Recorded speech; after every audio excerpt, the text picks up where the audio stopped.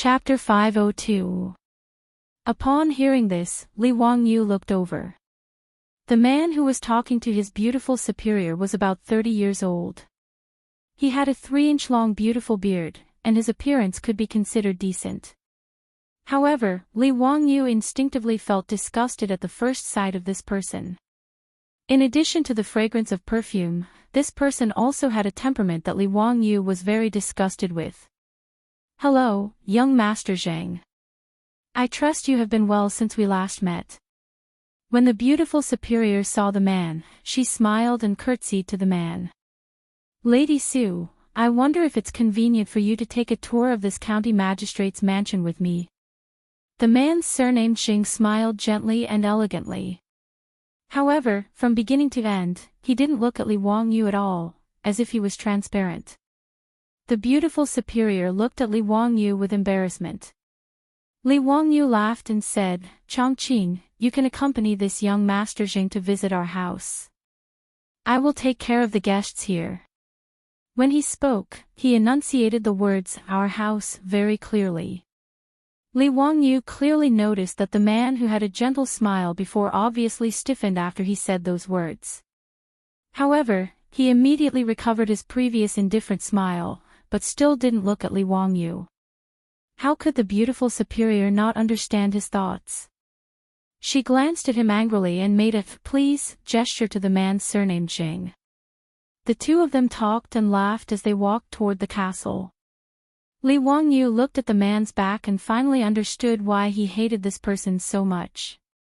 In Li Wangyu's eyes, the arrogance that came from his bones was simply unbearable. In the movies of later generations, there were countless rich second generation with such a persona. He didn't expect to meet one today. However, it seemed that he was the top rich second generation and tall, rich, and handsome of the Tang Dynasty, right? Why was this person acting so arrogant in front of him? When this person met him, not only did he not greet his master, but he also didn't congratulate him. Instead, he went straight to the beautiful superior. His tone seemed gentle, but it clearly carried a kind of indisputable tone. If it weren't for the fact that the guests who came to his residence today were all invited guests, Li Wangyu would have the urge to throw this man into the lake. He stretched out his hand and waved at the foppish young masters beside him. "Brothers, who was that person just now?" "He, Xing Boyi of the Xing family in Xingyang, the eldest son of Xing Shanghua. Xing Kongbua, who had a conflict with your family before, is his cousin."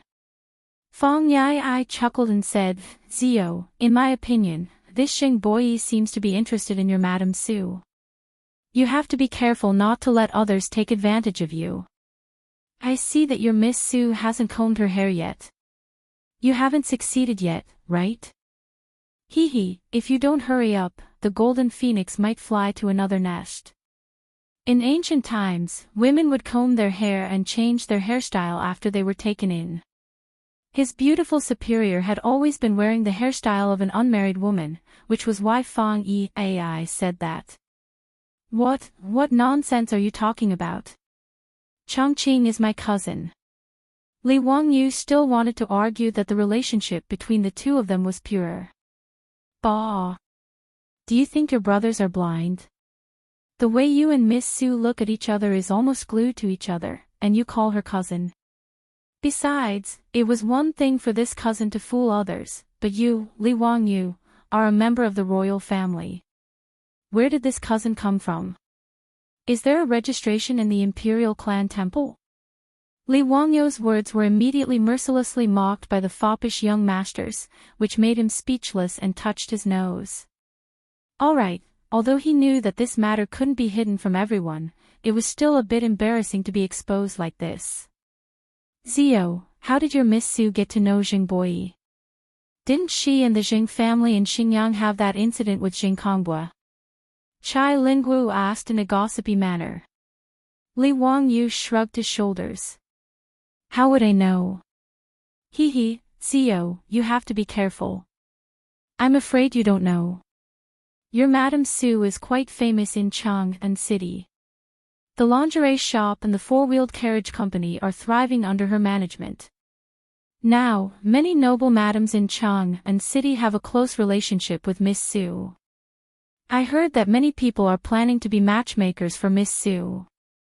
That's true. My mother is now a customer of the lingerie shop. After she got to know Miss Su, she asked my father if there were any suitable young talents in the family to be matchmakers for Miss Su, but she was scolded by my father. He said this with a smirk, which made Li Wangyu roll his eyes. This Madame Du was too boring.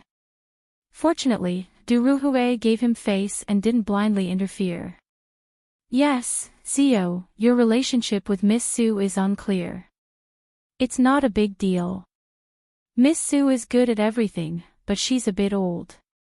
But if you have the heart, don't keep delaying it. Fong Yai persuaded Li Wangyu with the appearance of an experienced person. Li Wangyu waved his hand. Little brother, aren't I still in cutting decline?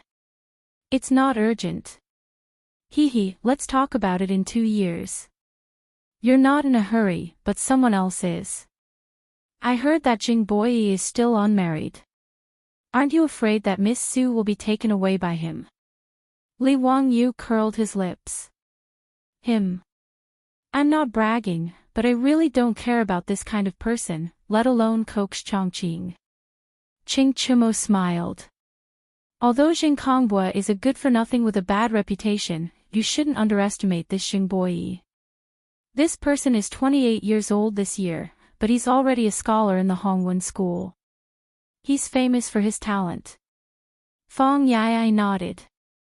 Even my master praised him, saying that he's overflowing with talent and will have great achievements in the future. Yes, I've also heard of this Jing Kongbua. He's very good at poetry and songs. Many great scholars in the imperial court praise him. Li Wangyu secretly curled his lips. He had never heard of this person in history. How good could he be?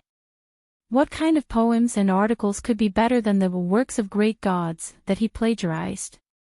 Speaking of which, Jing Kongbua is very arrogant and always looks down on everyone. He's even somewhat ignorant of the ways of the world. However, he can be considered a young talent. Moreover, don't you think that Madame Su is a perfect match for him?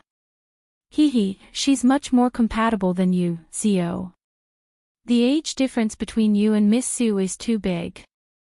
My beloved's words are reasonable. The group of fops nodded their heads and laughed. It was needless to say how despicable they were. Li Wangyu angrily raised his middle finger at the group of fops. What kind of people were they? They actually dared to say that their girl was compatible with others. They really deserved a beating. The newly made sunglasses would not be given to this group of bastards. Li Wangyu looked at Jing Boyi's back again. Did he also have a love rival? Wasn't he from the Jing family of Xingyang? Acting so arrogant. Why don't you go to heaven? Even if it was Jing Yuanshou, the head of the Jing family of Xingyang, Li Wangyu still had to scold him. This Jing Boyi, did he really think of himself as a dish? He came to attend his housewarming banquet and didn't even greet him. Did he really think that the Jing family of Xingyang was some bullshit *T-thousand-year-old family? Li Wangyu spat on the ground bitterly. He was too lazy to pay attention to this kind of person who thought too highly of himself. As for his beautiful boss being abducted by others, he didn't even think about this kind of thing.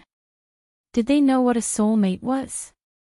On the other side, Jing Boyi, accompanied by his beautiful boss, toured the castle. However, just as the fops had guessed, he looked at the beautiful woman in his eyes and had thoughts in his heart. Chapter 503. Jing Boyi looked at his beautiful superior beside him, but his heart felt like it was being scratched by a cat. He couldn't wait to bring this beautiful woman back to his residence today. He had no interest in Li Wangyu's castle. He just wanted to find an excuse to talk to the beauty in front of him. However, the beauty in front of him was neither cold nor warm to him. She only treated him with courtesy, which made his heart feel even more uncomfortable. His heart was like a monkey on a horse. He walked around hastily and returned to the outdoor lawn with his beautiful superior.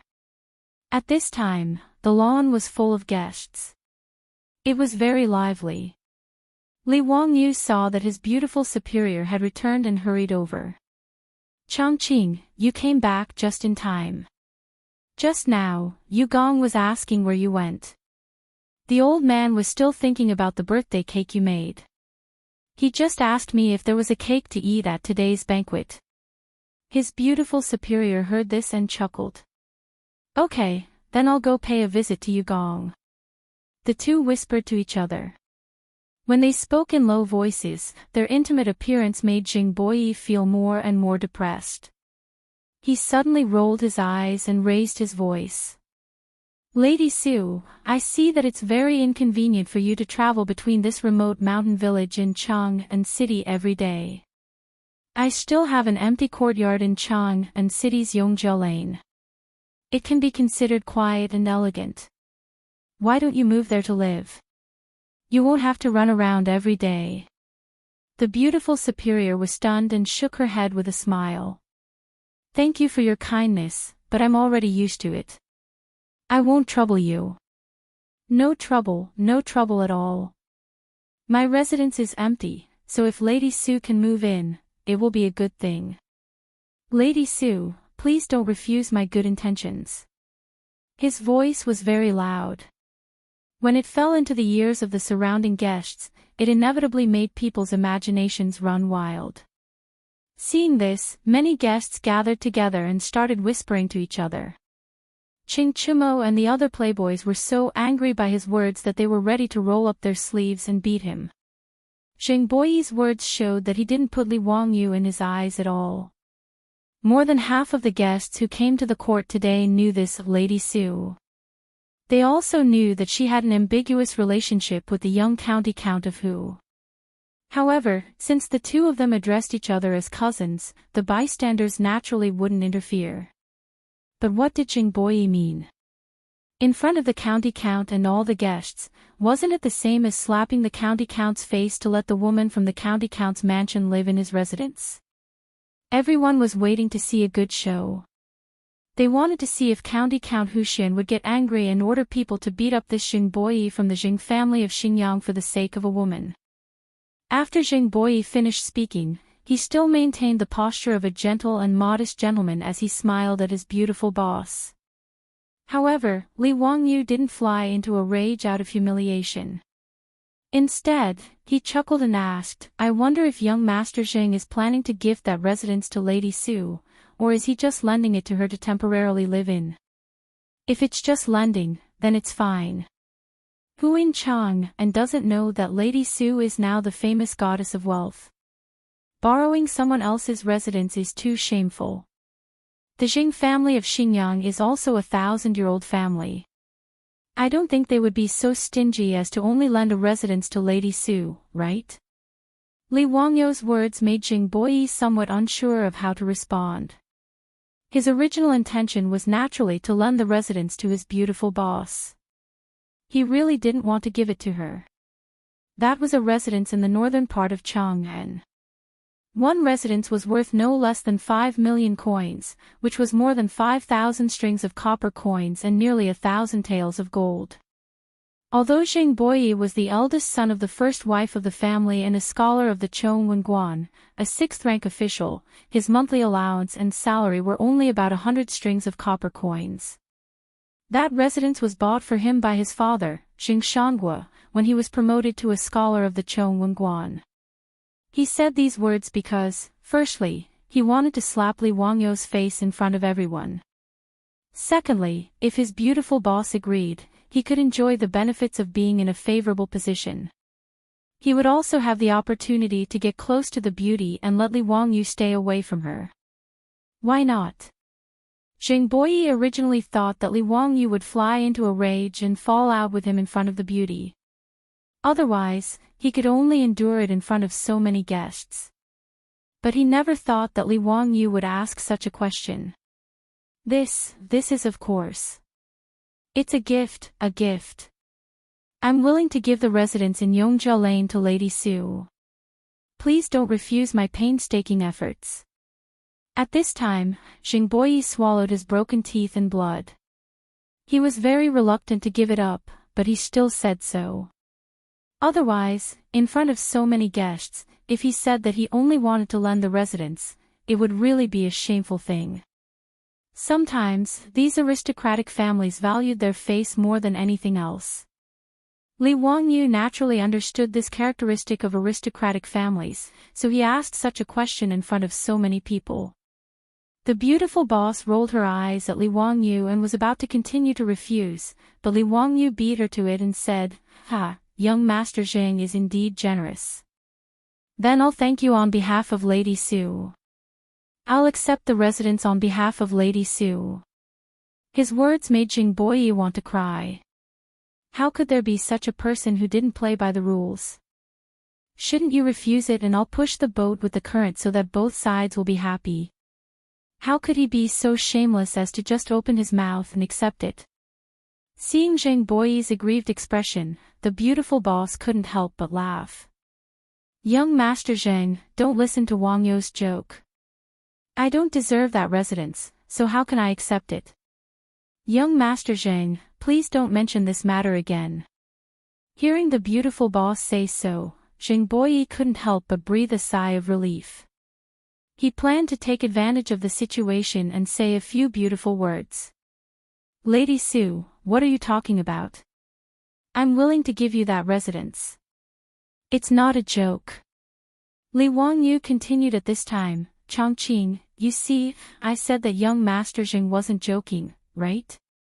How could the world-famous Zheng family of Xingyang care about an insignificant residence? If you take it back, where will young Master Zheng put his face? Where will the Zheng family of Xingyang put their face?" Zheng Boyi's face turned red because of Li Wangyu's words, and he didn't know what to say for a long time. The beautiful boss silently rolled her beautiful eyes. How could Li Wangyu hide his thoughts from her?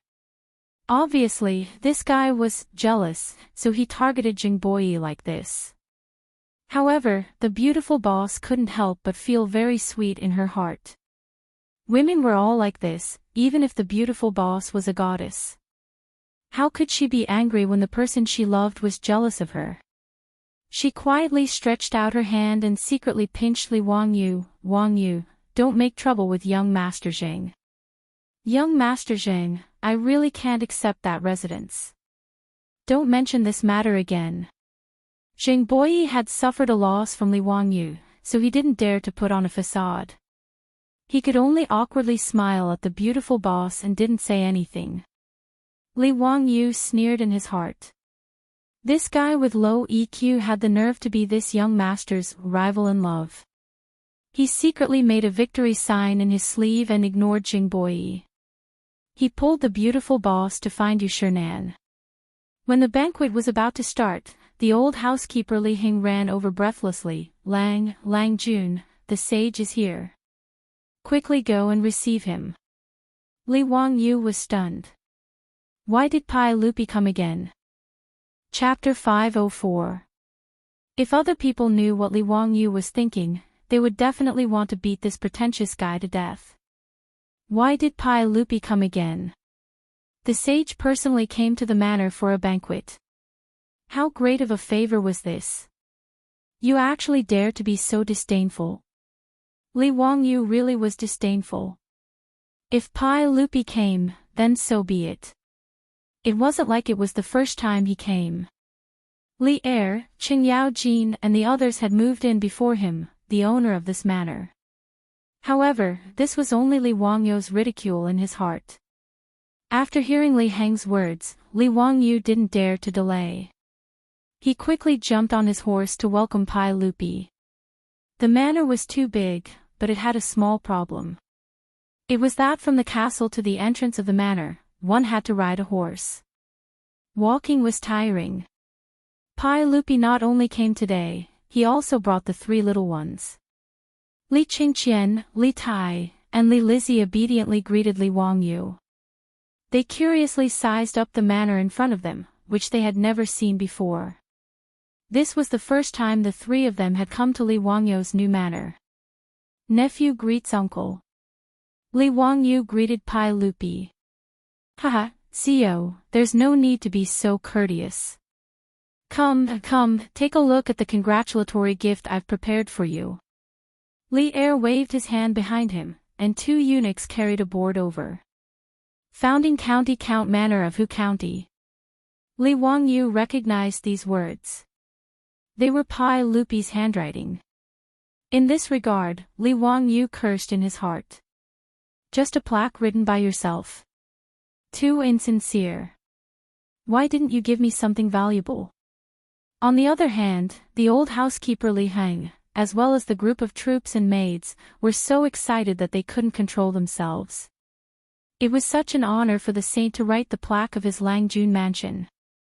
In the whole of Chang'an, the number of people who could make Pai Lupi do this could be counted on one hand, and all of them were top nobles like the founding dukes. Although Li Wangyu didn't care for it, he still had to put on a happy expression. Thank you, uncle.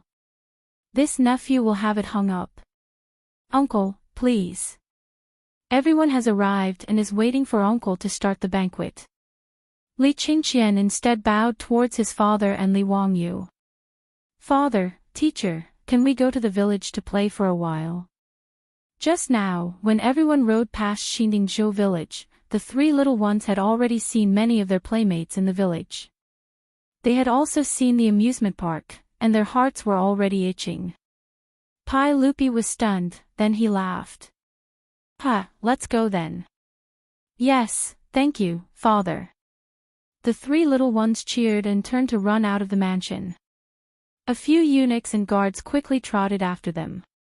Zio, look at Qingqian and the others. They are more like children when they come to you. Pai Lupi looked at the 3 little ones' excited backs and couldn't help but sigh. Li Wangyu smiled slightly. Uncle, children like to play with their peers. It's also in their nature. Plus, it's not the palace, so there aren't so many rules. Of course they're happy. Yes, I like them like this. They can interact more with the children of the common people and understand the hardships of the common people. They don't have to be idiots who don't eat minced meat. Li Wangyu couldn't help but grin. Now that they were in Xindingzhou village, how could they understand the hardships of the common people? This group of villagers was now rich.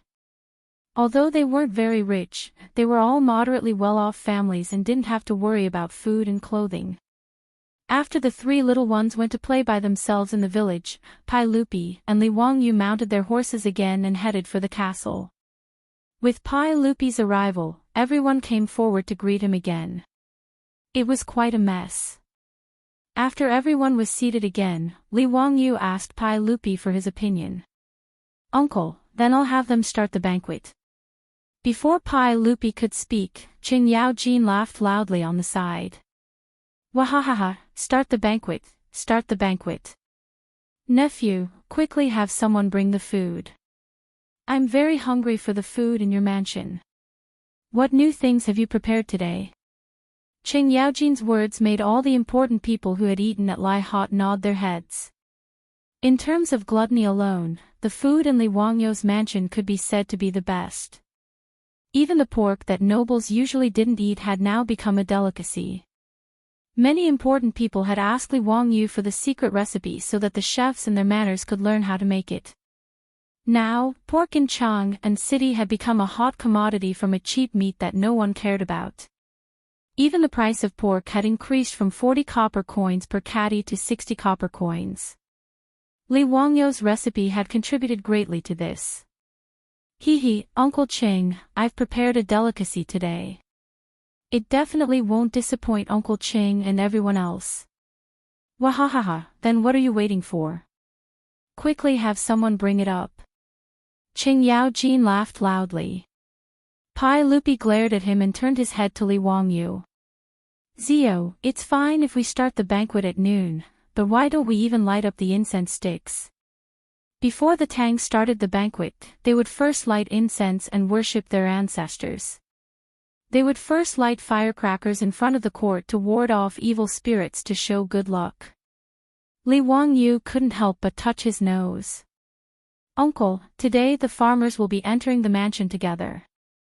The ordinary incense sticks in the mansion will be used by the farmers. The rest of the incense sticks will cause too much of a commotion. I'm afraid it will disturb everyone. Let's just forget about it. Qing Yaojin interrupted again. Nonsense, how much of a commotion can a few incense sticks cause? His Majesty is right. How can we not light up the incense sticks before the banquet? Quickly go and get the incense sticks. Let's have some fun. Hee hee, Uncle Qing, the incense sticks in my mansion are specially made by me.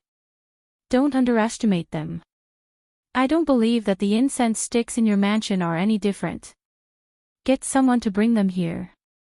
I'll light them up for you to see. Qing Yaojin shook his head. Pai Lupi also smiled but didn't say anything. Obviously, he didn't believe Li Wangyu's words. The incense sticks in the Tang Dynasty were filled with saltpeter in a bamboo tube. After it was lit, it would make a louder sound and make a thicker smoke. However, the sound it made was only slightly louder than the crackling sound of the burning bamboo. While everyone was talking, Jing Boyi came over. Your Majesty, perhaps it's because the Count of Huxian is young and timid. He can't stand being scared and can't hear anything. That's why he's afraid of the incense sticks exploding. Your Majesty, why don't you just let it go? It's fine if you don't light up the incense sticks. His words sounded like he was helping Li Wangyu explain, but it sounded disgusting no matter how one listened to it. The surrounding guests all thought to themselves, is this Xing Boyi trying to pick a fight with the Count of Huxian today? Provoking the Count of Huxian time and time again. This is interesting. Pai Lupi frowned unhappily. He thought to himself, how come this Xing Boyi doesn't know how to speak? However, Li Wangyu didn't seem to care at all. Instead, he cupped his hands towards Xing Boyi. Oh. Young Master Xing must have a lot of guts, right? That's great. Niu Wu, go get some firecrackers and have young Master Xing help light them up. Niu Wu and the others had long since found Xing Boyi to be an eyesore. When they heard Li Wangyu say this, they naturally grinned foolishly and ran off to grab a bundle of incense sticks. Li Wangyu had someone bring over a brazier and gestured toward Xing Boyi. Young Master Xing, please. I'll have to trouble you to light up the incense sticks for this young man who can't stand being scared. It won't be too hard on you, right? Xing Boyi didn't expect Li Wangyu to do this. However, since he had already spoken, he could only coldly snort and walk towards the brazier. Ha, Count of Huxian, the incense sticks in your residence are so small. How comical. Xing Boyi casually picked up an incense stick and laughed. Most incense sticks in the Tang Dynasty were made from bamboo tubes that were as thick as bowls. This way, they would make even louder sounds. However, the incense sticks that Niu Wu brought over were all made from bamboo tubes that were as thick as fingers. They truly looked very small. Li Wangyu didn't say anything. He only smiled and gestured towards him again. Xing Boyi coldly snorted and muttered, pretending to be mysterious. Then, he threw the incense stick into the brazier. However, he didn't notice that when Niu Wu had his subordinates bring the brazier over, they had placed it far away from the lawn. When he picked up the incense stick and threw it into the brazier, Niu Wu and the others hid far away. Li Wangyu even covered his ears with his hands, as if he was waiting to watch a good show. Chapter 505. His beautiful boss saw this scene, but she didn't stop him. She just glared at Li Wangyu, annoyed that he was teasing her again. The explosive rod that Li Wangyu asked Niu Wu to explode was naturally made by him. In fact, it might be more accurate to call it firecrackers. A few days ago, when the old butler Li Hing reported to him about moving into the house, he specifically mentioned that he needed to buy some explosive rods to ward off evil spirits as a sign of auspiciousness. Li Wangyu was also bored at that time, so he casually said, the sound of an explosive rod is too small. It's really boring. Niu Wu heard it at that time and laughed. Lang Jun, there is an old shop in the East City that specializes in making explosive rods. Compared to other shops, their explosive rods make a louder sound and smoke more. Why don't I go and buy some? Li Wangyu disdainfully curled his lips. How loud can the sound be? It's not interesting. When I was 6 years old, I could make things that made even louder explosions. When the old butler Li Heng heard Li Wangyu's words, his beard couldn't help but tremble a few times. In his heart, he only thought that his Lang Jun was bragging. He had watched Li Wangyu grow up. How could such a thing happen? Niu Wu naturally didn't believe it. Although he didn't say it clearly, the look in his eyes said everything. Li Wangyu was talking about his experience in the future. He really wasn't bragging. When he was 6 years old, he and a few other naughty children in the village felt that the firecrackers weren't strong enough during the new year, so they took apart the firecrackers, poured out the gunpowder inside, and stuffed it all into a bamboo tube. When they lit the extra-large firecrackers and threw it into a toilet in the village, that spring festival, the whole village was filled with the smell of feces and urine. Li Wangyu and the other naughty children's buttocks were naturally beaten into 4 pieces.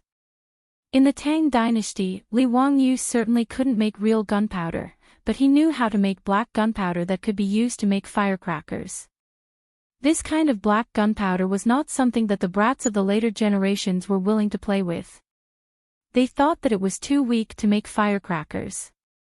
Seeing that Niu Wu and Li Heng didn't believe him, Li Wangyu was also angry. He had to open the eyes of these 2 country bumpkins. Niu Wu, go prepare saltpeter for me and grind it into powder.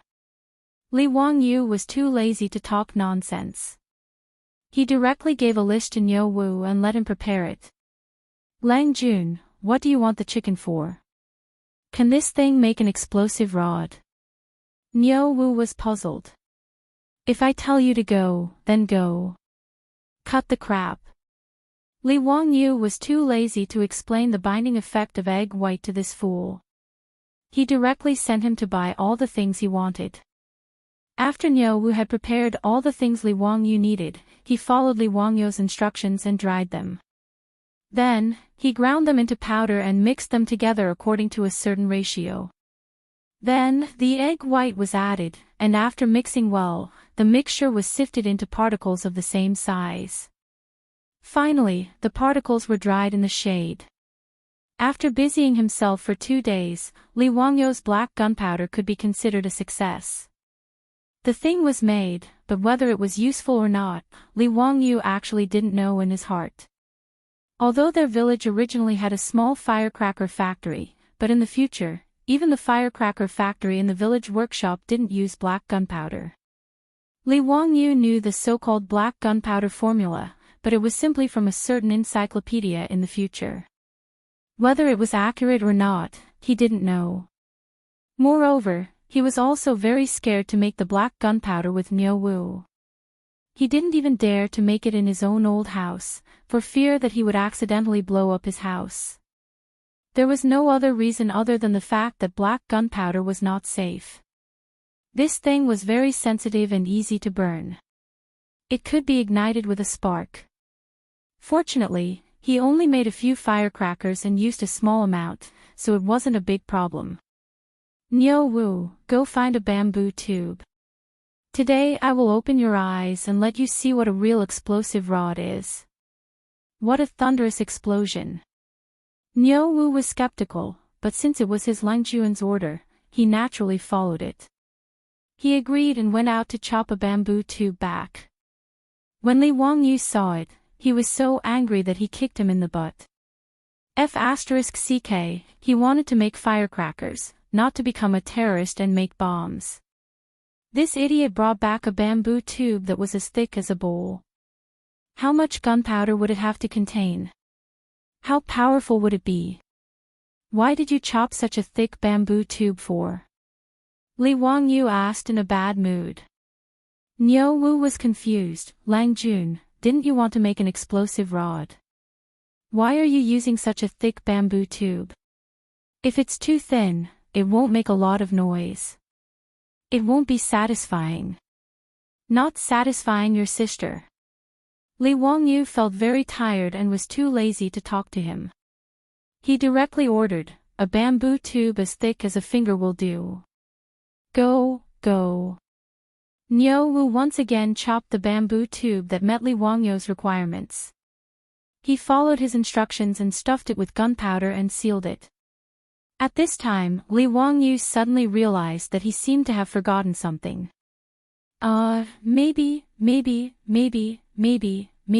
Maybe, he forgot to make a fuse, but who cares? Anyway, the Tang people's explosive rods were all burned in a brazier.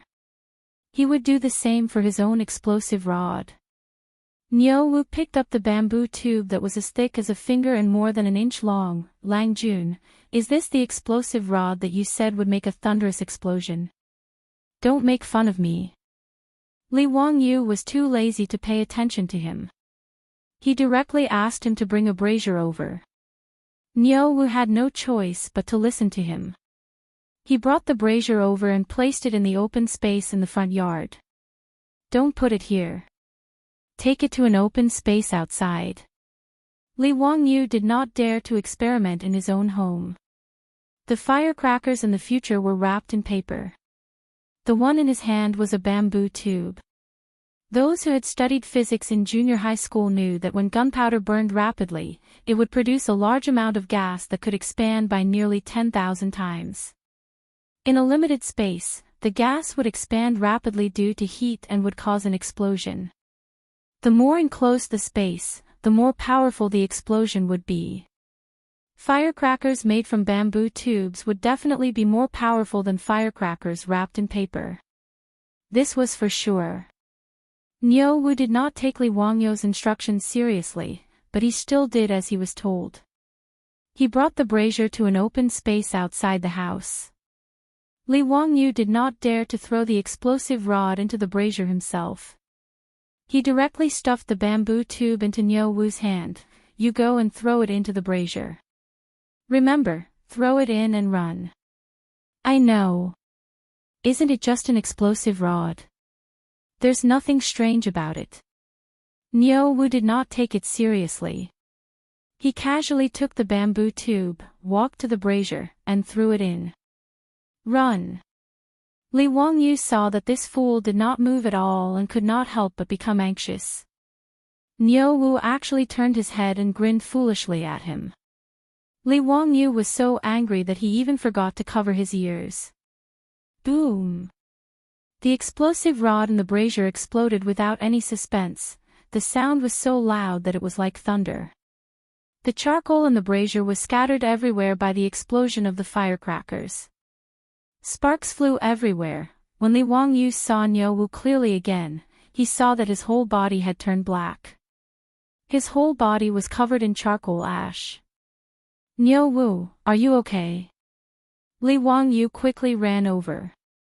Niu Wu used all his strength to pick his ears as if he wanted to quarrel with someone. He shouted with a broken voice, Lang Jun, what did you say? I can't hear you. Without a doubt, Li Wangyu's firecrackers were completed. Its power was at least equivalent to those sold in the future. It was the largest two-legged firecrackers.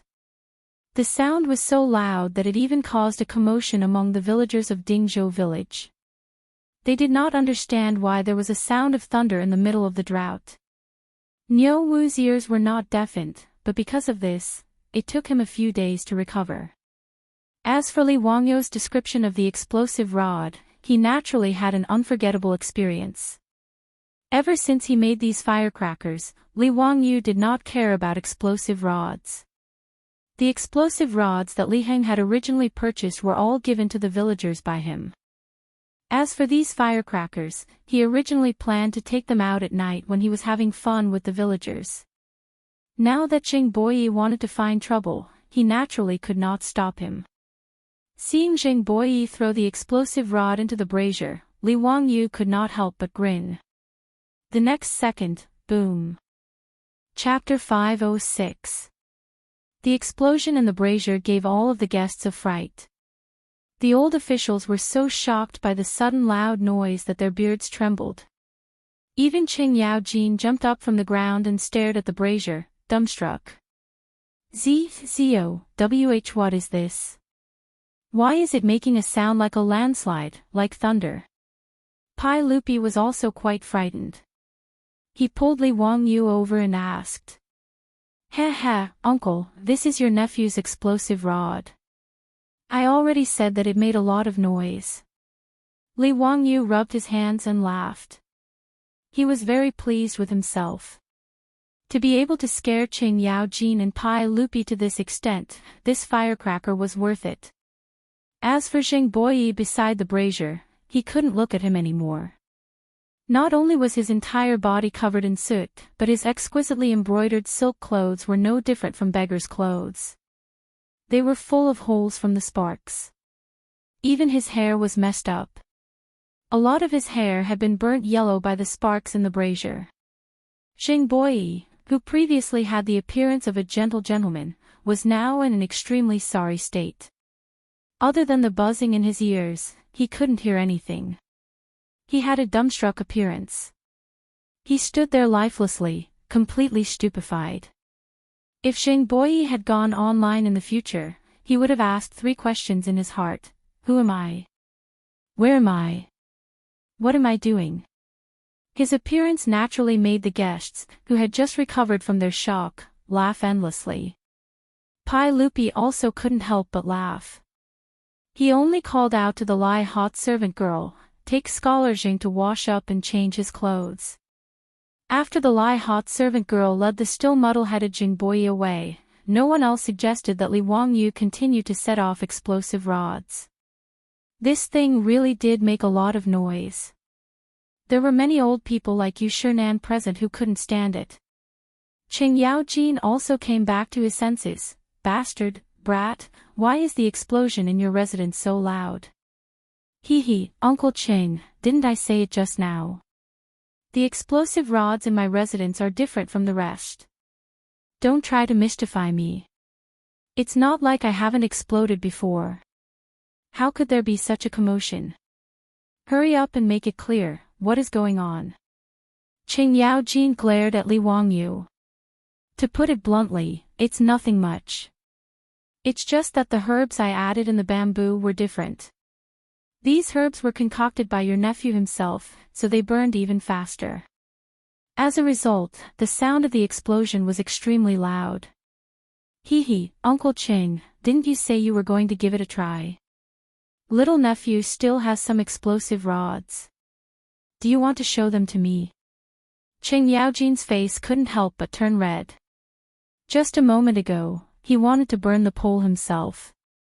But thinking about Zheng Boyi's fate, if he were to go, it might not be any better. Humph. You brat, all you do is ponder over these useless things. Qing Yaojin's face was so dark that it was turning red. Why aren't you ordering the servants to bring the food? When Li Wangyu saw that this old hooligan was angry from embarrassment, he didn't dare to make fun of him anymore. He could only stifle his laughter and order the servants to bring out the food. The guests present had long heard of Lai Hot's delicious food and had been looking forward to it for a long time. However, a group of maidservants entered the banquet in a single file. The things they held in their hands confused everyone. Zio, it's such a hot day. Why did you order people to bring so many braziers? Pai Lupi also couldn't understand and asked curiously. Li Wangyu smiled proudly and said, "Haha, uncle, this is a way of eating food that your nephew created. It's called hot pot. Using charcoal to boil the soup, the ingredients are thrown in, and you can eat it while it's hot. It's extremely satisfying. Uncle will know once you try it." As a person from Sichuan, his days were incomplete without hot pot. Li Wangyu naturally wouldn't let go of this favorite food. It was a pity that the treasure of chili hadn't spread to the Tang Dynasty yet. Fortunately, there was still dogwood to replace it. Although it didn't have the unique fragrance of chili, and it was impossible to boil a pot of bright red hot and spicy soup, Li Wangyu was satisfied.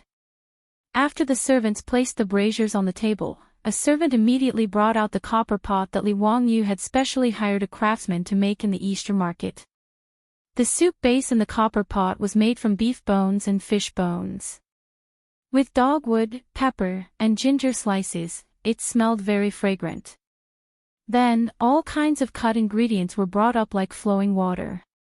Fish on the left, shrimp on the right, and all kinds of dipping sauces were brought to the guests. Pai Lupi followed Li Wangyu's instructions and picked up a slice of beef that was so thin that it was almost translucent. He dipped it in the dipping sauces in front of him and put it into his mouth. After carefully chewing for a few seconds, Pai Lupi's eyes lit up. Wonderful, truly wonderful. Zio, your hot pot is crispy, tender, and delicious. It also has the spiciness of dogwood. It's really wonderful. If uncle likes it, then eat more. This duck intestine is also of the highest quality. Uncle, try it. There's also a particular way to boil this duck intestine. It can be eaten after 7 or 8 strokes. It's quite crispy and refreshing. Li Wangyu smiled as he explained to Pai Lupi how to eat the various ingredients in the hot pot. When the surrounding guests heard Pai Lupi's praise, how could they hesitate? They all learned from Pai Lupi's method of eating and began to boil the ingredients they liked. The group of guests surrounded the steaming hot pot and chatted with each other. They raised their chopsticks and ate heartily. It was very lively. Everyone was quite satisfied with the hot pot. Lai Hot's reputation was well deserved. At this time, Xingboyi had already washed his face and changed his clothes under the service of the Lai Hot servant girls. He came out with a straight face and sat down in his seat. How could he not know that he had been plotted against by the county magistrate? According to his temperament, he would have definitely left in a huff. However, when he saw his beautiful boss's face, he couldn't bear to leave. He naturally wasn't in the mood to eat, but when he saw the guests praising Li Wangyu's hot pot, he couldn't help but snort. He questioned, "What hot pot? Isn't this just a wok and a cauldron?" According to the Book of Wei, this method was already used during the time of Emperor Wen of Wei. What's so special about it? Xingboyi's ears were still ringing. Although he could still hear, his ears were ringing. When he spoke, his voice was also quite loud. Naturally, everyone present heard his words clearly. Pai Lupi couldn't help but put down his chopsticks and looked at Xingboyi with displeasure. Pai Lupi was naturally familiar with this scholar from the Chongwen Museum. He also knew that he was famous for his talent and was a direct descendant of the Jing family in Xinjiang. Normally, this Xingboyi had a cultured and refined appearance. Why was he provoking him again and again today? Li Wangyu laughed and said, "Young Master Zheng is indeed knowledgeable." That's right. The way to eat hot pot has indeed been around since ancient times. However, the feeling in his heart was very different. I wonder if young Master Zheng has read from the Book of Wei what hot pot tasted like during the Three Kingdoms period. Why don't you tell me about it and broaden my horizons? You. Xingboyi was rendered speechless by these words. How would he know what hot pot tasted like during the Three Kingdoms period? The Book of Wei only mentioned using a copper cauldron to cook food. When did it mention the taste? Xingboyi's originally white and tender face was now red and green. What he had said just now was just an unreasonable pester. Everyone ate because of the taste. Who cared if this hot pot existed during the Three Kingdoms period? When they saw Xingboyi was speechless, all the guests roared with laughter and paid no further attention to him. They once again raised their cups and toasted each other, causing Xingboyi to feel even more embarrassed, and he felt even more jealous of Li Wangyu in his heart. Chapter 507. Everyone was satisfied with the hot pot. The host and guests enjoyed themselves to the fullest. Even an old man like Yu Shinan, who didn't have a good appetite, praised the hot pot and unconsciously ate more food. The Tangs loved banquets, especially between the nobles. Attending a banquet wasn't just about eating and drinking. There were also performances. Fortunately, Lai Hot had hired more than a dozen dancers. They sang and danced during the banquet. The atmosphere was quite lively. Without any suspense, Qin Yao Jin, Yuqi Jingde, and the other old ruffians drank excitedly again. Not caring that there were womenfolk present, they directly took off their own clothes and went into battle bare-chested. They personally jumped into the field and began to compete with those dancers in the Huxian dance. The Tangs were bold by nature. What Qin Yao Jin was doing was completely normal. Therefore, the atmosphere became even more lively. Only Li Wangyou's face was filled with black lines. *CK, watching these old hooligans dance was too much of an eyesore. But he didn't expect that group of wretched playboys would try to force him to dance. Li Wangyou didn't want to lose face in front of his beautiful boss. Naturally, he shook his head. But he couldn't resist the strong pull of these animals. As the host of the banquet, he was forcefully pulled off the stage by Qing Chumo and the others. Li Wangyou was anxious. He really didn't know how to dance, let alone dance. Just as he was feeling awkward, he suddenly saw the pool in front of his castle. He couldn't help but laugh. In front of his castle, there was a landscaped pool. Aside from being a scenic view, it was also used for fire protection. If there was a fire in his castle, he could use the water from the pool to put it out. The pool was very large. It was almost the same as the swimming pools in the future. But it wasn't as deep. It was only waist deep. In the middle of the pool, there was a small suspension bridge. What was even more strange was that this suspension bridge didn't have any handrails. It was just a bare bridge.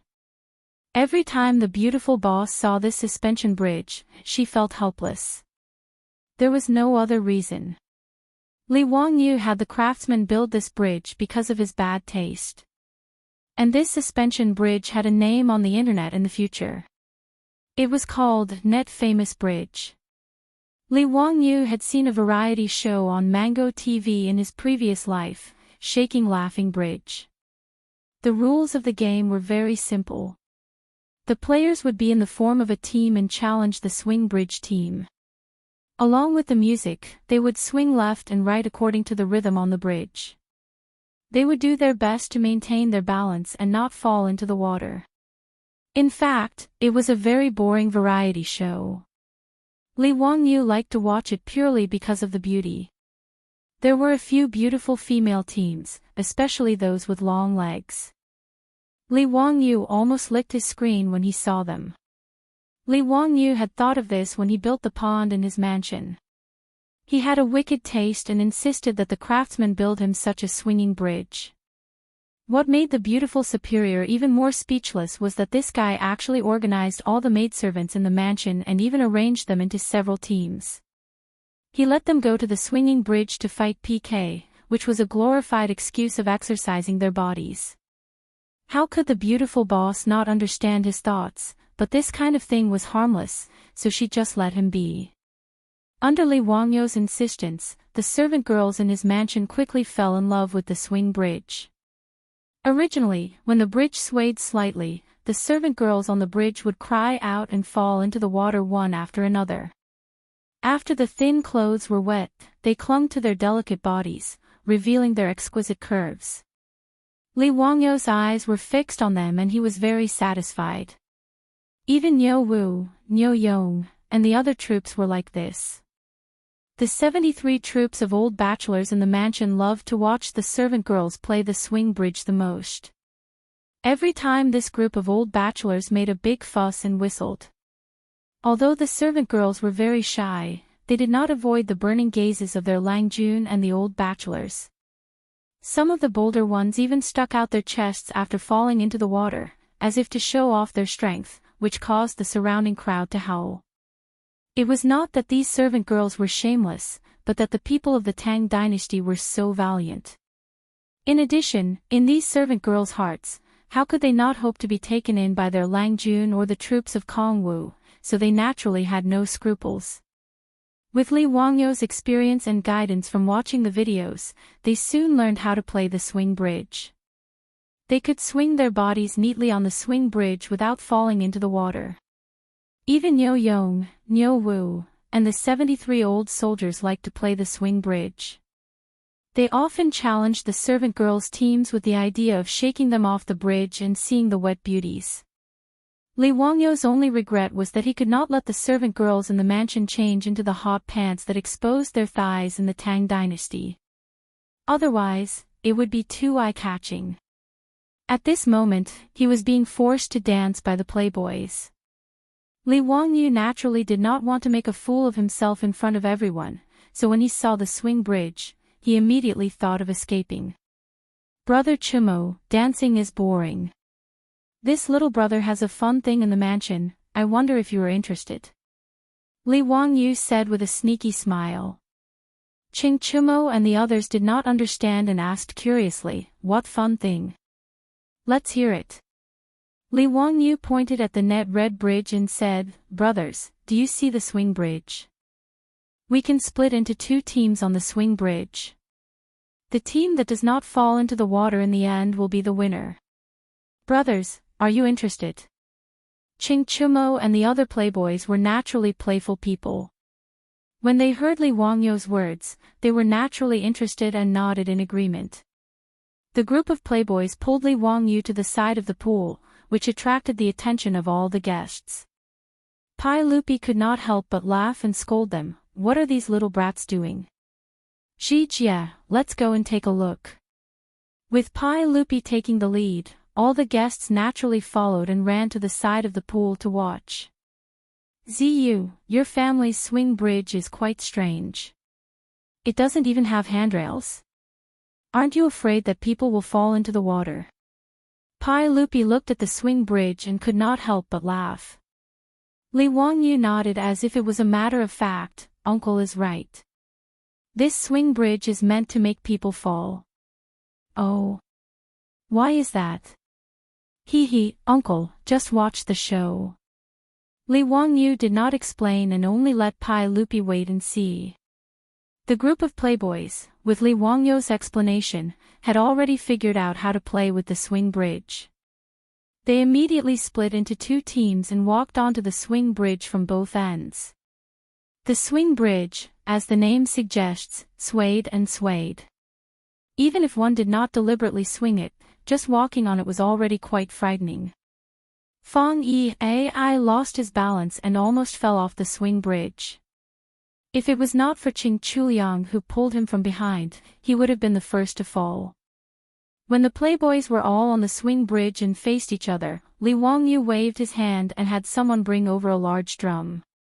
He personally beat it and shouted at the same time, "Swing it up." Accompanied by the sound of the drum, the group of playboys giggled and started swaying the swing bridge. In the next moment, splash, splash, 3 people started falling into the water. This comical scene naturally caused the guests, including Pai Lupi, to roar with laughter. On the swing bridge, the remaining few playboys were also dancing with joy, trying to maintain their balance.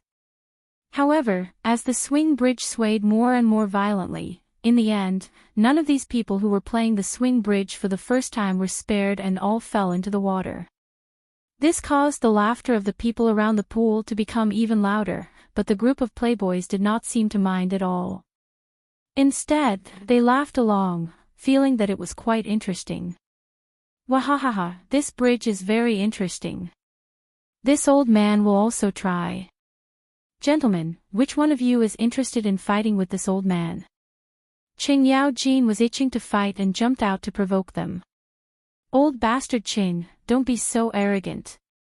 This old man will fight you. How could Yuchi Jingda be willing to fall behind?" He immediately stood up to accept the challenge. With these 2 big shots taking the lead, the other generals and nobles present naturally did not want to fall behind and all spoke up to accept the challenge. The swing bridge prepared to swing again. Chapter 508. With a big shot like Qing Yaojin taking the lead, the guests were all eager to try. After all, they were in the Lai hot and weren't afraid of getting wet. They had clothes to change into. The swinging bridge had become a popular bridge in the future because of its charm. It was unheard of for the Tangs to have a chance to play in the water. The atmosphere became very lively. Qing Yao Jin, Yuchi Jingda, and the other big shots had no advantage on the swinging bridge, even if they were veterans on the battlefield. After a few swings, they all fell into the water, which made the crowd laugh again. Everyone tried to challenge the bridge and fell into the water in all kinds of strange ways. For a moment, the banquet at the Lai hot became a playground. Other than the old man like Yu Shernan, who was just watching, most of the guests went down and experienced the feeling of falling into the water. The guests were having a good time. Only Jing Boyi was watching coldly from the side with a look of disdain. The more Jing Boyi looked at Li Wangyu, the more uncomfortable he felt. He originally thought that Li Wangyu was just a lucky minister who was young and frivolous. In particular, Li Wangyu had been continuously promoted by Pai Lupi and humiliated the Jing family of Xinjiang, which made him even more resentful. In fact, it wasn't a coincidence that Jing Boyi knew his beautiful boss. It was just a scheme by the Jing family of Xinjiang. His beautiful boss managed the four-wheeled carriage business and underwear business, which were both profitable businesses.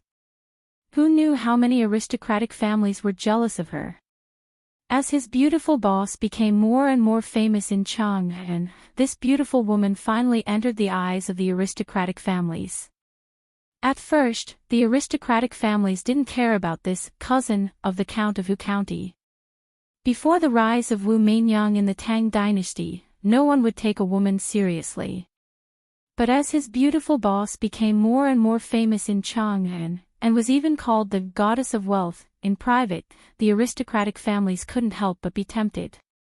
Although this woman was older, she was beautiful. If they could marry her, it would be a good deal. Not to mention whether or not he could dig out a piece of meat from Li Wangyu's business. Even if he married such a woman who could manage the family business, it would not be a loss. The aristocratic families had a good idea. Therefore, when their beautiful boss went to Chang'an City, there would often be all kinds of wild bees and butterflies around her. They would use all kinds of means to attract her attention. However, for his beautiful boss, who had been the campus belle since she was young, she had seen many such methods in the future. The so-called expensive gifts given by those aristocratic sons were not even worth mentioning in the eyes of their beautiful superiors. The beautiful boss had never paid any attention to these aristocratic sons who shamelessly tried to get close to her. Jing Boyi, on the other hand, used the excuse of apologizing to his cousin, Jing Kongbua, to get to know his beautiful superior. The beautiful superior originally did not want to pay attention to the clansmen of the Jing family in Xinjiang, but this Jing Boyi also put down his face and waited in front of the Shun Feng carriage company every day regardless of rain or shine, just to say a few words to the beautiful superior. After a while, his beautiful boss couldn't treat him coldly anymore. Sometimes, they would even invite him in for tea and chat. The beautiful superior just felt that Jing Boyi was quite steady and could be treated as a friend. She had no interest in these ancients, not to mention that her heart was now tied to Li Wangyu. However, Jing Boyi felt good about himself and thought that he would soon capture the beautiful woman's heart and bring her home. Although Jing Boyi was hinted by his family to get close to his beautiful superior, this guy really fell into the charm of his beautiful superior. He was now 28 years old. In the Tang Dynasty, a man of this age would have already been the father of several children. Jing Boyi had not been married, mainly because of his psychological problems. This guy had a bit of an Oedipus syndrome. His biological mother, Jing Shanggua's first wife, died of illness when she was about 30 years old. Jing Boyi was a filial son. He always remembered his mother and thought that women like his mother were the most beautiful. Therefore, he had no interest in those 14 or 15 years old girls who were about to get married. How could a woman with a good family background and appearance not be married in her 20s? Because of his unwillingness, Jing Boyi's marriage was delayed. When he met his beautiful superior, he naturally thought of her as a celestial being. At that time, he made up his mind to only marry her. Because of this, he saw Li Wangyu as a thorn in his side. He was the most unforgivable love rival. Jing Boyi was like a peacock in heat. He wanted to show off his talent in front of his beautiful superior at all times. However, today, he was continuously targeted by Li Wangyu. This made him feel that he had lost all face in front of the beautiful woman. Seeing that the guests were having so much fun playing with the swinging bridge, Jing Boyi had another idea. County Count Hu, how about you and I have a duel on this bridge? However, the loser will take off all his clothes and jump into the lake in your residence. Do you dare? Jing Boyi suddenly spoke. His voice was so loud that it covered the noise of the crowd. The guests all turned to look at him. What was he doing? Was this guy crazy? At County Count Hu's banquet, he had provoked the host several times. Even if Xing family had a grudge with County Count Hu, they shouldn't be so rude. Everyone looked at Jing Boyi with dissatisfaction. Pai Lupi was about to reprimand him. However, Li Wangyu suddenly said, since young Master Zheng is in such a good mood, I will naturally accompany you. However, it would be boring for just the two of us to go on the bridge. How about this? He pointed at the hot servant girls serving everyone. Young Master Zheng can choose 10 servant girls from my residence to go on the bridge with me. Young Master Zheng also brought a platoon from your family today, right? You and your platoon will fight me and my servant girls. If all of you fall into the water, you will do as young Master Zheng said. Take off all your clothes, run to the lake in my residence, and jump in. What do you think, young Master Zheng?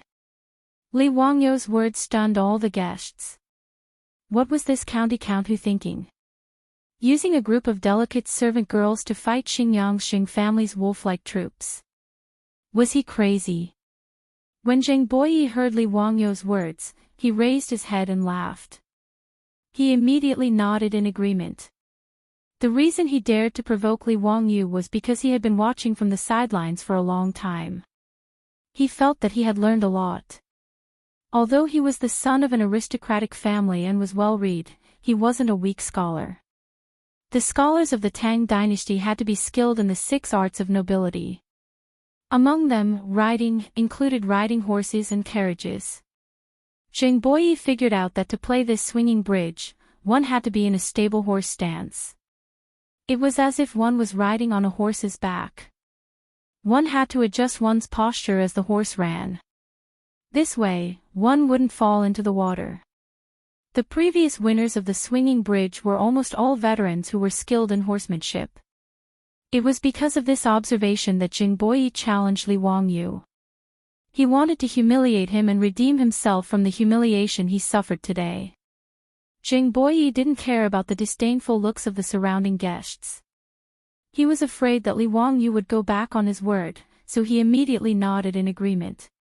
He also chose 10 relatively thin and weak servant girls from the surrounding servant girls to be his opponents. His attitude attracted the ridicule of the people around him. The rich playboys were so angry at his despicable actions that they started cursing him. Li Wangyu didn't care at all. He just smiled and waited for Jing Boyi to gather his troops and prepare for the battle on the bridge. For people like Jing Boyi, if you're willing to die, I'm willing to bury you. Chapter 509. Jing Boyi's shamelessness was not only despised by the officials present, but also by the aristocratic families who had come as guests. Despite County Count Hu's words, Jing Boyi had agreed without hesitation. Moreover, he had chosen those thin and weak maidservants. This was truly a disgrace to the aristocratic families. Many of the Confucian scholars who had previously thought highly of Jing Boyi shook their heads and sighed at his actions. Jing Boyi didn't care about that. All he was thinking about was how to make Li Wangyu lose face in front of his beautiful superior. He didn't care about anything else. It wasn't an exaggeration to say that Jingboyi had already gone mad and couldn't be understood by common sense. Ching Chumo and the others couldn't help but jump out. Zheng, you're also a 3-foot man. Aren't you embarrassed to make a bet with a bunch of maidservants? Do you dare to make a bet with us brothers? Let's go on this rocking bridge. Whoever loses will have to run naked back to Chang and from Dingzhou village. Do you dare? These foppish young masters were all smart people. After playing on the rocking bridge a few times, they had more or less figured out how to maintain their balance on the bridge. They naturally didn't fear a bet with Jingboyi and his subordinates. This is a bet between me and County Count Hu. What does it have to do with you? Besides, this condition was personally proposed by County Count Hu. Why can't I agree? Jingboyi ignored the clamoring of Ching Chumo and the others. He turned his head to Li Wangyu. County Count Hu, if you're not prepared to admit defeat and break the bet, then let's start now. Okay, no problem. Li Wangyu smiled very easily. Ching Chumo and the others couldn't help but panic. Zio, why bother? How did the maidservants in your mansion win against that bastard surnamed Ching? That's right, Zio. Don't be angry with this bastard. If you lose, won't you have the nerve to deny it? If Xing wins, we brothers can't afford to lose face like this. Li Wangyu only smiled and shook his head. Brothers, don't worry. I'm not a fool. Why would I trap myself? That Jing guy can't win. His words were not persuasive at all. Ma Zhou and Yan Liben, these two disciples, also did not understand. Pai Lupi, Qin Yao Jin, and the others also did not understand. But now that things had come to this, it was not good for them to say anything. On the other hand, the group of maidservants from Lai Hot, as well as Niu Yong and Niu Wu, all had smiles on their faces. It was as if they didn't care about this fight at all. When Jingboyi saw the relaxed expressions of the Lai Hot members, his heart skipped a beat. However, he immediately shook his head and denied his guess. They were just weak and powerless women. So what if they had played on the swinging bridge? The troops that he brought were all valiant soldiers who were good at horsemanship. Earlier, he had already imparted the techniques he had observed to these people. Coupled with the difference in weight and strength, it was not a problem to shake those women off the bridge. You're just playing tricks. Jingboyi muttered. He was too lazy to say anything else. Under the disdainful gazes of the crowd, he led his troops onto the swinging bridge. On the other side of the bridge, the 10 Lai Hot maidservants that Jingboyi had chosen all had joyful smiles on their faces. They swayed their slender waists and walked onto the bridge. Comparing the two sides, it was clear that the Lai Hot maidservants were more pleasing to the eye. Even though they were protective of the beauties, the crowd still cheered for the Lai Hot maidservants. After the 10 Lai Hot maidservants walked onto the swinging bridge, the crowd suddenly discovered that Li Wangyu was still standing on the side, happily watching the show. Zio, why aren't you going up? You're the only one left. Hurry up and go. Don't lose. I don't want to see you jump into the lake naked. Jingboyi also shouted from the bridge, What, County Count Hu, are you scared? Then just admit defeat. Li Wangyu laughed heartily. No matter, you don't need me. Young Master Zheng, just pretend that I've already fallen into the water. As long as you throw all the maidservants in my residence into the water, I'll immediately jump into the lake naked. His words angered Jingboyi so much that his nose almost became crooked. Originally, he wanted to challenge Li Wangyu and see him make a fool of himself. How did it turn into him leading his troops to face the 10 maidservants? But no matter how sullen he felt, what could he say? Li Wangyu had already said that he'd fallen into the water. He couldn't force him onto the bridge, could he? Fine, I hope County Count Hu won't go back on your words in front of everyone. Jingboyi was already riding a tiger and couldn't back down. he could only grit his teeth and say this. Li Wangyu chuckled. That's only natural. Whatever I say, it's only natural that I keep my word. Then don't say anything else. Let's begin. Li Wangyu winked at his maidservants and smiled brilliantly. Then let's start. Originally, none of the guests thought highly of the Lai Hot's maidservants. They didn't understand what Li Wangyu was doing. But when the bridge began to sway, all the guests couldn't help but open their eyes wide. The 10 maidservants of the Lai Hot all spread their legs and stood steadily on the swaying bridge. Moreover, the 10 of them moved in unison as if they were one person. The group of extremely eye-catching beauties looked petite, but when they moved on the swaying bridge, there was a different kind of charm. Especially when they constantly swayed their bodies left and right like ice skaters on the narrow bridge, adjusting their center of gravity with the swaying of the bridge. That kind of beauty completely attracted everyone's eyes. On the other hand, Xing Boyi and his troops appeared to be in a very sorry state. Even though they tried their best to nail themselves to the bridge as if they were riding horses, they still lost their balance because of the swaying of the bridge. They kept waving their arms to prevent themselves from losing their center of gravity and falling off the bridge. Their appearance was very funny. The guests' laughter became louder and louder. Obviously, no one thought that Xing Boyi could win the bet. As the frequency of the swaying of the bridge increased, someone fell into the water. One of the troops of the Jing family of Xingyang finally couldn't maintain his balance. He slipped and fell off the bridge. Because of his subconscious reaction, his hand grabbed the clothes of his colleague in front of him, causing that person to lose his balance and his body to tilt to the side, just like dominoes. Because one person fell down in an instant, it caused a chain reaction and pulled down all the troops in front of him. Naturally, the pitiful Xing Boyi was not surprised. In his despair, he fell onto the bridge. At this time, he was the only one of the Jing family of Xingyang on the bridge. When he thought that after falling into the water, he would have to jump into the lake of the county count's mansion naked, Xing Boyi wanted to die. He lay on the bridge and grabbed both sides of the bridge tightly, trying to keep his body from falling into the water. How could the Lai Hot maidservants let him do as he wished?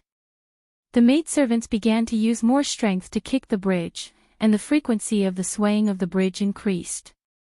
Xing Boyi's whole body was constantly thrown around on the bridge, and he was in a very embarrassing situation. When Li Wangyu saw this scene, he couldn't help but move closer to the beautiful superior's ear. Chongqing, look, this is the legendary human wiper. Swish, swish. The beautiful boss was amused by his words and laughed out loud. Accompanying her laughter was Xing Boyi's cry of despair. Plop, he was finally thrown off the bridge and fell into the pool. Chapter 5:10. The Tangs lacked entertainment facilities, so the bridge was a great source of entertainment for the Tangs.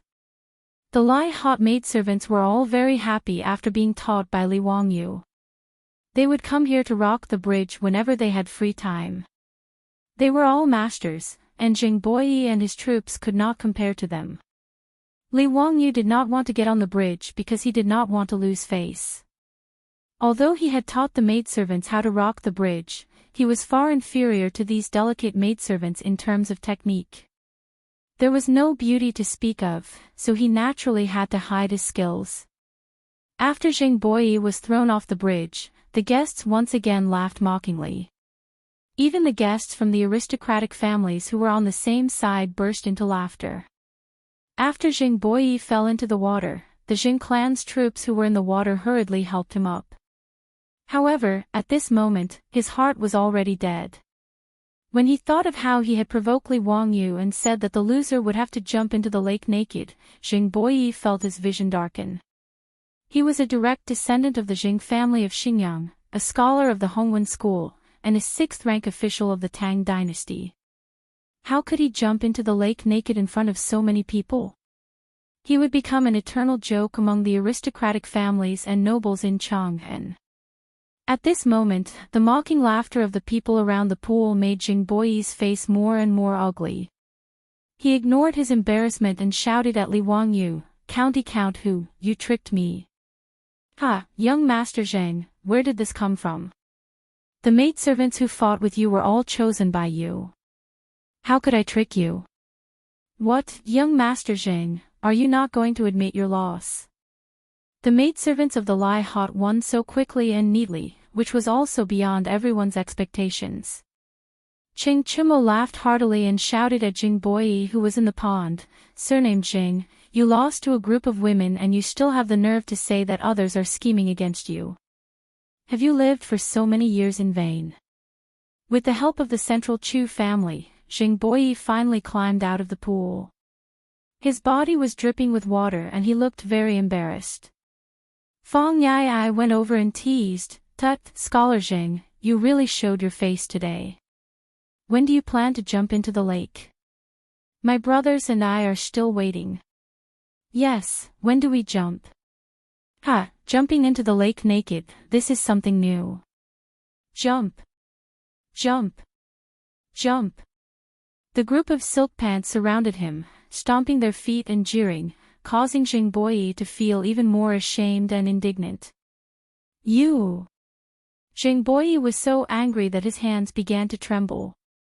He glared at Li Wangyu, don't even think about making me jump into the lake. County Magistrate Hu, you dare to trick me. My Xinyangjing clan is not done with you. Just you wait. After saying this, he did not even turn his head back. Just like that, he led his troops and turned around to leave. Very clearly, Jing Boyi was planning to go back on his word. He had already lost all his face today. If he were to jump into the lake naked, he would be too ashamed to return to Chang'an City. Therefore, even if he acted shamelessly, he would definitely not honor the bet. Li Wangyu didn't care. He wasn't interested in a man taking off his clothes and jumping into the lake. He enthusiastically waved his hand at Jing Boyi, young Master Zheng, take care. If you have time, come to my mansion to swing the bridge. My mansion's maidservants can play with you anytime. Jing Boyi, who had just mounted his horse with the help of his troops, almost fell off when he heard Li Wangyu's words. He gritted his teeth, but there was nothing he could do. He could only whip his horse and gallop away.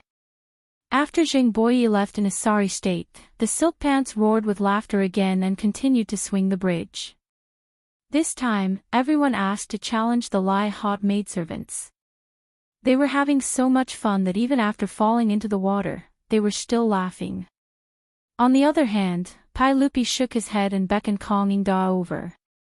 He whispered to the old man, the scholars, direct scholars, and professors of the 6 schools and 2 academies, besides knowledge, moral character is also very important.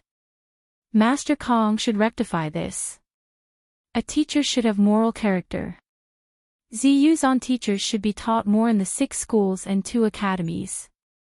As the Chancellor of the Imperial College, how could Kong Yingda not understand the meaning behind Pai Lupi's words? He naturally nodded in agreement. If nothing unexpected happened, Jing Boyi's position as a direct scholar of the Hongwen school should have come to an end. He would probably be thrown into some obscure corner of the government office to rot. Li Wangyu sneered in his heart. This kind of trash, how could he have the nerve to be his rival in love? He really didn't know what he was talking about. After Jing Boyi left in a hurry, the atmosphere of the banquet became more and more lively. The Lai Hot's fine wine was served up one by one. In the end, even Pai Lupi was drunk. With Mituo's help, he reluctantly got on his horse and returned to Chang'an City.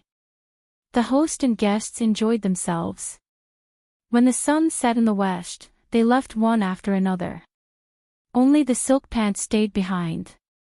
Ziyu, will be staying in your mansion for a few days. You don't have any objections, right? Ching Chimo laughed.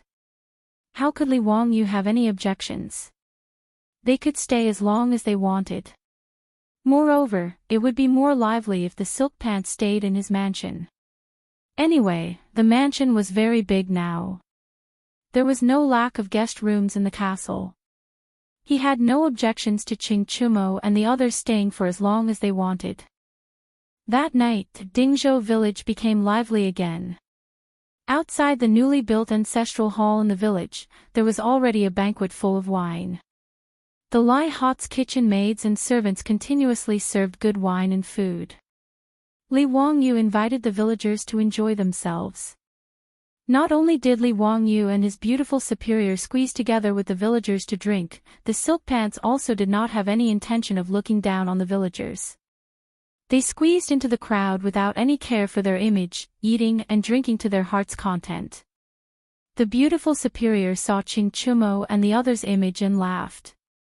She moved closer to Li Wangyu and whispered in his ear, "Ching Chumo and the others don't look like the top silk pants of the Tang Dynasty at all. It's rare to see a noble who can be so close to the villagers." Li Wangyu raised his wine glass and took a sip. He smiled and said, "Yes, that's why I like them. They are not pretentious, and they don't have the arrogance of a high duke. It's very rare." The beautiful superior's eyes flashed. "I don't know much about history, but I remember that many of them did not end well. Wangyu, since you treat them as friends, you have to help them in the future." "Of course." Li Wangyu looked at Fang Yihai, who was red-faced and shouting at the top of his lungs to compete in drinking with Niu Wu. He secretly made up his mind. No matter what, he could not let this fool marry Princess Gao Yang in the future and become the cuckold king of the Tang Dynasty. However, he was overthinking this matter. Pai Lupi's eldest princess Li Lizzie was only 7 or 8 years old. That Princess Gao Yang was probably only 4 or 5 years old now. When he thought of Fang Yi's future wife, who was now a little girl in kindergarten, Li Wangyu could not help but despise this guy. "Zio, why are you in a daze? Come, let's drink." He slapped Li Wangyu's shoulder and came over laughing. "Ha, it's nothing. Drink, drink. Whoever doesn't get drunk today is a bastard." Li Wangyu did not show any signs of weakness. He raised his wine glass and downed it. That night, Li Wangyu and his group of debauches didn't even know how they got back home. All of them were drunk like mud. The next day, Li Wangyu climbed out of bed with a splitting headache. When he swore again that he would not drink in the future, the old butler, Li Heng, came to report that his disciple, Yan Liben, had arrived. Chapter 5:11. Li Wangyu painfully rubbed his temples as he listlessly sipped his tea. "Liben, you're here. Is something the matter?" Yan Liben smiled and said, "Teacher, this matter should have been reported to you yesterday, but I saw that yesterday was your big day, so I didn't want to disturb you. That's why I came early this morning to report to you." "Teacher, can you guess what it is?"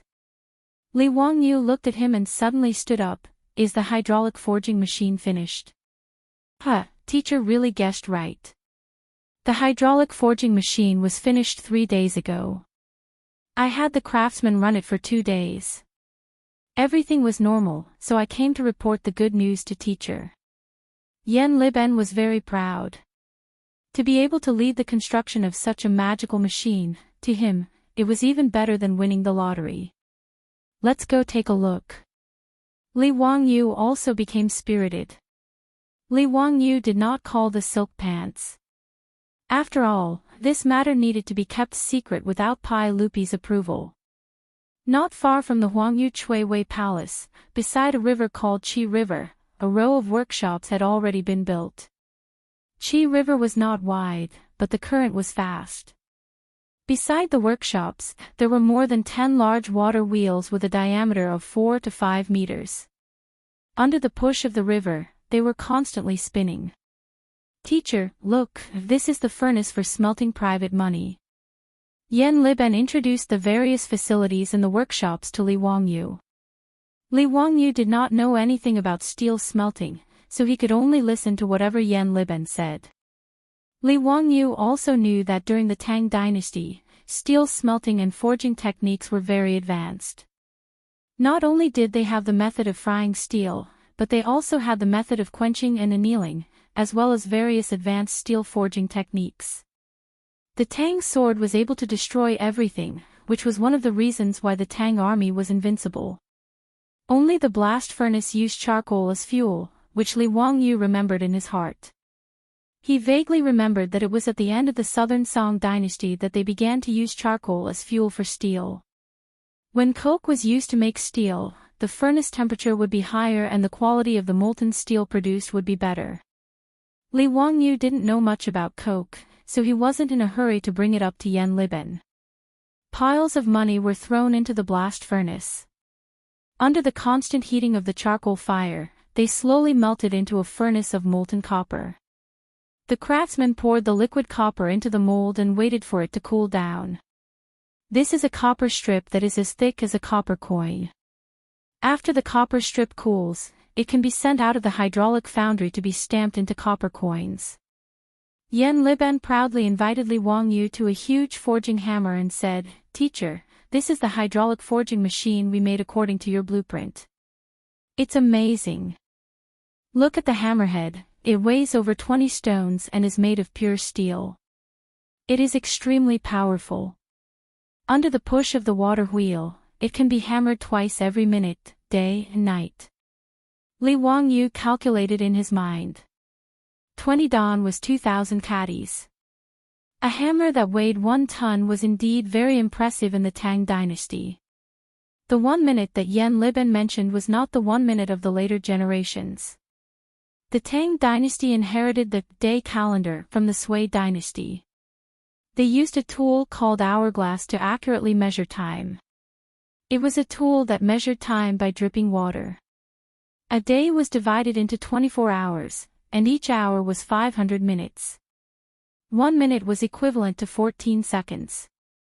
In other words, this hydraulic forging machine that weighed 1 ton could be hammered 8 times per minute. It was quite amazing. Li Wangyu curiously asked, "Liben, how did you solve the problem of the hammerhead swinging?" The biggest problem with this kind of primitive hydraulic forging machine was that the hammering accuracy was poor. It was difficult to perform fine processing like the forging machines of later generations. After all, every time the hammerhead was raised and fell, it would sway to a certain extent. It was very normal. But to use it to forge copper coins, the hammerhead must accurately land on the same spot every time. It was precisely because Li Wangyu didn't know how to solve this problem that he simply threw all the work to Yan Liben to figure out. Yan Liben was very proud. He pointed at the thick lever connected to the hammerhead. "Sir, I made a device to connect the lever here. When it falls, it will slide into this funnel-shaped hole. This ensures that the hammerhead will land on the same spot every time." Li Wangyu carefully pondered for a long time before he roughly understood Yan Liben's design. He couldn't help but give Yan Liben a thumbs up. Amazing, really amazing. Who said that the ancients weren't smart? If Li Wangyu were to make this kind of device, he definitely wouldn't be able to think of it. Yan Liben smiled a little embarrassedly after being praised by his teacher. In his opinion, these were mainly Li Wangyu's ideas. He was just implementing his teacher's design. However, Yan Liben was very happy to get his teacher's approval.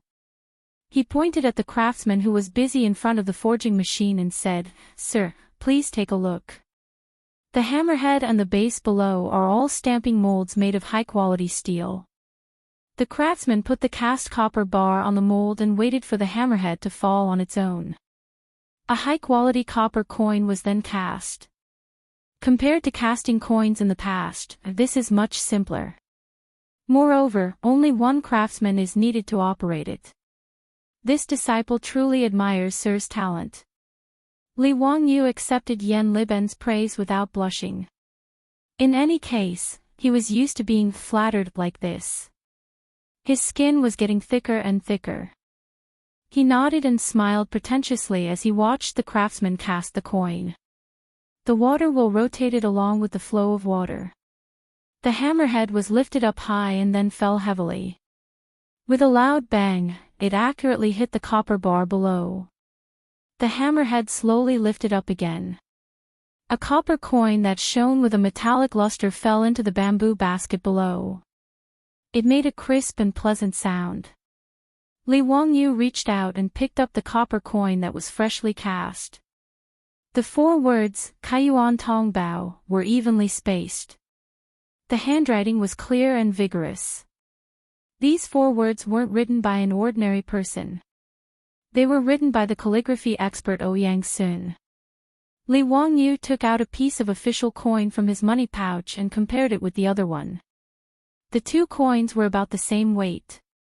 However, unlike the cast copper coins, the stamped copper coins were more delicate and had a metallic luster.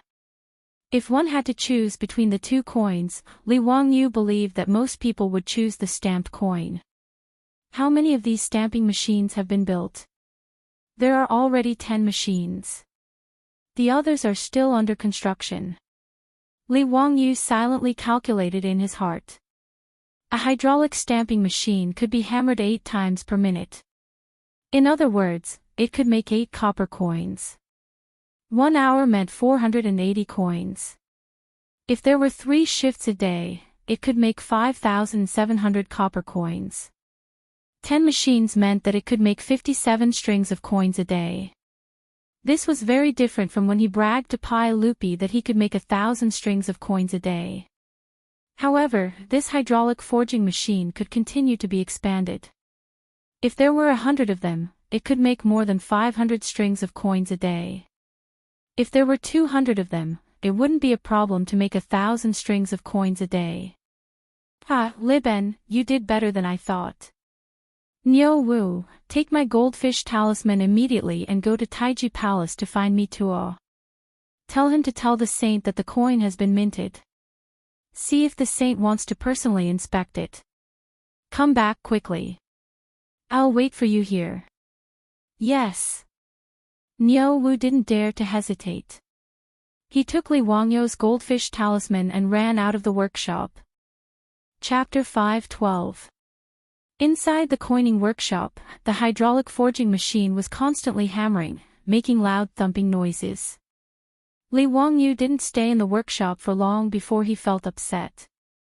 He couldn't stand the noise and simply pulled Yan Liben out to talk. Liben, do you know if there are other uses for this hydraulic forging machine? Replying to Master, this disciple has thought about it since I made this forging machine. If the craftsmen of the Tang Dynasty use it to forge armor and weapons, they will be able to get half the result with twice the effort. Nowadays, the best material in the Tang Dynasty is 100 refinement steel, which is time-consuming, labor-intensive, and labor-intensive. If this disciple reduces the weight of the hammer and makes the hammering speed faster, 100 refinement steel won't be difficult. It will be easy to forge a large amount of 100 refinement steel. It's hard for this disciple to imagine how strong and sharp the weapons forged on such a large scale will be. The 100 refinement steel mentioned by Yan Liben was a steelmaking process in the Tang Dynasty. The stir-fried steel was repeatedly heated and hammered until it was tempered 100 times. Repeated hammering could remove impurities in the steel and make it harder. The 100 refinement steel was repeatedly folded and hammered. It was very difficult to make and its production was extremely rare. The weapons forged by this method were all treasured swords of the present age. As for the steel used to make armor, it didn't need to be soft, thin, and tough like the treasured swords and weapons. Anyway, Li Wangyu didn't understand these things and only had a rough idea. However, with Yan Liben and his brother Yan Lide, as well as many skilled craftsmen of the Tang Dynasty, Li Wangyu wouldn't bother to think about these things. He just provided an idea. Liben, you've really thought about it. That's right, this hydraulic forging hammer is perfect for forging steel. Master will explain this matter to the sage. It's better to build an ordnance workshop in this Yellow Valley to forge armor and weapons. Liben, are you interested in taking over the construction of this workshop? Liben is naturally willing. Yan Liben was overjoyed. What he liked the most were things related to construction, so he naturally agreed to Li Wangyu's request. The master and disciple chatted happily. Li Wangyu simply dismissed the troops and rode back to the mansion to fetch the stove and tea leaves. He and Yan Liben sat on the shore of the Qi River, admiring the beautiful scenery while sipping tea and chatting about the crafting of various weapons. As a man, there wasn't anyone who didn't like swords, weapons, and armor. And the Tang Dao was originally famous in history, so naturally, Li Wangyu was also interested. It had been more than half a year since he transmigrated to the Tang Dynasty. In fact, he had never seen a real blade that was tempered 100 times. Pai Lupi should be wearing a sword that had been tempered 100 times, but he couldn't ask Pai Lupi to let him play with his own sword. Yan Liben was the junior supervisor of the general supervisor, so he was very familiar with the weapons of the Tang Dynasty. He gave Li Wangyu a detailed introduction of the advantages and disadvantages of the various weapons of the Tang Dynasty. Li Wangyu listened with great interest. The weapons of the Tang Dynasty were divided into 4 types. According to the Martial Library decree of the 6th Tang Dynasty, there were 4 types of weapons. The first was the ceremonial blade, the second was the wand blade, the third was the hingdao, and the fourth was the mo blade. The ceremonial blade was a ceremonial weapon. It was worn by the officials of the Tang Dynasty and the palace guards. The one Li Wangyu was wearing belonged to the ceremonial blade. The wand blade was a short blade shaped like a dagger and was used for self-defense. The hingdao and the mo blade were the real killing weapons.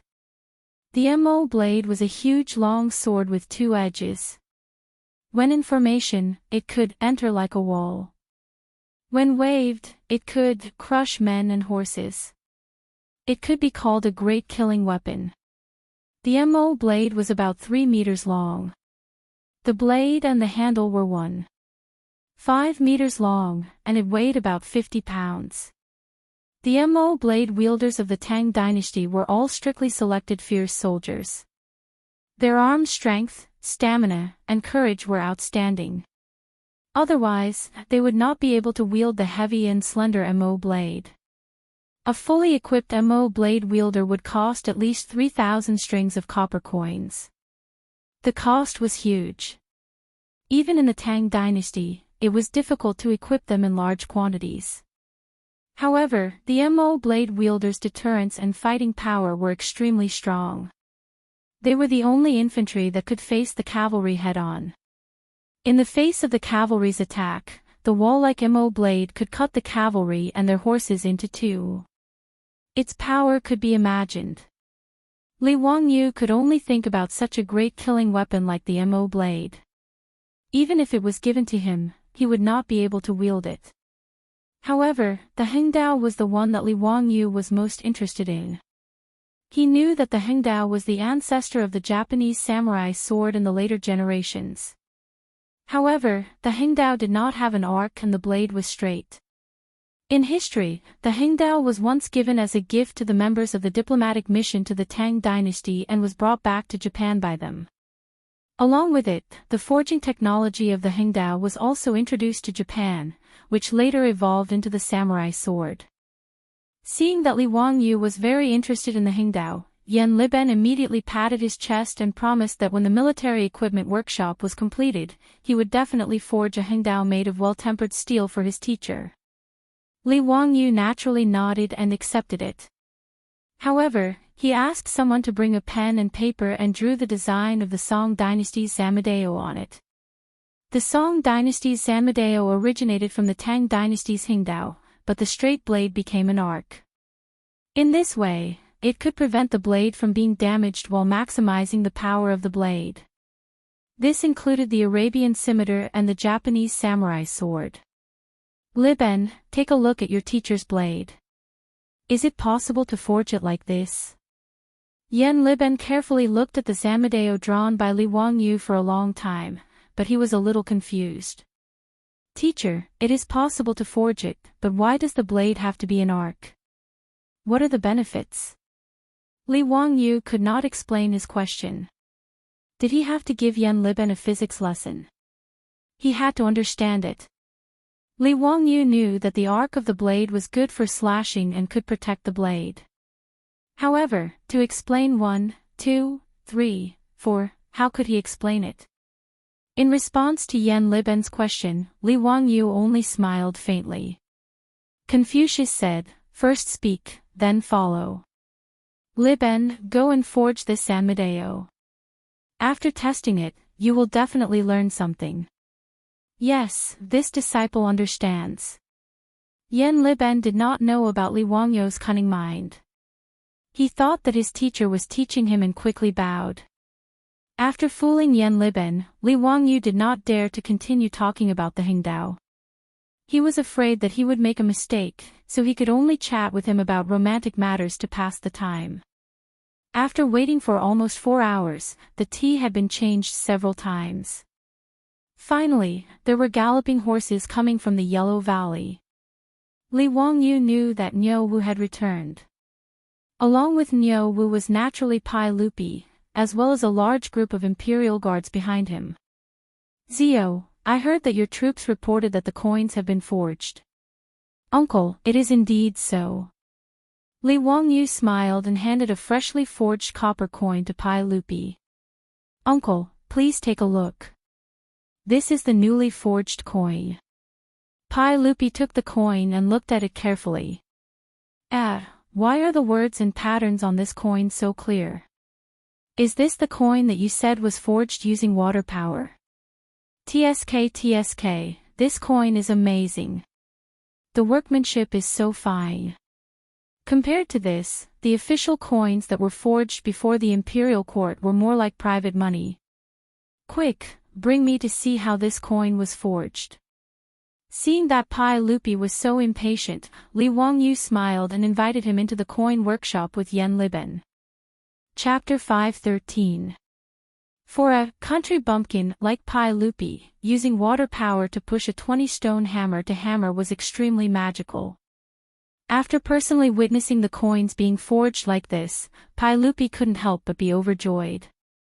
He even ignored Li Wangyu and the others' dissuasion and personally sent the copper bar into the press, personally stamping out a shiny Kai Yuan Tong Bao coin. "Me too, carefully put away this Kai Yuan Tong Bao coin for me. This is a coin that I personally forged." Pai Lupi very proudly picked up the coin and threw it to Mituo. Mituo laughed so hard that his eyes almost couldn't be seen. He held the extremely ordinary Kai Yuan Tong Bao coin with both hands and bowed, "Yes. This Kai Yuan Tong Bao coin that everyone personally forged will be the most precious treasure of the Tang Dynasty. It should be sent to the Purple Palace of the Imperial Ancestral Temple to be worshipped by the people of the world." Flatterer. Li Wangyu secretly cursed in his heart. This Mituo was truly worthy of being the Minister of Internal Affairs. His words made Pai Lupi laugh and nod his head in agreement. The Imperial Ancestral Temple that Mituo spoke of was the Purple Palace 10 miles east of Louis County. It was rumored that this was the birthplace of Laozi. After Li Yuan recognized Laozi as the ancestor of the Li family, Laozi's temple naturally became the Imperial Ancestral Temple. It was also used as a foundation to build a large number of palaces and halls. This bastard Mituo actually urged Pai Lupi to send this Kai Yuan Tong Bao coin to the Imperial Ancestral Temple to be worshipped. Naturally, this made Pai Lupi very satisfied. Li Wangyu couldn't help but stare at Mituo hatefully. He secretly hated himself for not thinking of such a good idea. Mituo rolled his eyes and reached into the money pouch at his waist. He took out a 5-tael gold ingot and handed it to Pai Lupi. "Uncle, why don't you try this gold coin?" Pai Lupi was stunned when he heard this, but he didn't object. He took the gold ingot and placed it on the mold of the press. Gold coins had existed in China since ancient times, but they were very rare. During the Warring States period, the state of Chu loved gold, and the Western Han Dynasty had 5 baht of gold. Real gold coins were not made of pure gold. They needed to be mixed with other metals to increase the hardness of the coins. However, Li Wangyu wasn't planning on making gold coins for circulation, so he didn't care too much. This press could even cast copper coins, let alone gold, which was relatively soft. The heavy hammer fell and the mold hit the gold ingot. Immediately, a shining gold Kaiyuan Tong bao was squeezed out. Gold-suppressed Kaiyuan Tong treasure was naturally much heavier than copper coins. 5 taels of gold ingot was cast into a 2 Qian Kaiyuan Tong bao coin. Li Wangyu did not even look at the remaining 4 taels of gold and 8 Qian of gold. He reached out and picked up the coin. "Uncle, I think that if we enshrine it in the Imperial Ancestral Temple, we should use this golden Kaiyuan Tong bao. Money can better represent Uncle's supreme dignity and imperial power." This time, it was Mito's turn to curse in his heart. He didn't expect this county count who to be such an expert. He had actually met his match. Li Wangyu and Mito's competition for favor left Yen Liben dumbfounded. His teacher was actually this kind of teacher. Yen Liben almost wanted to take out a small notebook to record his teacher's words and deeds so that he could study them seriously. Yen Liben did not think that it was shameful to curry favor with a saint. Strength of character was something that depended on the other party. As the saying goes, if you learn both literature and martial arts, you will be a part of the royal family. This was the principle since ancient times. Pai Lupi was naturally very satisfied with Li Wangyu's actions. His bright smile made even his curly beard tremble. "Haha, Zio's words are reasonable. Mito, send these 2 Kaiyuan Tong bao coins to the Imperial Ancestral Temple." "Yes." Pai Lupi looked at the hydraulic forging machine and was extremely satisfied. Even the clanking sounds in the workshop were like syrup to him. Li Wangyu couldn't stand the attack of the noise, so he invited Pai Lupi to the riverside to serve tea. After Pai Lupi nodded in agreement, Li Wangyu picked up the remaining gold ingot and threw it to the craftsman who had previously operated the forging machine. "Well done. This gold is your reward." The craftsman who had been kneeling with his head lowered hurriedly kowtowed to Li Wangyu. "Thank you for your reward." These craftsmen were all servants of the government. Their status was extremely low. Craftsmen with official status were not allowed to be a part of the various colors. This meant that their occupation was hereditary and could not be changed. Moreover, their descendants would all be craftsmen. Pai Lupi had also once said, "The people of the various colors in the trade and commerce can only be given a lot of wealth, but they must not exceed the ranks of officials. They must stand shoulder to shoulder with the noblemen of the court and eat together." The low status of craftsmen in the trade and commerce and the various colors could be seen from this. Li Wangyu of course didn't agree with the craftsman system of the Tang Dynasty, but there was nothing he could do. He could only shake his head and leave with Pai Lupi and the others. On the shore of the Qi River, Li Wangyu boiled a pot of green tea and everyone sat down again. "Zio, it's really good to use this hydraulic method to cast copper coins. How many copper coins can we cast in a day? How much is the waste?" Pai Lupi couldn't wait to ask. He couldn't help but be anxious. Currently, a large amount of gold and copper coins in Taiji Palace had been exchanged for mountains of private money. If he couldn't cast them into official coins, then his losses would be disastrous. "Uncle, the coinage workshop has only just started. We've only built 10 hydraulic forging machines, and the daily production of copper coins is about 50 strings of coins. However, Li Ben is currently ordering craftsmen to build other hydraulic forging machines. As more forging machines are built, the production of copper coins will continue to increase. As for the waste, Li Ben has already calculated. It's only 10% of the losses, mainly from the charcoal used to smelt the private coins." Li Wangyu's words caused Pai Lupi to excitedly rub his hands together. In his opinion, 10% of the losses was completely insignificant. It must be known that when the government wanted to cast copper coins, they had to start by mining copper, lead, and tin mines to obtain the raw materials. Then, they had to invest a large amount of manpower, charcoal, and model casting. They also had to add the transportation costs of the raw materials and copper coins.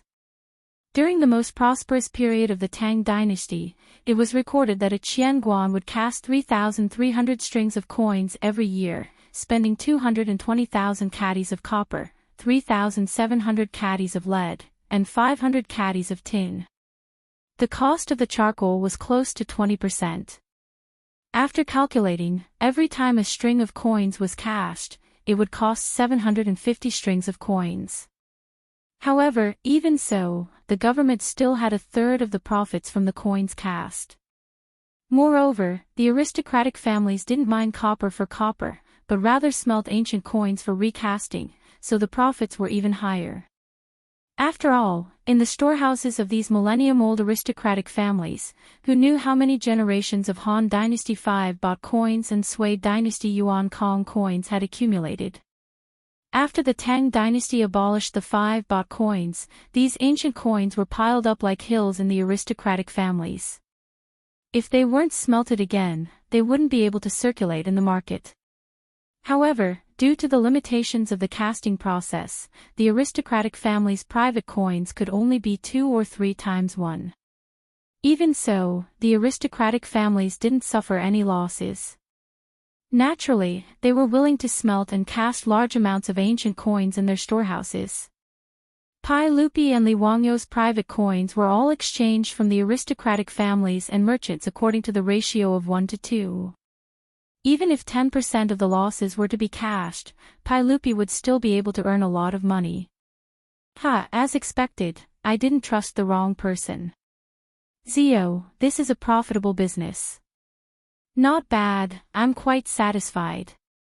After your private coins are recast, I'll give you 10% of the profits. Don't think it's too little, Zio. How could Li Wangyou think it's too little? He smiled and thanked Pai Lupi. Uncle, this nephew has another business. I don't know if Uncle is interested. This business isn't profitable, but it can protect the foundation of the Tang Dynasty. Uncle, are you interested? Li Wangyou's words naturally aroused Pai Lupi's interest. Chapter 5:14. To Pai Lupi, gold and jewels were naturally not as important as the stability of the Tang Dynasty. Hearing Li Wangyou's words, Pai Lupi also stopped smiling and asked seriously, Ziyu, tell me, what kind of business is it? Uncle, do you know about 100 refinement steel? Pai Lupi nodded and took out the saber at his waist. This Dingtang saber is a 100 refinement treasure saber. It was originally the retired emperor's personal weapon, but it was later given to me. With Pai Lupi's permission, Li Wangyou reached out and took the Dingtang saber. He gently pressed the lock on the scabbard and pulled out half of the saber to look at it. The blade was like autumn frost and the mirror-like surface of the saber was cold. A cold light condensed on the edge of the saber, as if it was constantly flowing, increasing the sharpness of the saber. It really is a treasure saber. Li Wangyou pushed the saber back into the scabbard and returned the Dingtang saber to Pai Lupi with both hands. The Dingtang saber was famous in history. It was rumored that this saber had the aura of an emperor. Of course, Li Wangyou did not see any aura of an emperor, but he was sure that this was a good saber that could cut through hair and cut through iron like mud. Uncle, does the imperial army of the Tang Dynasty have such a treasure saber? Li Wangyou deliberately played dumb and asked Pai Lupi. Pai Lupi naturally laughed. Ziyu, do you think this 100 refinement treasure saber is a vegetable in the field? This kind of 100 refinement steel is not easy to make. Even people like Jijie have coveted this saber for a long time. How could they give it to ordinary imperial army soldiers? Li Wangyou smiled and nodded. Uncle, if I can mass-produce this 100 refinement treasure saber and make it twice as expensive as an ordinary saber, would Uncle be willing to give it to the imperial army? His words scared Li Air so much that the hand that was holding the teacup trembled, and the hot tea in the teacup spilled onto his clothes. Pai Lupi did not bother to wipe off the tea. He slapped the table in front of him and said, Zio, what did you say? Mass production of 100 refinement treasured sabers. The cost is only twice as expensive as an ordinary saber. How was this possible? Ziyu, don't you know what a well-tempered steel is? Hee, uncle, your nephew naturally understands. If you don't believe me, you can ask Liben. Did I lie? Li Wangyu smiled as he pointed at Yen Liben. Yen Liben, of course, nodded his head like a chick pecking at rice. The cost that Li Wangyu mentioned was also estimated by him when he was chatting with Li Wangyu just now. Pai Lupi was naturally surprised for a reason. There was a world of difference between the price of the 100 refinement blade and the price of an ordinary blade. In water margin, Yang Ji sold his blade for 3,000 strings of cash. This was already considered a cheap price. After all, Yang Ji's ancestral blade could cut through a strand of hair and easily cut copper coins. It was undoubtedly a well-tempered blade. The blade used by the imperial army of the Tang Dynasty was priced at 2,000 copper coins, which was 2 strings of copper coins. As for the ordinary blade used by the common people, it was less than 100 copper coins. In comparison, a blade was already very expensive. However, according to Li Wangyu, a blade made of well-tempered steel could be bought with 4 strings of copper coins. How could Pai Lupi not be surprised? It was just like how people in the future said that a handmade Rolls-Royce was only sold for the price of an electric car. No one would believe it. Ziyu, stop messing around. How is this possible? Although Yen Liben, the future junior supervisor, had endorsed him, Pai Lupi still shook his head. He did not believe what the two of them said. Li Wangyu laughed even more happily. To be able to provoke Pai Lupi like this was a kind of fun. Uncle, think about it. The reason why well-tempered steel is so rare is because it requires a blacksmith to hammer it thousands of times and expend countless amounts of manpower to repeatedly forge the steel. Is that so? Yes, that's right.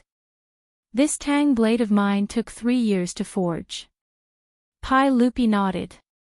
Uncle, there is a limit to how much manpower can be used to hammer steel. Especially for well-tempered steel, it naturally requires a blacksmith to expend countless amounts of energy. However, uncle, have you ever thought of using water power to hammer steel? Just like coins, you only need to change the hammer head and it can be hammered day and night. There is no need to consume the blacksmith's energy.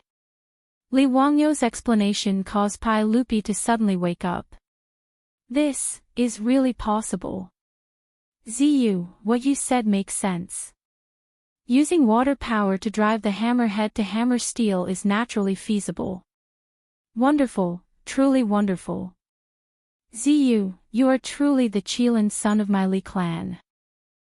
If the imperial army of the Tang Dynasty were all equipped with well-tempered steel swords and Modeo swords, would the Tujuan not be able to survive? Pai Lupi was not a fool. He only needed to look at the process of using water power to understand Li Wangyu and Yen Liben's intentions. Using water power to drive the hammer to hammer steel was indeed much faster than using manpower to hammer steel. What was even more wonderful was that there was no need for skilled blacksmiths. As long as they were trained, any blacksmith would be able to do the same.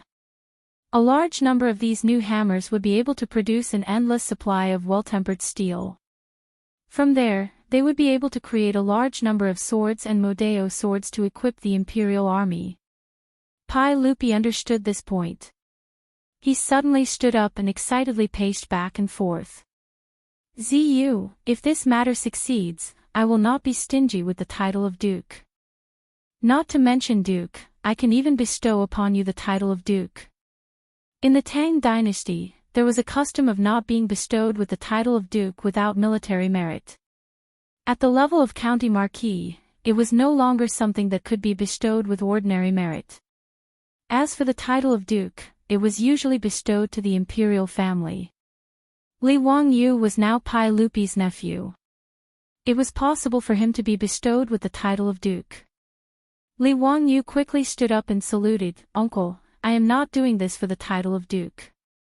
I just want to make some contributions to the soldiers of the Tang Dynasty. I am now 16 years old, but uncle has already bestowed me with the title of County Marquis several times. I am already in fear and trepidation, afraid that I will disgrace uncle's great favor. How can I dare to accept uncle's bestowment? Uncle, please don't mention this matter again. Otherwise, if others hear it, I am afraid they will think that I am really a lucky or sycophantic minister who has bewitched uncle. Pai Lupi coldly snorted, "Humph, Ziyu, you have made great contributions to the country. Why can't you be bestowed with the title of duke? Why would I care about what those pedantic people say?" He looked at Li Wangyou's young face and sighed. "However, Ziyu, you are not yet 20 years old. It is really inappropriate to give you more titles. I have not considered this matter carefully. Ziyu, don't worry. I am aware of your merits. When you are 20 years old, I will reward you as well. I will definitely not disappoint you. I do not dare. Thank you for your kindness, uncle." Seeing Pai Lupi withdraw his order, Li Wangyu let out a long sigh of relief. Damn, if he still wanted to give him more titles, he would really have to elope with his beautiful boss and wander the world. Now that he even had *King love rival, he really had to plan his marriage with his beautiful boss. However, no matter how anxious Li Wangyu was, he could not avoid mourning for his father for 2 years. If he wanted to marry his beautiful boss, he would have to wait at least until the 4th year of Jingguan. At that time, Li Wangyou's body would be 18 years old, and his beautiful boss would be 26 years old. In the Tang Dynasty, if he wanted to get the approval of Pai Lupi and Empress Zhangsun to marry his beautiful boss, he would have to go through 81 trials and tribulations just like Tang Seng. When he thought of this, Li Wangyu felt a deep pain in his balls. After Pai Lupi calmed down, he asked in detail about how to build the ordnance workshop and how much it would cost. Li Wangyu pushed all of this to Yan Liben and solemnly suggested to Pai Lupi that Yan Liben be responsible for the construction of the workshop. In this regard, Pai Lupi naturally nodded in agreement. In the Tang Dynasty, there was no one who understood the hydraulic forging machine better than Yan Liben. If he did not build it, who would he entrust it to? Pai Lupi happily gave Yan Liben 50,000 strings of copper coins to expand the coinage workshop and build the ordnance workshop. As for Huangyu, it was completely sealed off by the imperial guard sent by Pai Lupi. Except for Li Wangyu and Yan Liben, no one else was allowed to enter or leave. Not even a fly was allowed to enter. Li Wangyu naturally had no objections. He just looked at the black smoke coming out of the blast furnace of the coinage workshop and laughed in his heart. Pai Lupi's Tsuewei Palace was probably going to be destroyed. Chapter 5:15. In Li Wangyou's view, Li Er and Empress Zhangsun probably wouldn't come to the famous Jade Star Palace in the Yellow Valley, the holy land of summer. Even if the Tang people did not care about the environment, Pai Lupi was not a fool.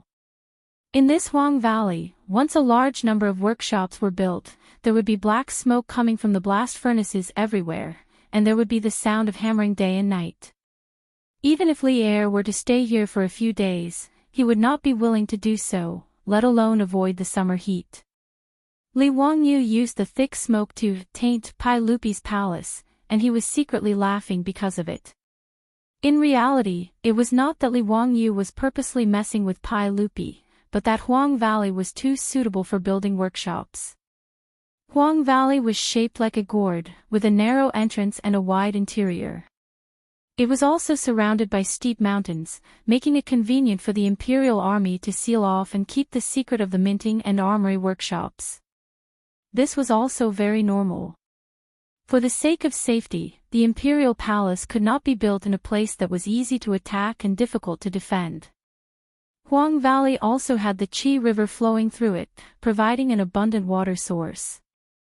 There were also large amounts of trees in the mountains that could be cut down and burned into charcoal to be used as fuel for smelting steel. With such a convenient location, Li Wangyu naturally did not want to look for another place. Li Wangyu planned to suggest to Pai Lupi that the Tsuewei Palace should be changed into an office and a warehouse for the two workshops. It could be considered a waste. If Pai Lupi knew what Li Wangyu was thinking, who knew if he would immediately pull out the Ding Tang sword at his waist and chop this bastard to death. However, although Pai Lupi did not know Li Wangyu's two-faced thoughts, the heavens did not let him go and directly let Li Wangyu know the consequences of not being environmentally friendly. After Li Wangyu threw the matters of the two workshops to Yan Liben, he naturally became a hands-off boss again. He didn't even ask much about the matter of switching to rice in Hu County. He left it all to Yang Quan to manage. In any case, in Li Wangyu's opinion, even if he worked hard, he might not be able to help much. Whether the winter rice could be successfully planted or not, it all depended on whether the heavens would give them face or not. In any case, he was just doing his best and leaving the rest to the heavens. Even Li Wangyu himself was not optimistic about this matter. He had secretly found his enemy and asked them to help him purchase sorghum from various places.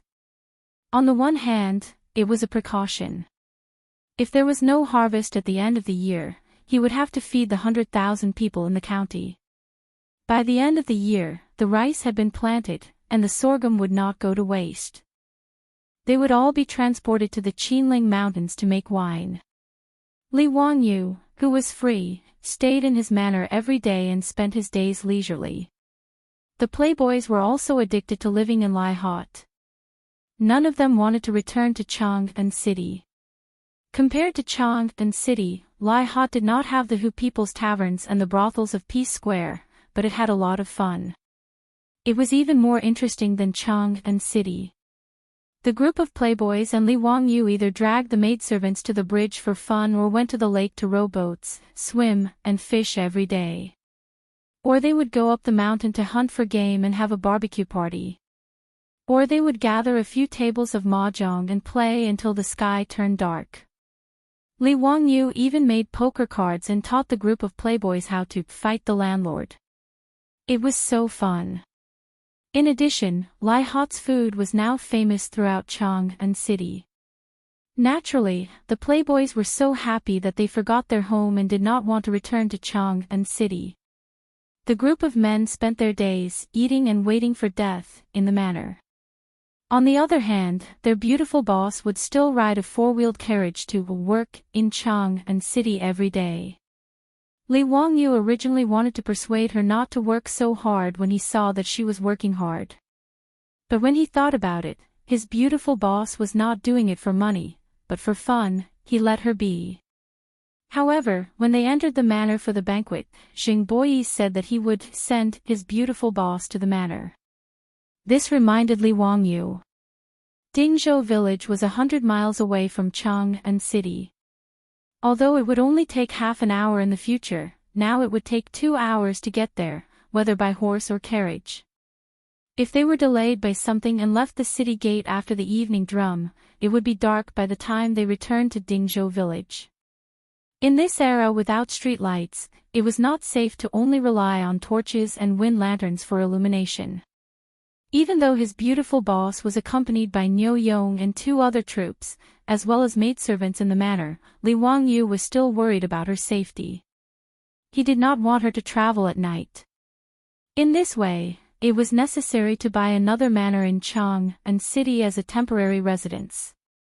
During this time, Li Wangyu had asked the playboys to send people back to Chang'an City to inquire if there was a suitable manor for sale. He was ready to buy one.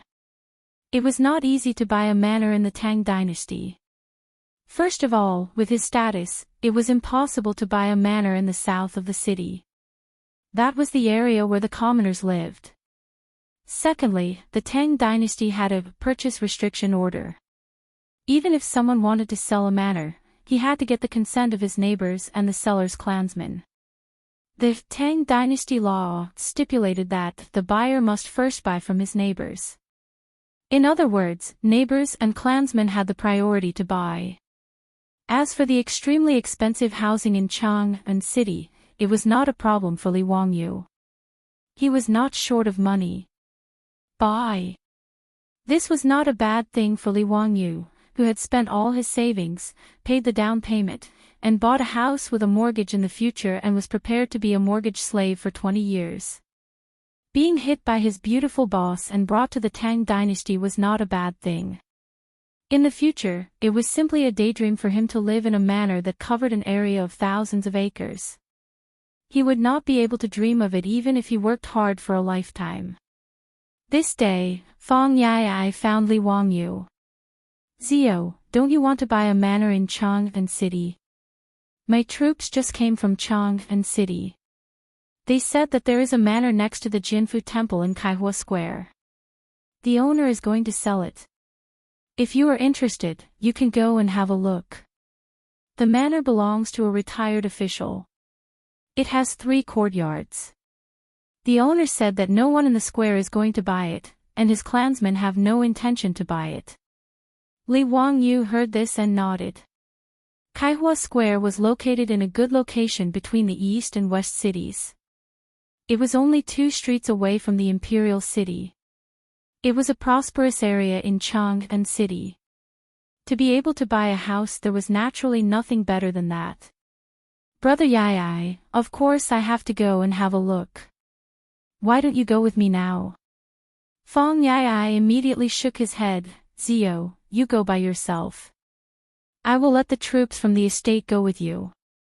I also have an appointment with Chumo and the others to play Fight the Landlord. Li Wangyu was angry. These bastards would rather play Fight the Landlord than accompany him to look at a manor. He angrily raised his middle finger at Fong Yai and scolded with a smile. Brother Yai, this younger brother wishes you to draw 2,346 cards and never catch a ghost in 2. Ha. After Li Wangyu finished speaking, he turned around and ran. He was afraid that Fong Yai would catch him and ravage him. Fong Yai was so angry that he raised 2 middle fingers at him to show his respect. Li Wangyu called Niu Wu and 2 other troops from the estate. Under the lead of the troops from the Fong estate, the group rode towards Chang'an City. When they were still a few miles away from Chang'an City and could even see the towering city walls of Chang'an City, the sky suddenly darkened. Then, a few thunderclaps sounded, and bean-sized raindrops began to fall. This sudden rainstorm instantly drenched everyone like a drowned rat. However, there was no place to hide from the rain at this time. They could only continue to ride in the pouring rain towards Chang'an City. Chapter 5:16. The rain came quickly and heavily. As their vision was obstructed, even though it was only a few li away, the group was still drenched for almost an hour before they finally entered the illustrious Virtue Gate. Li Wangyu took out his goldfish talisman and asked the guards at the gate to borrow a few raincoats. The rain was not as heavy as before. The rainstorm turned into moderate rain. Since they were already drenched, Li Wangyu urged his horse forward and headed for the Kaihua Square. However, not long after, Li Wangyu regretted it. The current Chang'an City of the Tang Dynasty was not the same as the current Chang'an City of the Han Dynasty. When Chang'an City of the Han Dynasty was at its peak, it had a population of hundreds of thousands. All kinds of sewage and garbage were difficult to deal with, so they were casually buried or discharged through abandoned wells. Even the rich and powerful would dig deep wells for sewage. Over time, sewage seeped into the ground and seriously polluted the water quality of Chang'an City. During the Sui Dynasty, the old Chang'an City was no longer suitable for living. According to the Sui Dynasty book, this city of the Han Dynasty is about to be 800 years old. The water is salty and not very pleasant.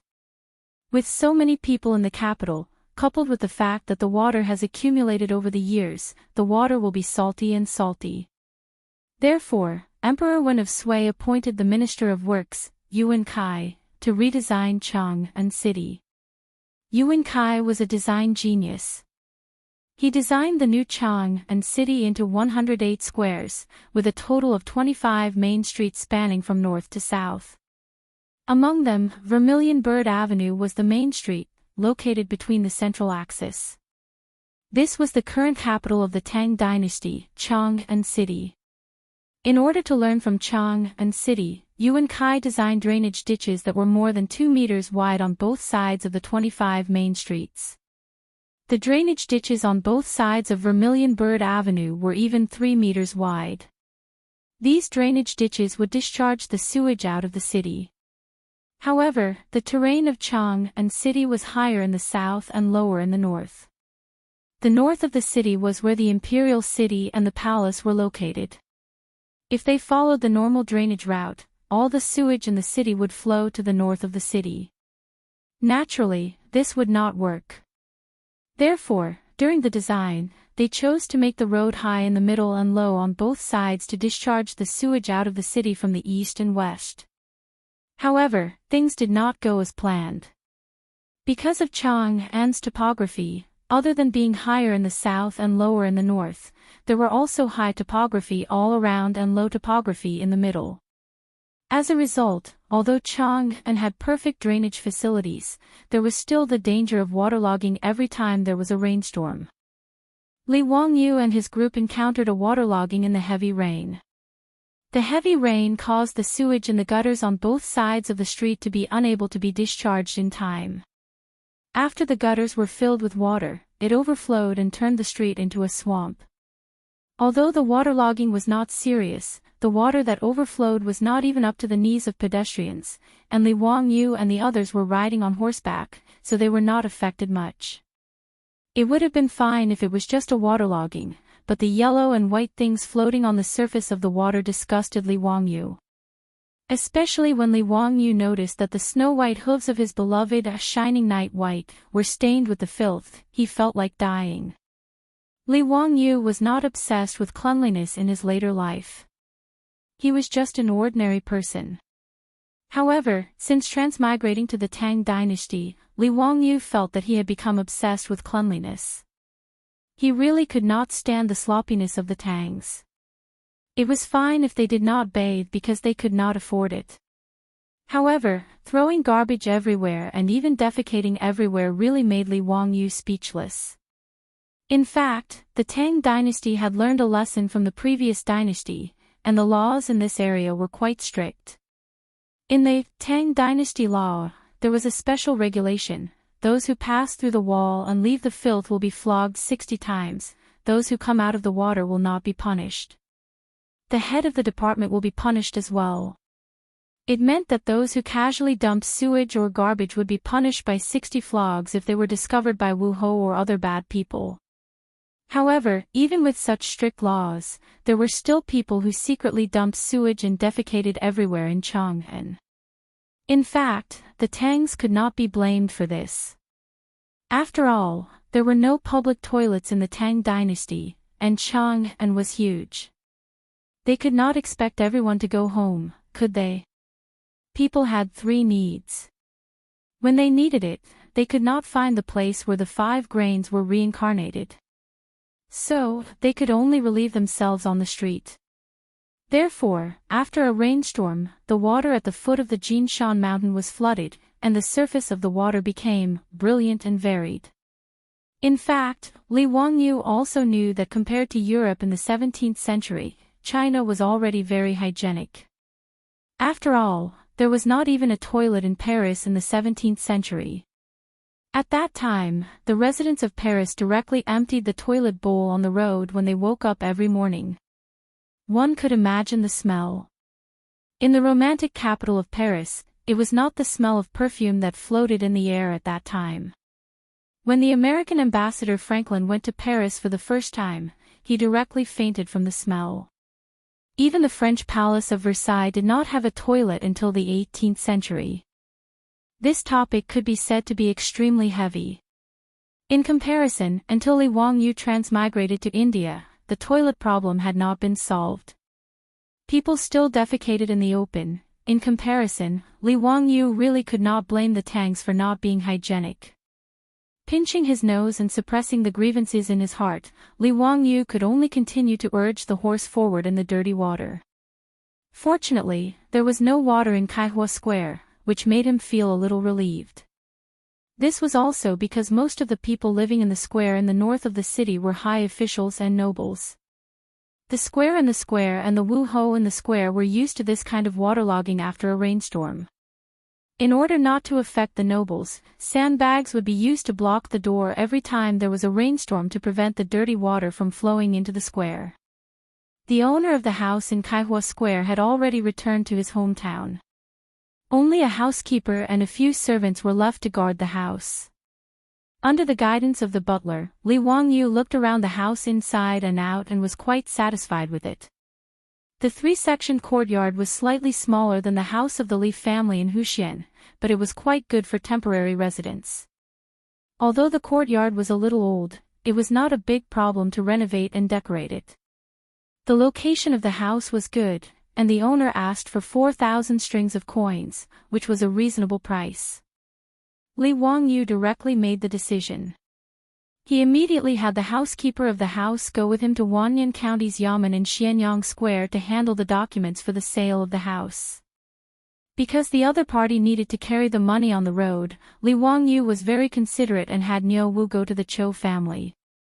He asked the Cho family for an advance of 600 taels of gold and gave it to the housekeeper to make it easier for them to carry. Since then, the money was settled, and the house in Kaihua Square belonged to Li Wangyu. After spending 2 hours, Li Wangyu bought a house. He was very generous with his money. At this time, the rain had stopped. After the rainstorm, the sky was blue. It made people feel relaxed and happy, but they could not lower their heads. The dirty water on the street was also slowly receding, but it left all kinds of filth on the street, making people unable to look at it directly. Li Wangyu sighed and turned his head away from those disgusting things. He had the troops behind him go to the clothing store to buy some clothes to change into. He also had Niu Wu go to the Eastern market to inform his beautiful superior, who was still in the carriage business, that he had bought a house in Chang'an. Chapter 5:17. After receiving Niu Wu's talisman, she immediately led Niu Yong and Niu Wu over. Li Wangyu bought a house in Chang'an without informing her, but the beautiful boss did not have any objection. Anyway, with Lai Hot's current wealth, buying a house was not much different from buying groceries in the market. She naturally knew why Li Wangyu bought a house in Chang'an. She was quite touched by Li Wangyu's considerate actions. After touring the house inside and out, his beautiful superior was also very satisfied. Wangyu, this house is not bad. It's quite convenient. Tomorrow, I'll ask the old housekeeper to send some people to clean up the house. Then you can move in. Okay, Changqing, you can do as you see fit. Li Wangyu replied absent-mindedly while watching Niu Wu and the others wash the horse and clean the dirt on Zhao Yibai. She also frowned. Why is Zhao Yibai so dirty? Is it too disgusting? Wangyu, where did you go? Hearing her say that, Li Wangyu felt wronged. It has nothing to do with me. Did you know that there was a rainstorm earlier? The streets of Chang'an were flooded with these filthy things. Niu Wu and the others happened to enter the city at that time. We couldn't avoid it, but I was so disgusted. She had been staying in the East Market, so it was naturally not flooded. She was in the carriage when she went out, so she didn't see the terrible situation on the streets. Really? Oh, it's too disgusting. She didn't want to talk about it anymore. She led the maidservants to check the house. Li Wangyu was also speechless. This was the worst thing he had encountered since he transmigrated to the Tang Dynasty. He was in a daze for a long time. Then he stomped his foot and shouted at Niu Wu, get me another horse. I'm going to Taiji Palace. He didn't want to ride Zhao Yibai again. He had to change to another horse. Lang Jun, let me go with you. There's no need. You guys help Chongqing clean up this residence. I'll go by myself. It's only a few steps away. Li Wangyu refused Niu Wu's company. He mounted a date red horse and headed for the imperial city. This house was indeed very close to the imperial city. Li Wangyu felt that if he had to attend the imperial court in the future, he could stay here one day in advance. That way, he would not have to get up before dawn and rush to Chang and in the dark to attend the imperial court. The Vermilion Bird Gate of the imperial city was less than 800 meters away from Kaihua Square. If it wasn't because he felt that the ground was too dirty, he wouldn't have ridden a horse here. In front of the Vermilion Bird Gate, Li Wangyu flashed his goldfish talisman. Naturally, he was unimpeded. Riding a horse was not allowed in the imperial city. He threw the horse to the guards of the imperial army and walked towards Taiji Palace. All levels of government offices of the Tang Dynasty were located in the imperial city. When Li Wangyu walked towards the Gate of Heaven influence of Taiji Palace, he happened to meet the Minister of Civil Affairs, Dai Zhou. "Zio, are you going to Taiji Palace to meet the saint?" "Greetings, Elder Dai. I have something to report to the saint." Li Wangyu quickly greeted Dai Zhou. Dai Zhou smiled and said, I happen to have something to ask the saint. Let's go together." "Elder Dai, please." Li Wangyu naturally wouldn't refuse. He and Dai Zhou chatted and laughed as they walked towards the Gate of Heaven influence. They handed over their goldfish talismans and asked to see Pai Lupi. Not long after, an imperial eunuch came to the gate and welcomed the two of them. He led them directly to the Li Zheng Hall. "Zio, Elder Dai, why have the two of you come here together? What's the matter?" Pai Lupi was reading memorials. When he saw the two of them, he couldn't help but smile. Li Wangyu quickly greeted Pai Lupi. "Uncle, I have something to report. I met Elder Dai in the imperial city by chance. But what I want to say is also related to Elder Dai." Pai Lupi and Dai Zhou were a little confused by his words. "Zio, what's the matter? Tell me." "Uncle, there was a rainstorm today, so Chang and was flooded. Do you know?"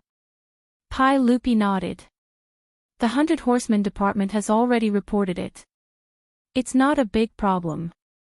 After the rain stopped, the water receded. There's no loss." Li Wangyu looked distressed. "Uncle, there's no loss in Chang'an's waterlogging, but you didn't see it on the streets. It's really disgusting. The streets are full of filth floating in the water. It's hard to talk about it. Uncle, our Tang Dynasty's Chang'an is a rare majestic city in the world. It's also the capital of all the countries. How can it be so filthy? It's really a loss of face for our Tang Dynasty. Those small foreign countries, when they go back, will say that our Tang Dynasty is a capital soaked in feces and urine. What kind of scandal is this?" His words made Pai Lupi and Dai Zhou's faces a little ugly. But they also knew that Li Wangyu was telling the truth. Pai Lupi was actually very angry about this matter. He was an emperor who cared about face. When he left the palace, he saw yellow and white things everywhere on the streets of Chang and with his own eyes. "This matter is also a headache for me. The government has already strictly prohibited defecation, but it still doesn't stop.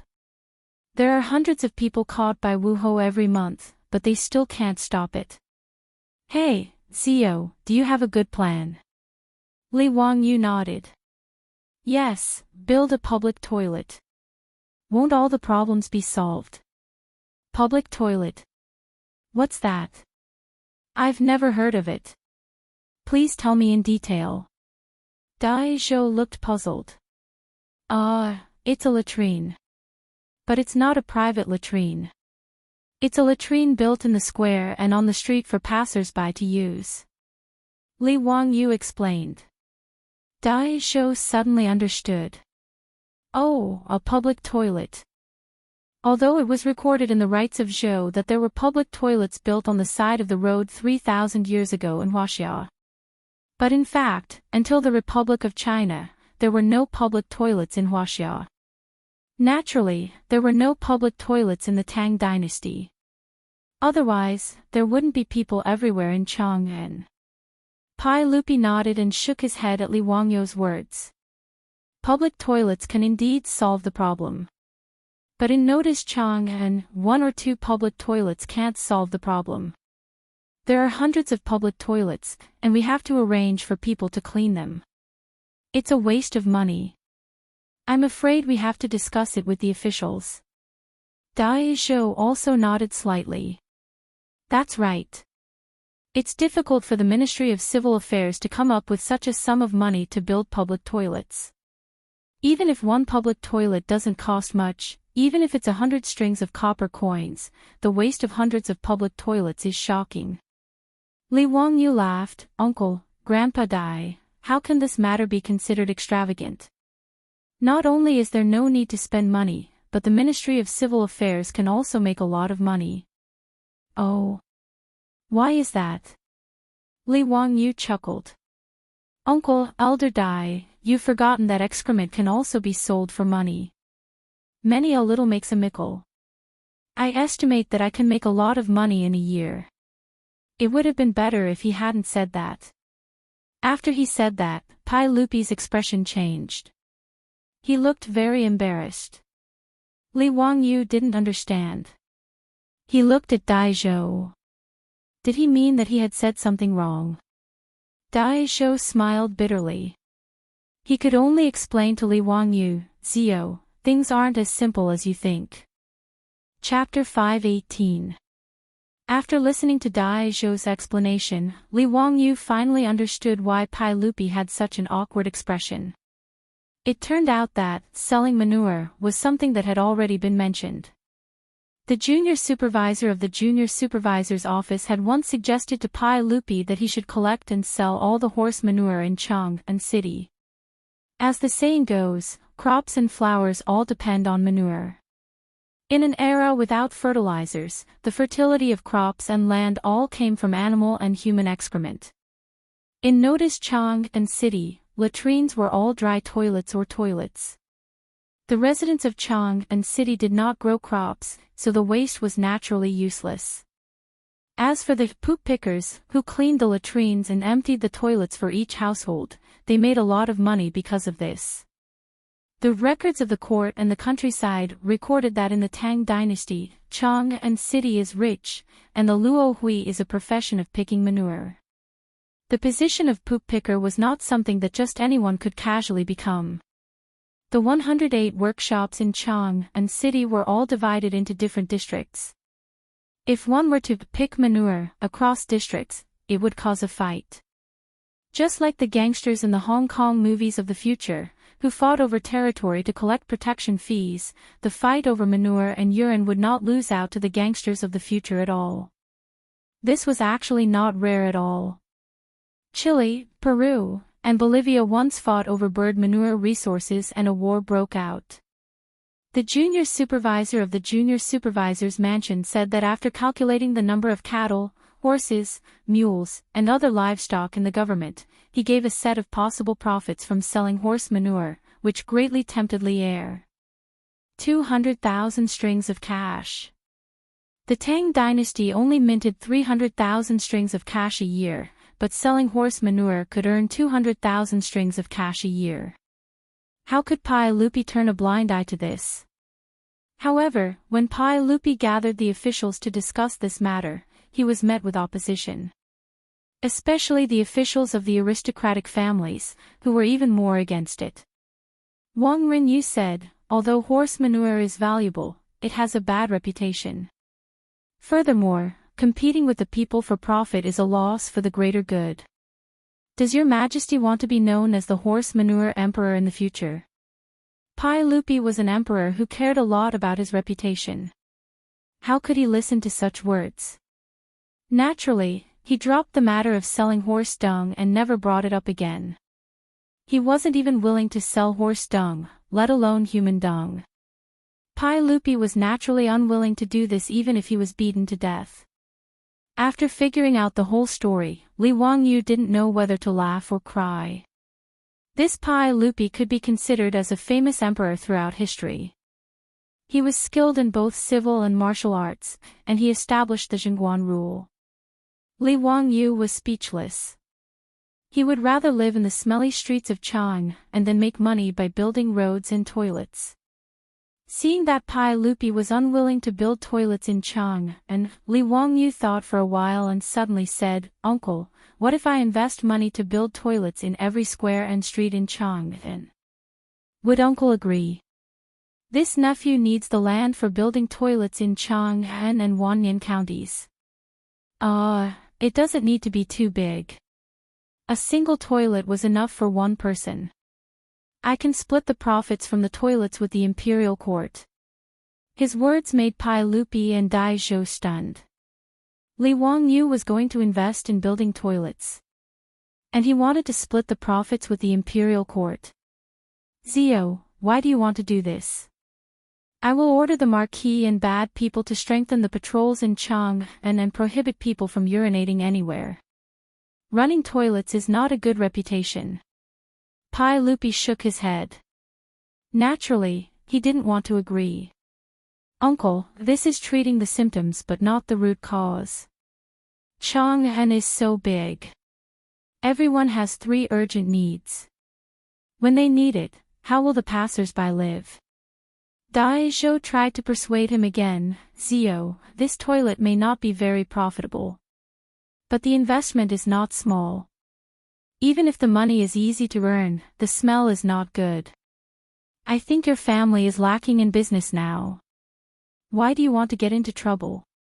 The reason why Li Wangyu proposed to spend his own money to build toilets in Chang and was not to make money. He really didn't want to see yellow and white things everywhere in Chang'an. Today's matter had disgusted him enough. Anyway, he didn't lack money. Why not take out the money to do something good for the people of Chang'an? A public toilet may not cost 100 strings of copper coins. Building 300 toilets in Chang'an cost less than 30,000 strings of copper coins. It was not a big deal. Moreover, this matter was not without profit. Since selling horse dung could make 200,000 strings of copper coins a year, these 300 toilets would not be bad, right? Li Wangyu suddenly remembered a joke in the Laughing Lin Guangji in the future. It said that a family saved up a pit of dung and was looking for people to sell it. The price was the same as copper coins. The person who bought the dung was unwilling and bargained for 500 strings of copper coins. The person who sold the dung was anxious. How can there be such cheap dung? Could it be dog dung? The farmer comforted, "It hasn't eaten yours. Why are you so anxious?" Although it was a joke, it showed that this matter could be done in ancient times. Moreover, Li Wangyu had other ideas. If this matter was handled well, it might not be a bad reputation. It might even be a good reputation. "Uncle, Elder Dai, I have already thought about this matter. My Tang dynasty should not be like those barbarian lands and drown in feces everywhere. More importantly, I cannot let those barbarian merchants and foreign emissaries laugh at my grand Tang dynasty. It is unbearably stinky. I have some small fortune now and am willing to take it out to share uncle's worries. I am duty-bound to do this. I hope uncle can help me." His words were righteous, making it difficult for Pai Lupi to persuade him. After hesitating for a while, Pai Lupi could only gently nod his head. "All right, since you have made up your mind, I will not persuade you. I can give Chang'an and Wanyan counties an edict to let them cooperate with you to build toilets. The land will all be provided by Chang'an and Wanyan counties, and the imperial court will not take any of the profits. It will all belong to you." Pai Lupi could not persuade Li Wangyu, but he did not plan on taking the money from selling the dung. He did not want to be known as the Prince of Excrement Selling, because of this small amount of money. "Thank you, uncle." Li Wangyu hurriedly bowed to express his thanks.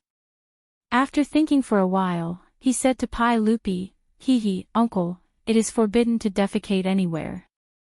We should let Chang'an and Wanyan counties strictly enforce it. Otherwise, when the toilets are finished, it will not be beautiful if no one goes there."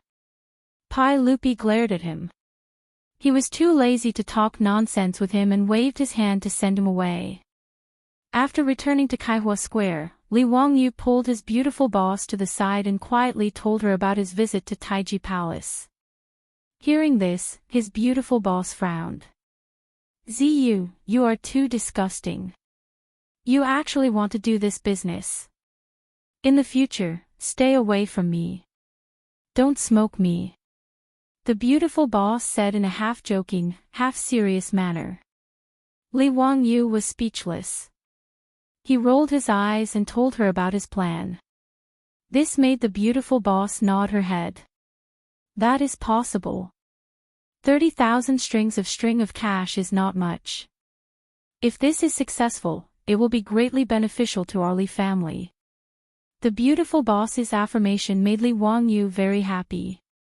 What was even more surprising was that the beautiful boss said, our Li family. This was something she had never said before. Li Wangyu excitedly moved to the beautiful boss's cheek and gave her a big peck. Laughing loudly, he turned around and ran. Chapter 519. The news that Li Wangyu, the founding county magistrate of Hu County, wanted to build 300 toilets in Chang'an City quickly spread throughout Chang'an. Everyone had different reactions to this. Some people had already gotten used to the county earl's extravagant spending and prodigal behavior. Compared to the huge amount of money he had spent on the polo field and his arrogant claim that he would support an entire county, building 300 toilets in Chang'an was not a big deal. There were also people who praised Li Wangyu's actions and felt that he was being generous.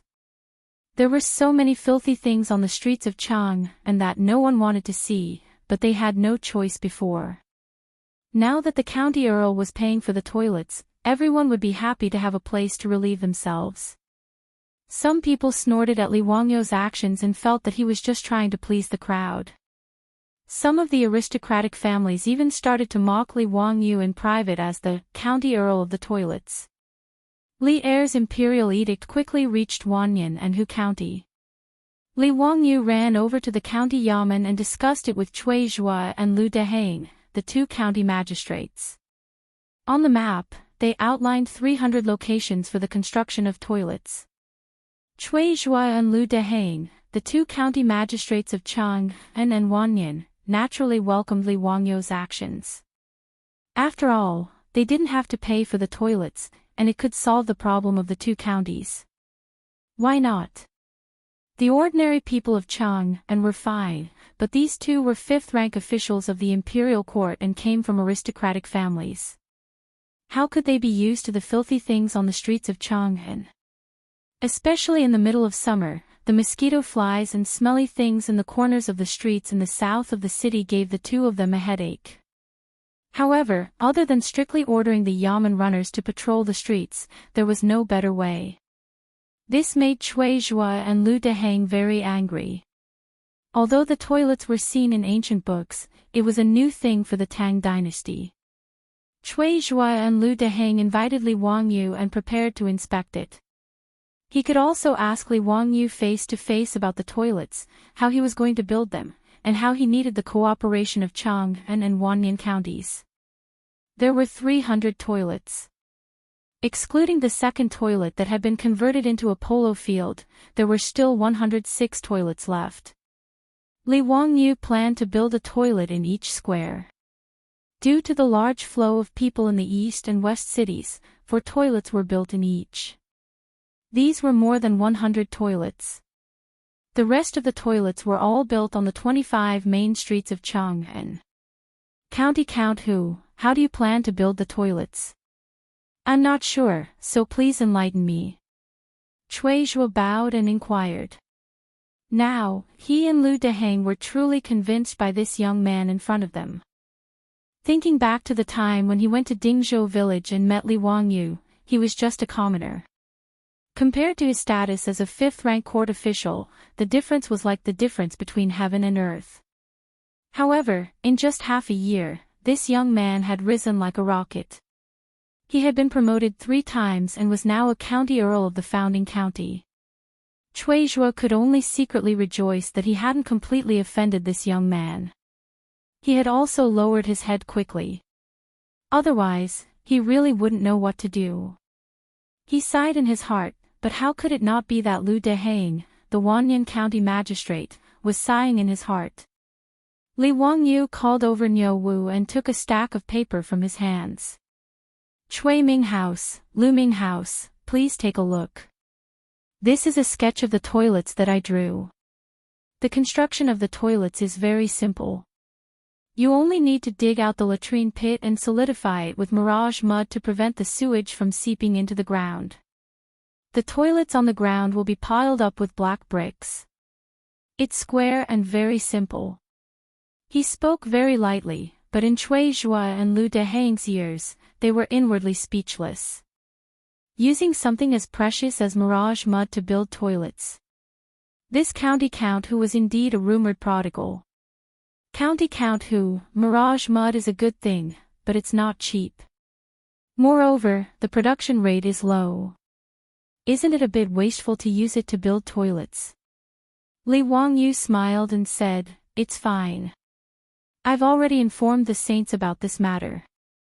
This mirage mud was originally the formula that I offered.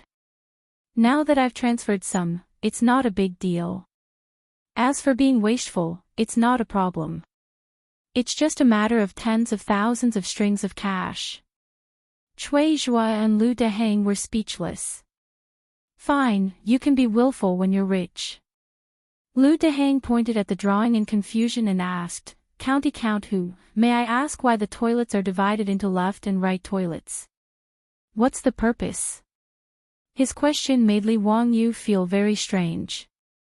He answered matter-of-factly, "Naturally, it's divided into men's and women's toilets."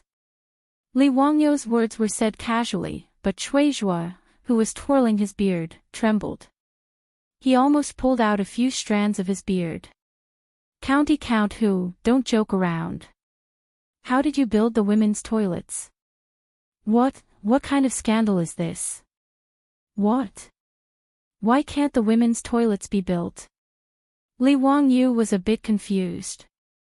He looked at Cui Zhua and Lu Dehang, hoping to get an explanation. Cui Zhua sighed and said, "There's a difference between men and women. How can a woman use the toilets outdoors? It's really indecent. Even though I've looked through ancient books, there are toilets, but women can't use them. County count who, the women's toilets must not be built." Lu Dehang also had the same attitude. He echoed, "County count who, how can a woman use the toilets outside? What kind of scandal is this? This can't be done." Their words made Li Wangyu burn on the outside and tender on the inside. He didn't expect that it would be so difficult to build a women's toilet in the Tang Dynasty, which was famous for its openness in history. In fact, Li Wangyu didn't know that there were no women's toilets in China since ancient times. Even in the Republic of China, many women's schools couldn't find toilets in their dormitories. When they needed to use the toilet, they had to take the toilet out from under the bed. In 1935, in order to build the women's toilets, the Guangzhou Health Bureau published a special report, saying that they would build 2 women's toilets somewhere, which were only for women. They reminded men not to break in, and if they deliberately violated, they would be arrested. They looked to the people and others to take note of this. At that time, the Guangzhou Health Bureau published such a serious matter in the newspaper because before that, all the public toilets were men's toilets. After the women's toilets were built in many cities, there were often cases where men were used to it and didn't know that there were women's toilets. It caused a lot of embarrassment. This was the case in the Republic of China, not to mention the Tang Dynasty 1,400 years ago. Li Wangyu wanted to build a women's toilet. In the eyes of the Tang people, it was completely incomprehensible. It was even a betrayal of the orthodoxy. After understanding all this, Li Wangyu was also shocked speechless. He really didn't know what to say. He suddenly understood why his beautiful boss didn't want to ride a horse now and wanted to take a 4-wheeled carriage. It seemed that this was also the reason. There was no toilet in Chang'an City, but a toilet could be carried in the horse carriage. Cui Zhua's and Lu Dehang's words made Li Wangyu very depressed. According to the customs of the Tang people, he didn't care about only building a men's toilet. But he was afraid that if his beautiful boss knew about this, would she beat him to death? Even he couldn't understand this kind of thing, let alone his beautiful boss. Li Wangyu thought for a while, and finally gritted his teeth and said, "Let's build it like this first. We'll talk about it after it's built." In this regard, Cui Zhua and Lu Dehang shook their heads. When this matter spread out, it would cause another wave in Chang'an City. Chapter 520. The toilets that Li Wangyu wanted to build were still on the drawing board, but because he wanted to build a women's toilet, it caused quite a stir. The ordinary people of Chang'an did not care about this. As for the matter of etiquette, no one paid much attention to it. After all, it was not the Ming and Qing dynasties that had so many restrictions and prejudices against women. In the Tang dynasty, even if women went out to work, it was not a new thing. The people were already used to showing their faces in public. Therefore, to the people, the idea of building toilets and separating the toilets into men's and women's toilets was just a joke. But when this reached the ears of the scholars and aristocratic families in Chang'an, it was a big deal. The aristocratic families, led by the 5 surnames and 7 hopes, did not like Li Wangyu. The Wang clan of Taiyuan and the Jing clan of Xinjiang were even more at odds with him. Now that they heard that this person was going to do such a heinous thing, they immediately exploded. The next day, Li Wangyu was impeached in the morning court as expected. He was not impeached by one person, but by hundreds of officials. Facing the hundreds of officials who came out on their knees, Pai Lupi could not help but rub his temples and secretly blame Li Wangyu for being so meddlesome. Pai Lupi did not comment on building a women's toilet. Although he did not oppose it as strongly as the aristocratic families, he did not support it either. "Okay, everyone, I know about this. I will send someone to inform County Earl Hu and tell him not to act so recklessly. Everyone, please rise." Pai Lupi did not want to dwell on this matter and set the tone with a few words. Anyone with a discerning eye could see that Pai Lupi was protecting Li Wangyu. He just sent someone to inform County Earl Hu not to build a women's toilet. He did not even reprimand him. However, the officials had achieved their goal. Since Pai Lupi did not support Li Wangyu building a women's toilet, they could only let it go. The officials all stood up and praised Pai Lupi as they returned to their positions. After the court, Pai Lupi sent Mitua to Dingzhou village to tell Li Wangyu not to mess around and cause trouble. Li Wangyu was naturally speechless.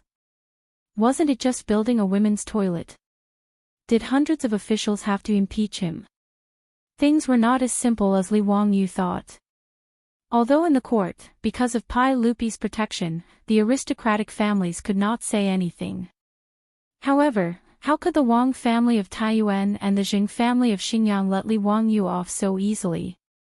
On that day, all kinds of rumors began to spread in Chang'an City, all of which were insinuating against Li Wangyu.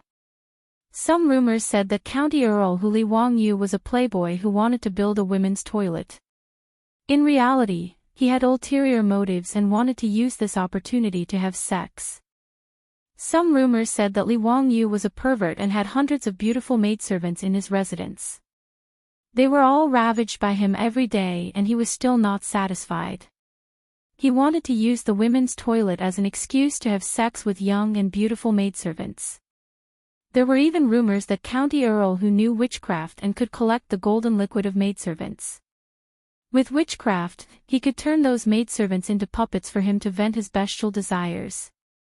What made Li Wangyu want to vomit blood was that not only were there rumors, but there were also pamphlets that were copied from him that appeared in the streets of Chang'an.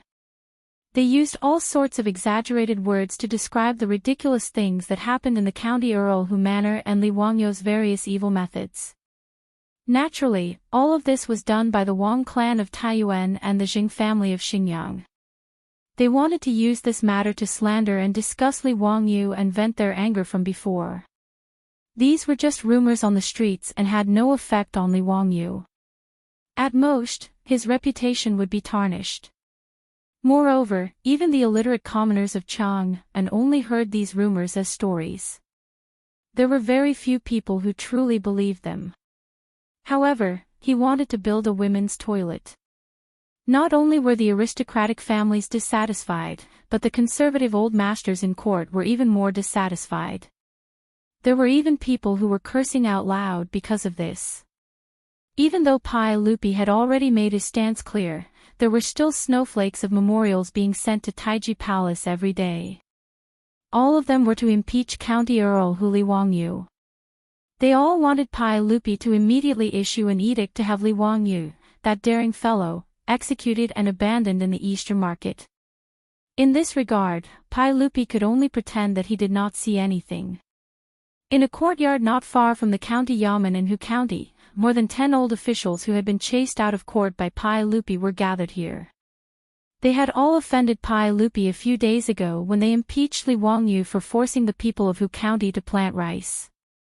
They had been casually given the job of supervising the rice planting in Hu County, and had been sent to Hu County. The county magistrate of Hu County, Yang Quan, naturally knew the origin of this matter. He hated this group of old fellows who only knew how to spout nonsense and criticize others from a moral high ground. Thus, ever since these 10 or so old officials came to Hu County, Yang Quan had only paid them a visit according to etiquette and treated them as if they did not exist. With Yang Quan's attitude, everyone in the county yamen, from the county magistrate to the yamen runners and scribes, understood that this group of seemingly noble court officials was actually people who had lost their power. As a result, no one in Hu County showed any interest in this group of 4th or 5th rank officials, and they were left to fend for themselves.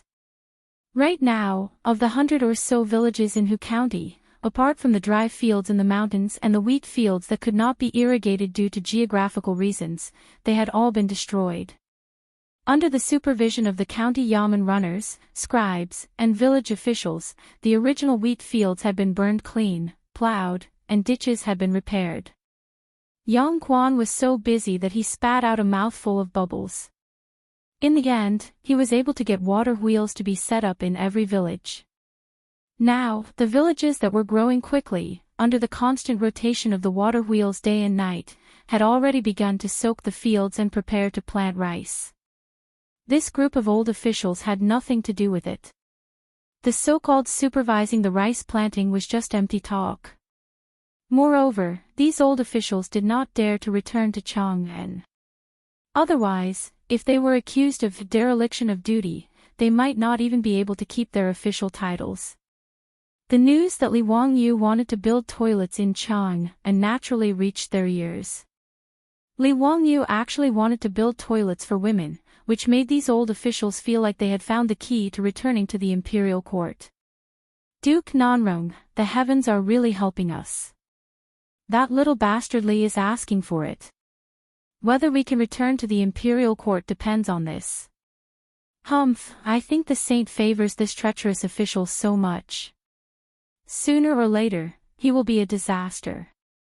How can we just sit back and watch that ignorant brat wreak havoc in the imperial court? That's right, that's exactly it. I can't wait to grind this treacherous villain into ashes and return the peace to the Tang Dynasty. Not only has this brat harmed the people of Hu County, but he has also disregarded etiquette and law. He wants to reverse yin and yang. How hateful. Everyone, let's also write a petition to impeach this brat. We can only return to the imperial court if we topple this brat. What Duke Lu said is exactly what we are thinking. However, I heard that the saint let that bastardly go so easily in Taiji Palace. As for those petitions to impeach him, they are all kept in the palace. Do you have any good ideas? These old officials were also troubled by Pai Lupi's attitude of protecting Li Wangyu, but there was nothing they could do. Everyone pondered for a long time. Suddenly, someone asked, "Why is Duke Tuoba not here today?"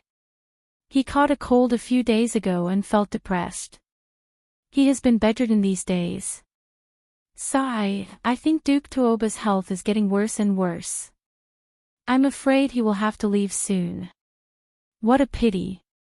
We are going to lose a close friend again. It's sad and lamentable. Everyone sighed again. Suddenly, someone lowered his voice and said, "Everyone, this old man has a plan." Chapter 521. In just a few days, Li Wangyu had been impeached nearly 100 times. Based on these impeachments, Li Wangyu would not be considered a righteous victory unless he was torn to shreds. As for these memorials, Li Er was too lazy to even look at them now. He directly asked me to carry them away and burn them all. Li Er was also sick and tired of these defenders. It was just a trivial matter, yet they kept pestering him endlessly. It was a good thing that Li Wangyu wanted to build toilets in Chang'an, and Pai Lupi supported it. Even if there was something wrong with building toilets, there was no need to go through so much trouble. Pai Lupi thought that if he ignored these people and if Li Wangyu did not build toilets, the matter would be over in a few days. But he did not expect that something that shocked the entire court would happen when Pai Lupi was not prepared for it. Early in the morning, the soldiers guarding the illustrious Virtue Gate pushed the heavy winch to open the heavy city gate of the illustrious Virtue Gate. The hinges of the city gates squeaked loudly. It was very ear-piercing in the early morning. The soldiers had long been used to this kind of noise and turned a blind eye to it. There were already many people waiting outside the city gates to enter the city. These were the villagers from the villages around Chang'an City. They were going to the Chang'an City market to sell their crops. There were also merchants who were in a rush and missed the closing time of the city gates. They were forced to stay outside the city gates for the night. Seeing that the city gates had opened, everyone obediently lined up and waited for the soldiers guarding the gates to inspect the city. Just as the city gates were in a mess, a group of people came from not far away. The strange movement gave everyone a shock. More than 10 white-haired old men in dark and light red official robes carried a thin coffin with great effort. Their faces were filled with grief and indignation. They walked toward the illustrious Virtue Gate without saying a word. This naturally frightened the guards. They did not dare to stop this group of 4th and 5th ranked officials. Someone immediately ran to inform the colonel in charge of the illustrious Virtue Gate. When the colonel received the news, he was also shocked. What was the matter with carrying a coffin into the city? In the history of Chang'an, only coffins were transported out. A group of officials carrying coffins into Chang'an had never been seen. "Gentlemen, may I ask where you are heading?" The colonel had his duty and blocked the group of old officials. "Out of the way. This is the coffin of Tuoba Xingyang, the Imperial Academy scholar Tuoba Xingyang. We're going to send him to the Taiji Palace to attend the imperial court. Don't get in our way," the leading old man reprimanded. His words shocked the colonel even more. The coffin of the academician. To be carried to Taiji Palace. Are these old officials crazy? However, this wasn't something that a small gatekeeper colonel like him could stop. Naturally, he could only step aside and watch as the group of old officials carried the coffin away. When they were far away, he grabbed a soldier beside him and said, "Quickly ride a horse and report to the Vermilion Bird Gate. Something is going to happen." The group of old officials had not even carried the coffin into the imperial city. At this moment, the officials in the imperial city who were preparing to attend the imperial court already knew about this matter. The Imperial Academy scholar Tuoba Xingyang was someone that everyone naturally knew. This person was a scholar from the Sui Dynasty. After joining the Tang Dynasty, he had been working in the Imperial Academy. This person was 67 years old this year and could be considered a great scholar in the imperial court. He had quite a reputation. A few days ago, Tuoba Xingyang had been chased to Hu County by Pai Lupi because of the impeachment of Li Wangyu. It had only been half a month, so why was he carried back in a coffin? Du Ruhui's expression changed. He hurriedly pulled Fang Xianling to the side and said, "Xianling, I'm afraid something is wrong. Don't let them carry Tuoba Xingyang's coffin into the imperial city. If I'm not wrong, these old officials probably didn't come with good intentions." I'm afraid it has something to do with the Huxian Count matter. Being reminded by him, Fang Xianling came to her senses. These old officials were chased out of the imperial court by Pai Lupi because of the impeachment of Li Wangyu. If Tuoba Xingyang had passed away due to old age, his family would naturally be in charge of the imperial court. Now that these old officials had silently carried his coffin into Chang'an City, it was obvious that things were not so simple. Fang Xianling immediately nodded. She turned around and ordered people to stop the guards guarding the imperial city from letting the old officials in. All of this was within the expectations of the old officials. After being stopped by the guards outside the Vermilion Bird Gate, they did not make any noise.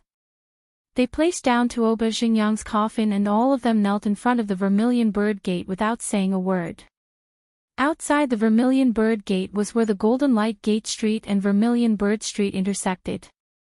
Seeing such a scene in front of the Vermilion Bird Gate, it naturally attracted the attention of everyone, not knowing what was going on. The commoners did not dare to get close and could only stand far away and point.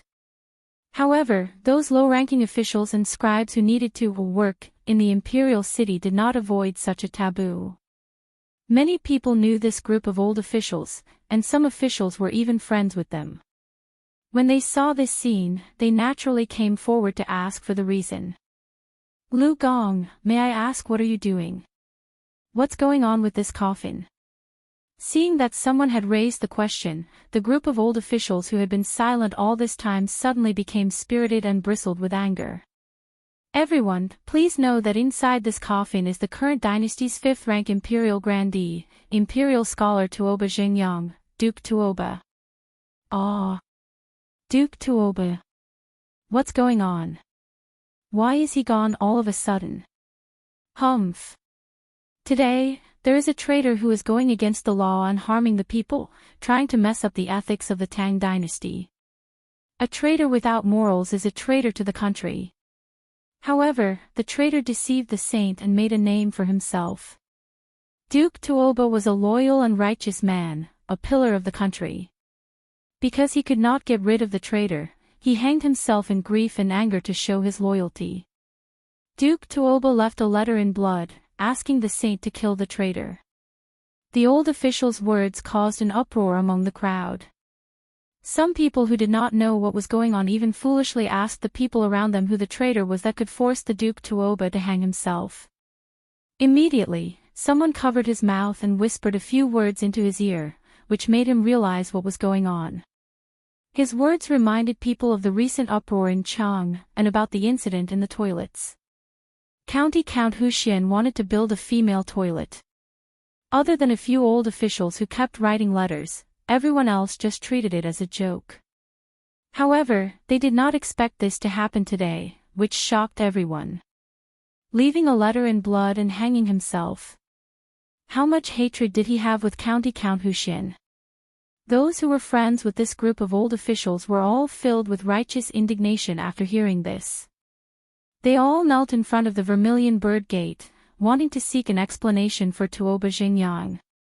The leading old official straightened his back and held a letter in his hands as he looked in the direction of the Taiji Palace. What happened outside the Vermilion Bird Gate was immediately reported to Pai Lupi.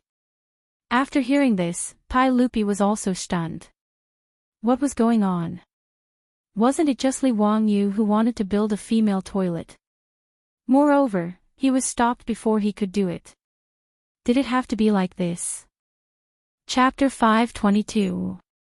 After this incident, Pai Lupi was not in the mood to continue with today's court session. After Mi Tuo went to the imperial city to announce the cancellation of today's court session, he summoned Fang Xianling, Du Ruhui, Zhang Sun Wuji, and the others to the Taiji Palace to discuss countermeasures. Just as the big shots were having a headache, the incident had spread through the entire Chang'an city at the speed of light. It caused a huge uproar in the Imperial College. Tuoba Xingyang had been working in the Imperial College for most of his life and was well known. When they heard that this Imperial College professor had used his death to prove his loyalty to Pai Lupi because Li Wangyu wanted to repair the female toilet, the entire Imperial College was in an uproar. Tuoba Xingyang will not rest in peace if he does not get rid of the national traitor. Tuoba Xingyang is such an old man, yet he was forced to death by that treacherous official. This is so frustrating. I swear that I will never forgive that traitor. You said that the treacherous official deserved to die, and you were fooled by his poems. What else do you have to say now? Let's go. Let's go to the Vermilion Bird Gate and expose Tuoba Xingyang. We must let the sages know that this traitor deserves to be killed by everyone.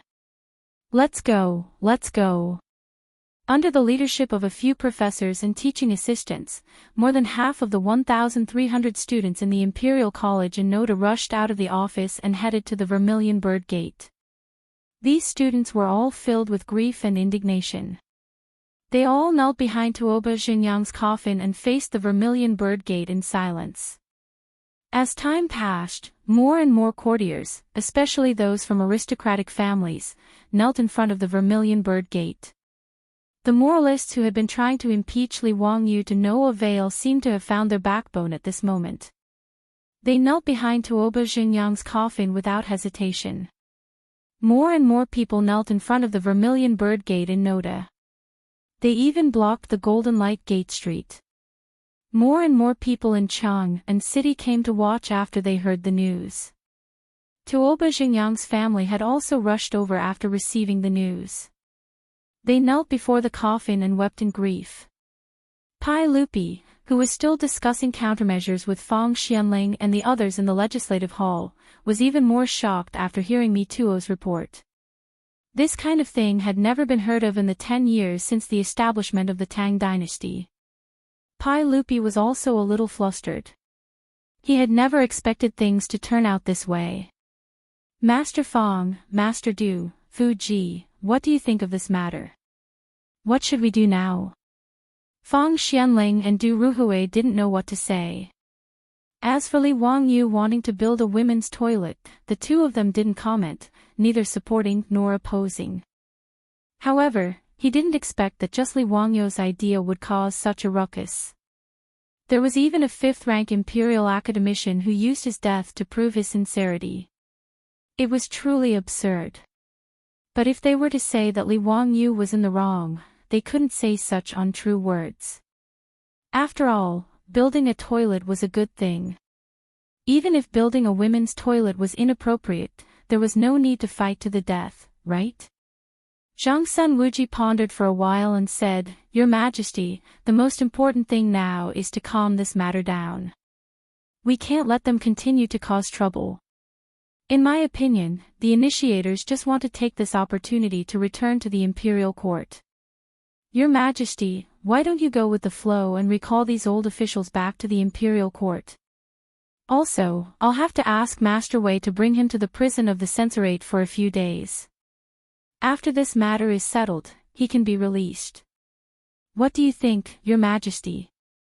Isn't this too much for Zio? In my opinion, he didn't do anything wrong. Even if building a women's toilet is inappropriate, why do we have to bring him to the prison? Pai Lupi naturally didn't want to wrong Li Wangyu and replied unwillingly. Zhang Sun Wuji cupped his hands towards Pai Lupi and said, Your Majesty, we can only sacrifice County Count Hu to make him feel wronged. I'm sure that County Count Hu will understand Your Majesty's good intentions. Furthermore, having County Count Hu stay in Thai prison for a few days is also to protect him.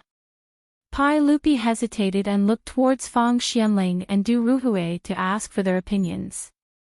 Although Fang Xianling was unhappy with Zhang Sun Wuji's bad idea, there was nothing he could do. After a moment of silence, he finally nodded his head slowly.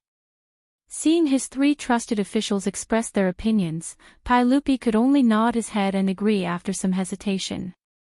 Not long later, Mito walked out of the Taiji Palace with a yellow imperial edict in his hand and went straight to the Vermilion Bird Gate. There is a system. Following Mito's words, the originally noisy Vermilion Bird Gate immediately quieted down. Disciples, Palace Grandee, Imperial Scholar, Tuoba Xingyang, a loyal person. Posthumously conferred the title of County Count of Han, bestowed 100,000 gold. Tuoba Xingyang was posthumously conferred the title of county baron, so his family naturally kowtowed to express their gratitude. However, the others kneeling on the ground weren't satisfied with this result. Just as they were about to make a ruckus, Mito took out another imperial edict. This imperial edict finally satisfied this group of old officials.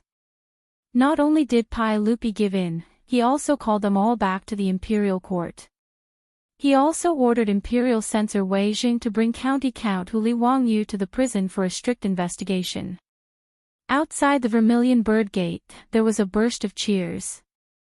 They felt that the matter was settled and that justice had defeated evil. The national traitor Li Wangyu was about to be executed. Under the persuasion of Fang Xianling and the other officials, the crowd gathered outside the Vermilion Bird Gate finally dispersed.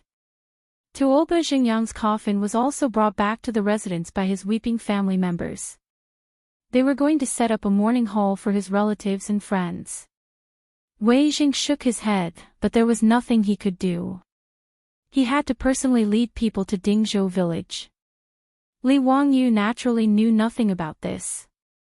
When he heard the maidservant report that Imperial Censor Wei Jing had come, he was very puzzled.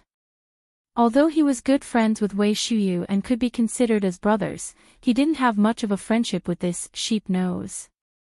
When the maidservant came to report, he was playing cards with the foppish lords. "Brother Shuyu, why is your family's lord here? Do you know?" "How would I know? I've lived in your residence for so long. I haven't returned to Chang'an, and I haven't seen my father." "Hee, maybe he's looking for you on official business." Wei Shuyu answered casually as he threw out a card from his hand. 4 twos. Bomb. Wahahaha, I still have one card left. Pay up, pay up. Fang Yi looked at the card in his hand, blinked, and instantly threw it into the pile of cards. "Why are you still playing cards? Quickly go and welcome your lord. F***CK. Last love, are you going back on your word again?" "No, I'm just afraid that your lord will be anxious from waiting." "Then pay up first." "We haven't lost yet, why should we pay up?" The foppish lord stopped playing cards and went to welcome Wei Jing.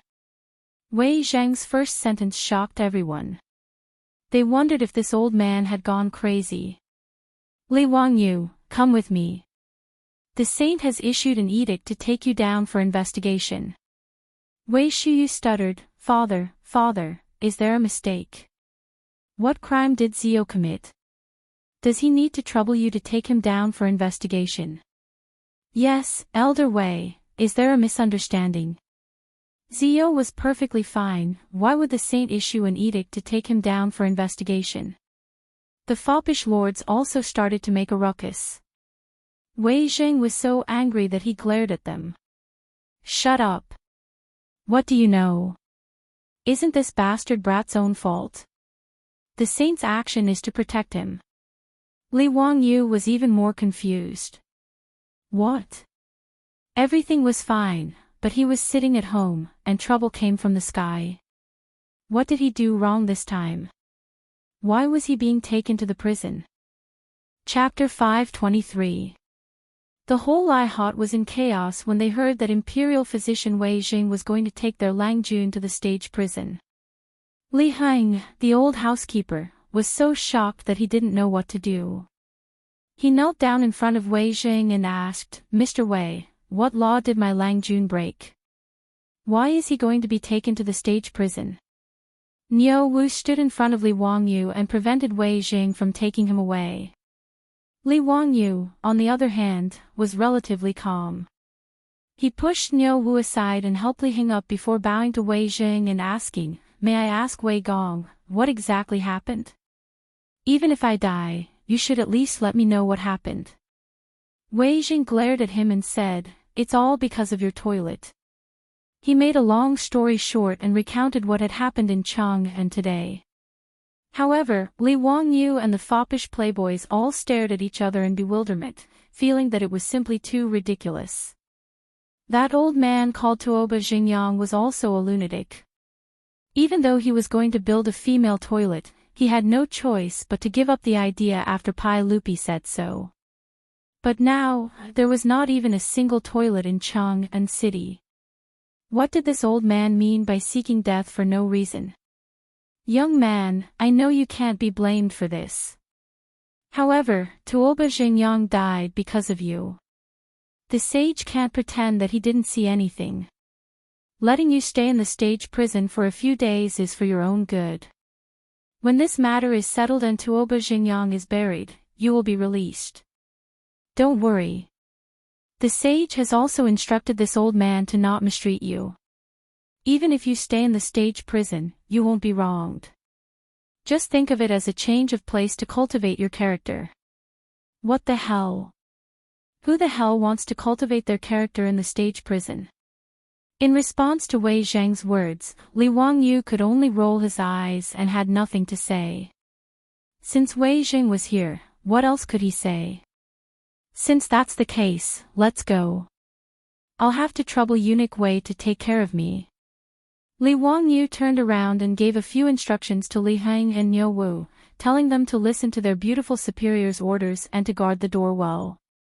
Just as she was about to mount her horse and leave with Wei Jing, Aphrodite and Perrin also ran over after being notified by the servants of the residence. The two girls were weeping like raindrops on pear blossoms, making me feel pity for them.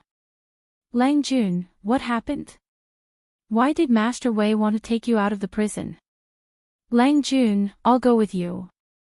I'm not afraid of going to jail. I'll go with you.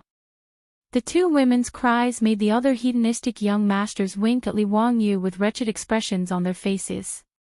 They were now clear that Li Wangyu was fine this time. He had just suffered an unexpected calamity. In order to appease the crowd, the saint let Li Wangyu stay in the stage prison for a few days. Since he couldn't bear the punishment and was fine, they all began to tease Li Wangyu. Li Wangyu hurriedly jumped off his horse and reached out to pull Aphrodite and Perrin into his arms while comforting them softly. At the same time, he didn't forget to raise his middle finger at the hedonistic young masters behind their backs to show his respect for them. Li Wangyu repeatedly assured them that he was fine and that he was only going to stay in the stage prison for a few days. Only then did Aphrodite and Perrin stop crying, though they were still skeptical. Lang Jun, are you really fine? You're not lying to me, are you? Don't worry, why would I lie to you? Be good and listen to Chongqing in the residence. After comforting the two women, Li Wangyu mounted his horse again and rode back to Chang'an City with Wei Zheng and the other imperial censors. How could the hedonistic young masters be in the mood to continue staying in Dingzhou village? They all called for their troops and followed Wei Zheng, Li Wangyu, and the others back to Chang'an City. The old steward Li Heng was at a loss at this moment. He pulled Niu Wu over and said, "Quick, bring some men and follow them.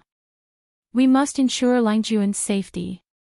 Then, go to the East Market and inform Madame Su so that she can make a decision quickly." Niu Wu naturally didn't dare to delay and hurriedly chased after them with more than 10 troops. When they reached the outskirts of Chang'an City, Wei Jing pulled on the reins of his horse and said, "County Count Hu, the rules cannot be broken. Since the saint has ordered me to take you to the stage prison, we can't go in like this. Naturally, you can't just ride in like this. This old man has already had someone prepare a prisoner carriage. County Count Hu, you'll have to suffer a little and change into that prisoner carriage." When he pointed, Li Wangyu noticed that there was already a prisoner carriage made of rough wood parked by the side of the road.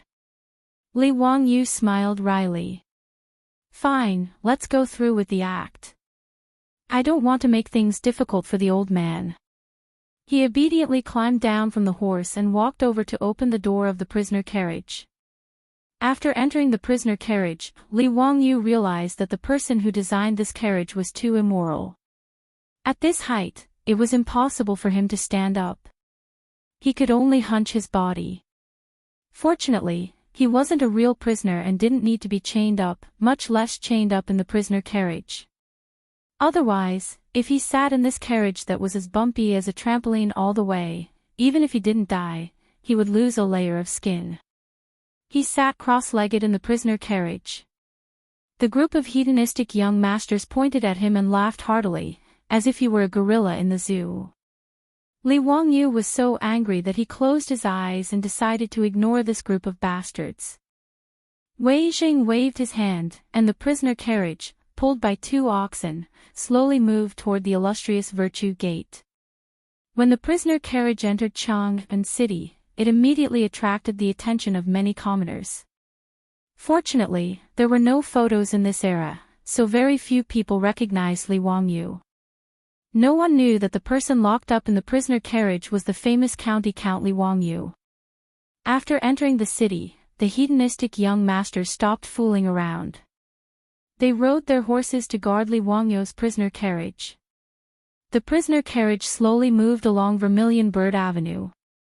Along the way, the commoners of Chang'an City pointed at the prisoner carriage and whispered.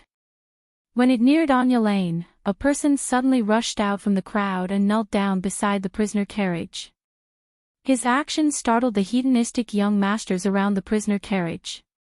Ching Chumo's horse even almost ran into this person. After being interrupted by him, the prison carriage stopped. "Benefactor, is that you? Benefactor, what's wrong with you? Why do they want to capture you?" Li Wangyu looked over. It was a middle-aged man. He looked familiar, but he couldn't remember where he had seen him before. "You know me?" Li Wangyu asked curiously. The middle-aged man nodded. "Benefactor, I am the manager of Ren's saddle shop who won the lottery. Do you still remember me?" When he said this, Li Wangyu immediately remembered. He couldn't help but laugh. "So it really is Manager Ren. Ha, if you didn't mention it, I would have forgotten. My apologies.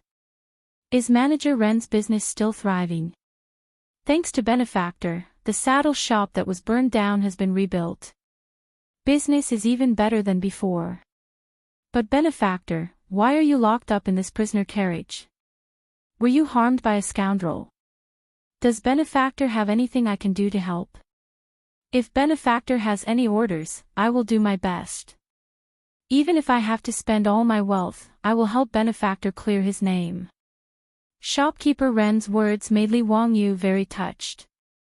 He hurriedly cupped his hands and bowed to him. "Many thanks for Shopkeeper Ren's kindness. However, this is a matter of the Imperial Court. You can't help. I appreciate your kindness. You can go back." Li Wangyu waved his hand at him. The prisoner carriage continued to move forward. Manager Ren looked at the prisoner carriage and couldn't help but sigh. He could only watch as his benefactor left in a prisoner's carriage, yet he was unable to do anything to help. This made him very depressed. Although the lottery ticket that saved his family's lives was bought by his wife. Manager Ren always believed that Li Wangyu, who introduced the lottery ticket, was his family's benefactor. Otherwise, if he really went to borrow that fragrant kitchen, he really didn't dare to imagine what would happen to his family. After the prisoner carriage was far away, the surrounding people who were watching the fun saw Manager Ren surrounded. "May I ask this Lang Jun, who was the person in the prisoner carriage just now?" "Yes. That was the prisoner carriage of the censorate." "Who was that?" "He was actually arrested by the censorate." "Was he a corrupt official?" When Manager Ren heard this, he was so angry that he stomped his feet. "Bah, don't talk nonsense. Let me tell you, Benefactor is the founding uncle of Hu County. How could he be a corrupt official?" His words immediately caused an uproar among the surrounding people. Chapter 524. Li Wangyu felt that ever since he had transmigrated to the Tang Dynasty, he had a bit of fate with prison. In more than half a year, this was the second time he had been sent to prison. For a young man with good morals in the future, other than applying for an ID, he rarely even went to the police station. This was very frequent. Although he had been prepared when he went to prison in Chang'an last time, even to the point of trapping the Li clan clansmen. He was not mentally prepared this time. The censorate was also in the imperial city, and so was the prison. The prisoner carriage slowly drove into the Vermilion Bird Gate.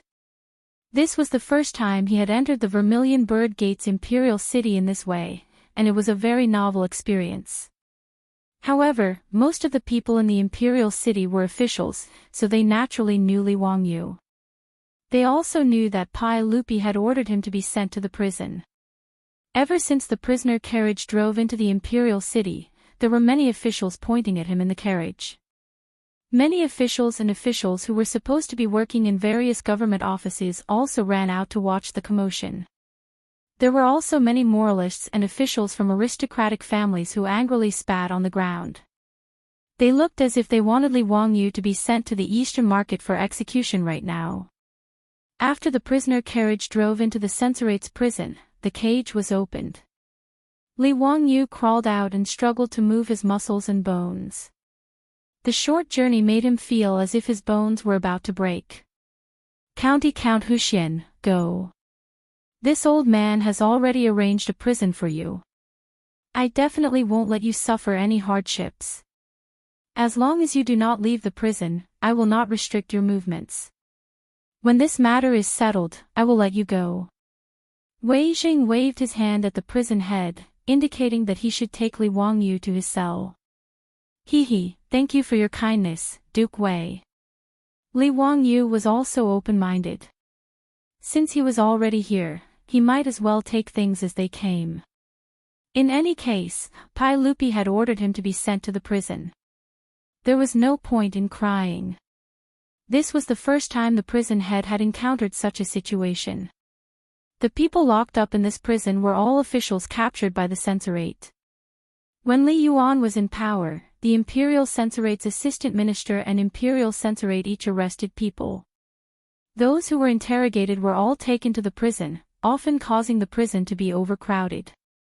Ever since Wei Jing became the Imperial Censor of the Censorate, he naturally couldn't tolerate the Censorate acting so recklessly. Inside the stage prison, it was much quieter.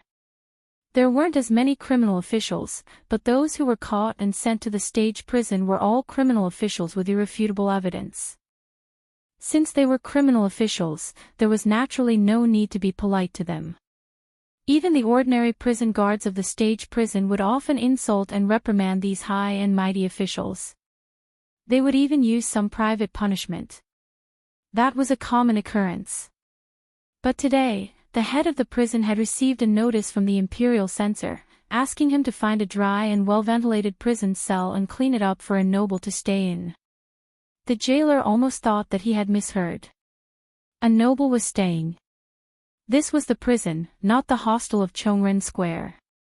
What did he mean by checking in? Shouldn't he be in prison? The head of the prison was baffled. He could only lead a group of prison guards to find a cell in the stage prison and clean it up. Hearing that a criminal had arrived, he hurried out to pick him up.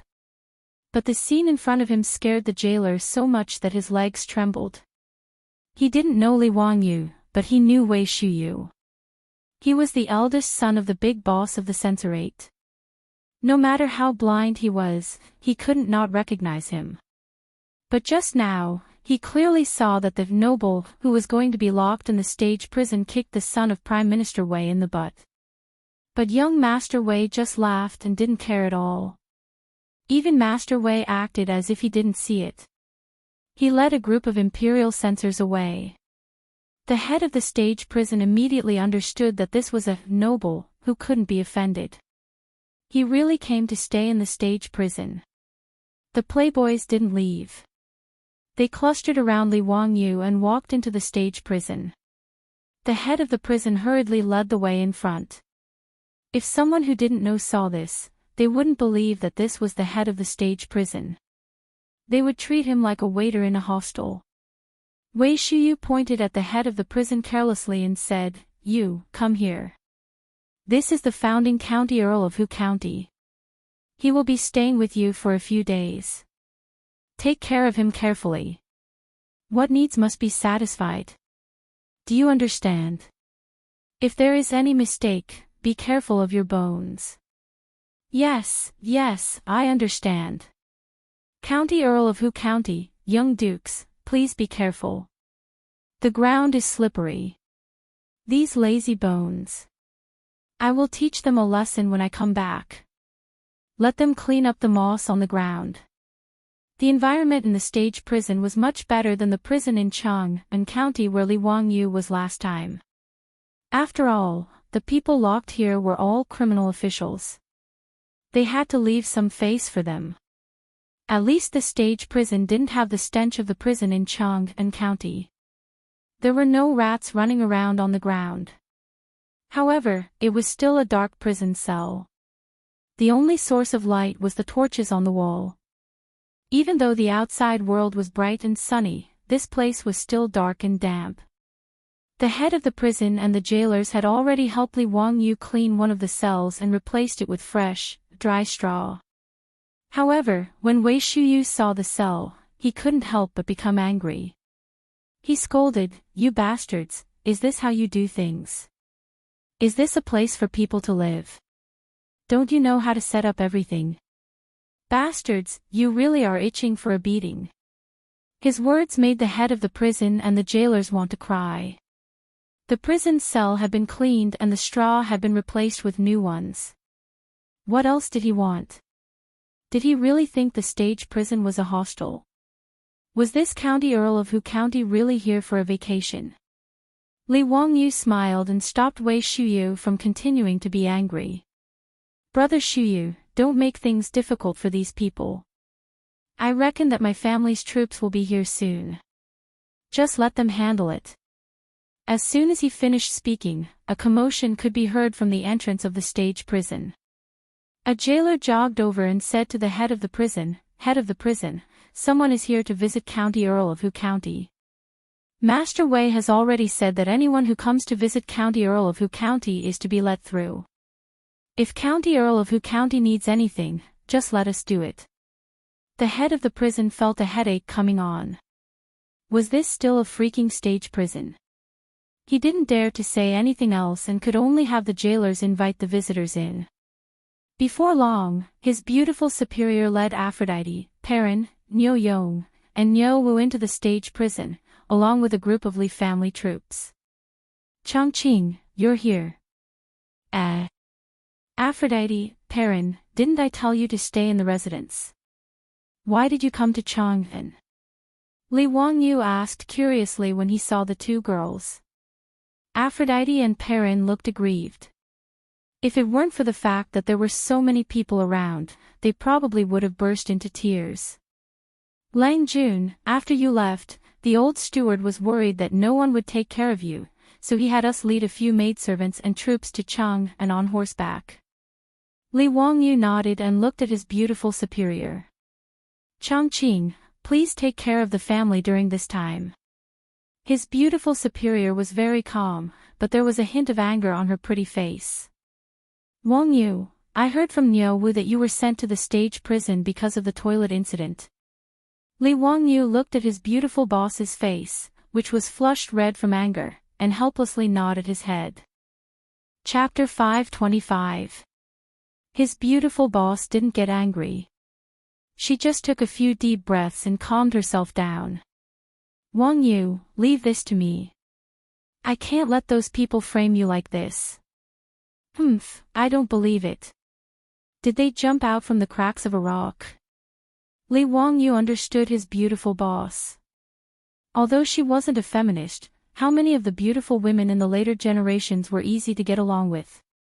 There were all kinds of jokes about men hiding money on the internet. Although it was a joke, it was also reality. His beautiful boss, who could hold up half the sky, now knew that Li Wangyu was framed and sent to prison because he only had the idea of building a female toilet. How could she not be angry? "Chongqing, don't be rash. Let's think about this at length. As you can see, I'm fine. Wei Zheng and Li Shimin don't really want to lock me up. They're just putting on an act." Li Wangyu lowered his voice and whispered into his beautiful boss's ear. He was afraid that his beautiful boss would do something impulsive in her anger. His beautiful boss rolled her eyes at him. Humph, do you think I'm that stupid? All right, leave this to me. She looked at the environment of the prison and frowned. Since you're going to stay here for a while, you can't wrong yourself.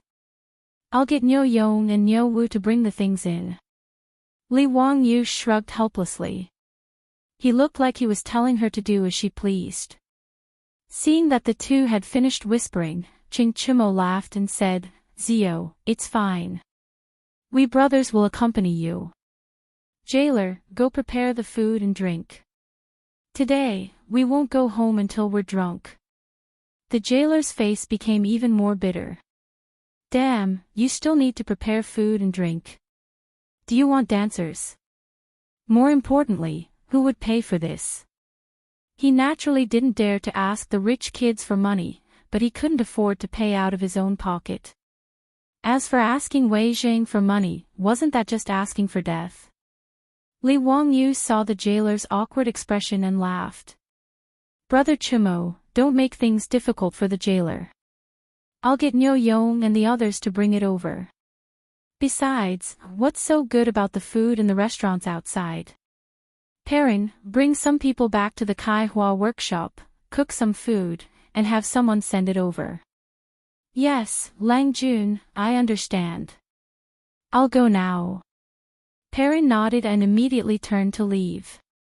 Although Perrin was only 12 or 13 years old, she was the best at cooking in Lai Hot, except for her beautiful boss. How could his beautiful superior have the time to personally cook?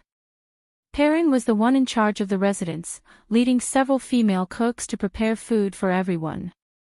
Nyo Yong, Nyo Wu, and the others also received orders from their beautiful superior. They led their troops back to the Kai Hua workshop and prepared to transport the items to the stage prison. Not long after, the prison head and the jailers looked as if they had seen a ghost. Several four-wheeled carriages drove into the censorate and stopped in front of the prison gate. Inside the carriage, there were all kinds of exquisite furniture and decorations. Several Lai Hot's maidservants had already thrown out all the straw in the prison cell. Then, they took down several thick carpets from the carriage and spread them on the floor of the prison cell. Then, all kinds of tables, bookshelves, benches, and even a large bed were moved into the prison cell. As for the candlesticks and incense, the prison head and the jailers couldn't close their mouths for a long time.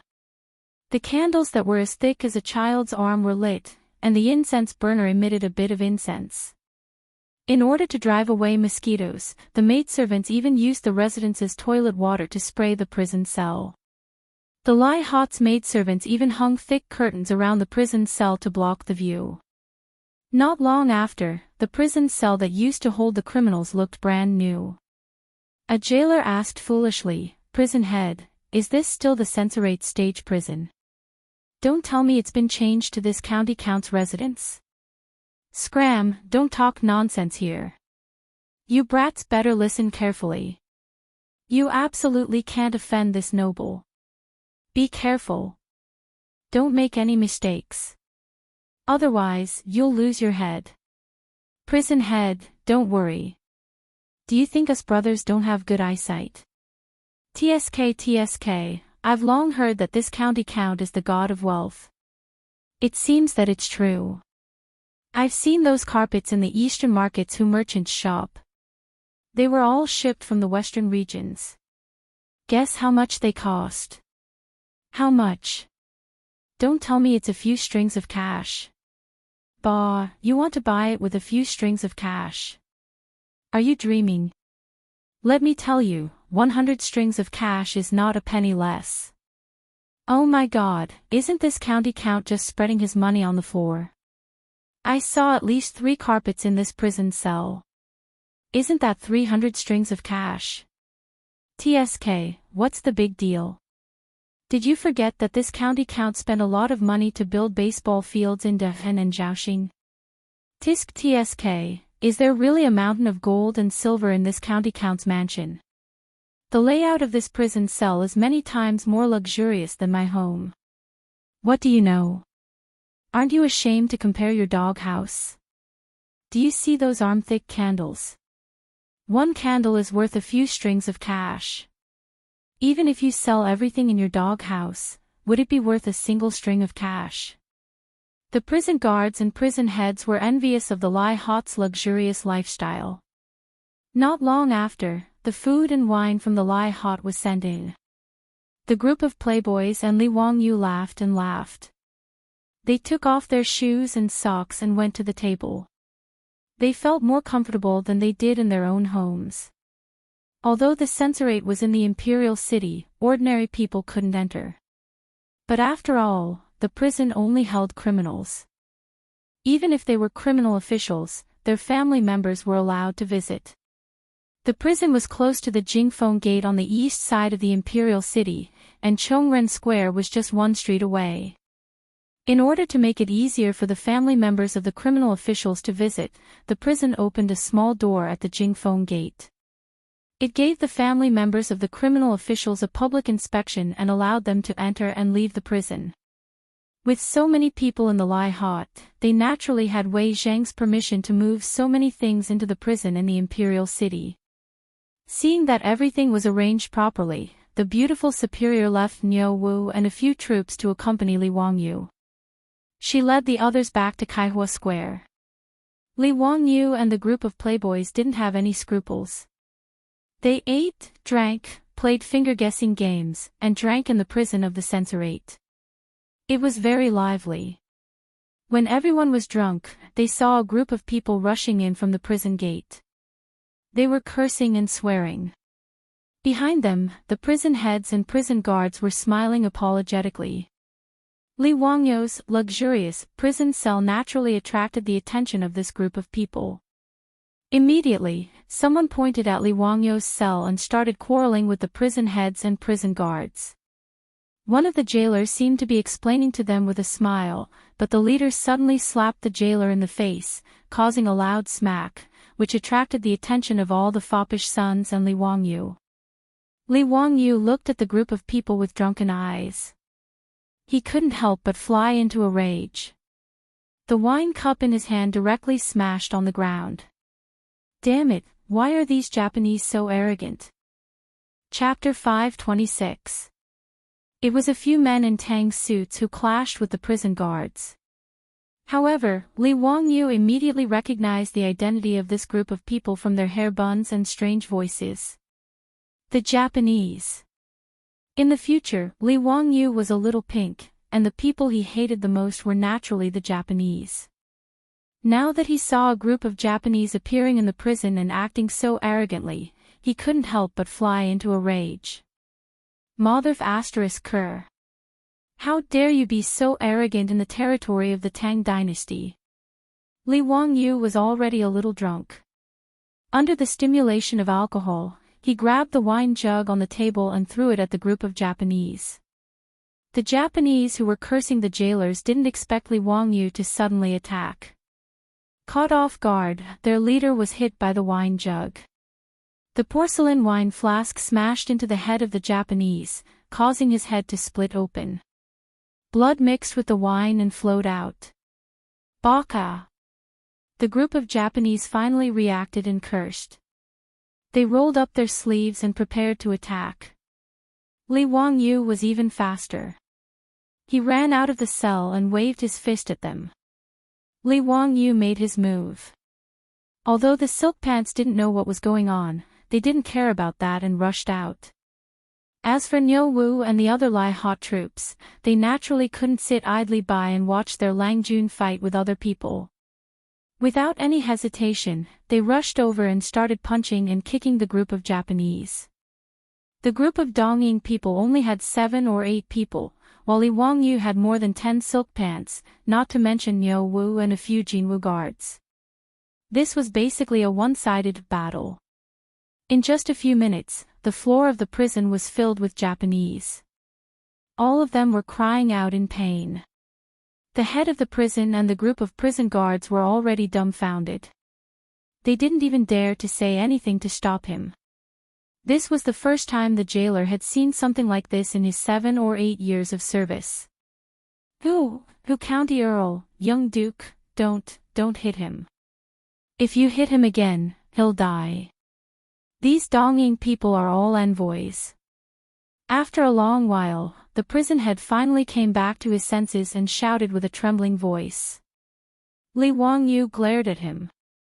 Speak clearly. What's up with this bunch of Japanese? Oh, no, Japanese. Replying to the prefectural uncle, these are the members of the Japanese diplomatic mission. Members of the diplomatic mission. Why was he locked in this prison? Why do you still dare to beat up the prison guards?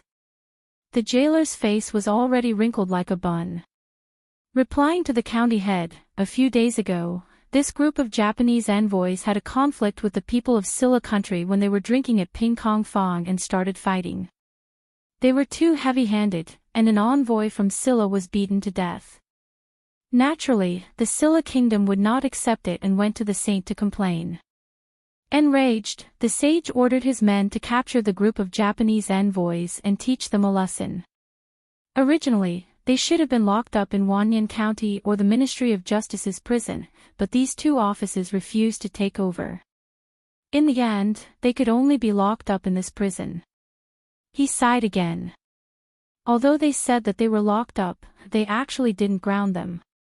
They were just giving Silla country an explanation so that they wouldn't continue to pester us. We had no choice but to let this group of Japanese do as they pleased. These Japanese are really despicable. My brothers and I have long been tired of them. However, they are the envoys of Japan after all, so we can't do anything about it. Li Wangyu glared at the Japanese who were lying on the ground and screaming. He was so angry that he went up and kicked them a few more times. These Japanese were not the envoys sent by the Tang Empire. The Japanese had sent envoys to the Tang Empire in the 4th year of Xingguan. The prodigal sons laughed and laughed. They didn't think that beating up the Japanese envoys was a big deal at all. In the eyes of the Tang people, they were just small foreign countries.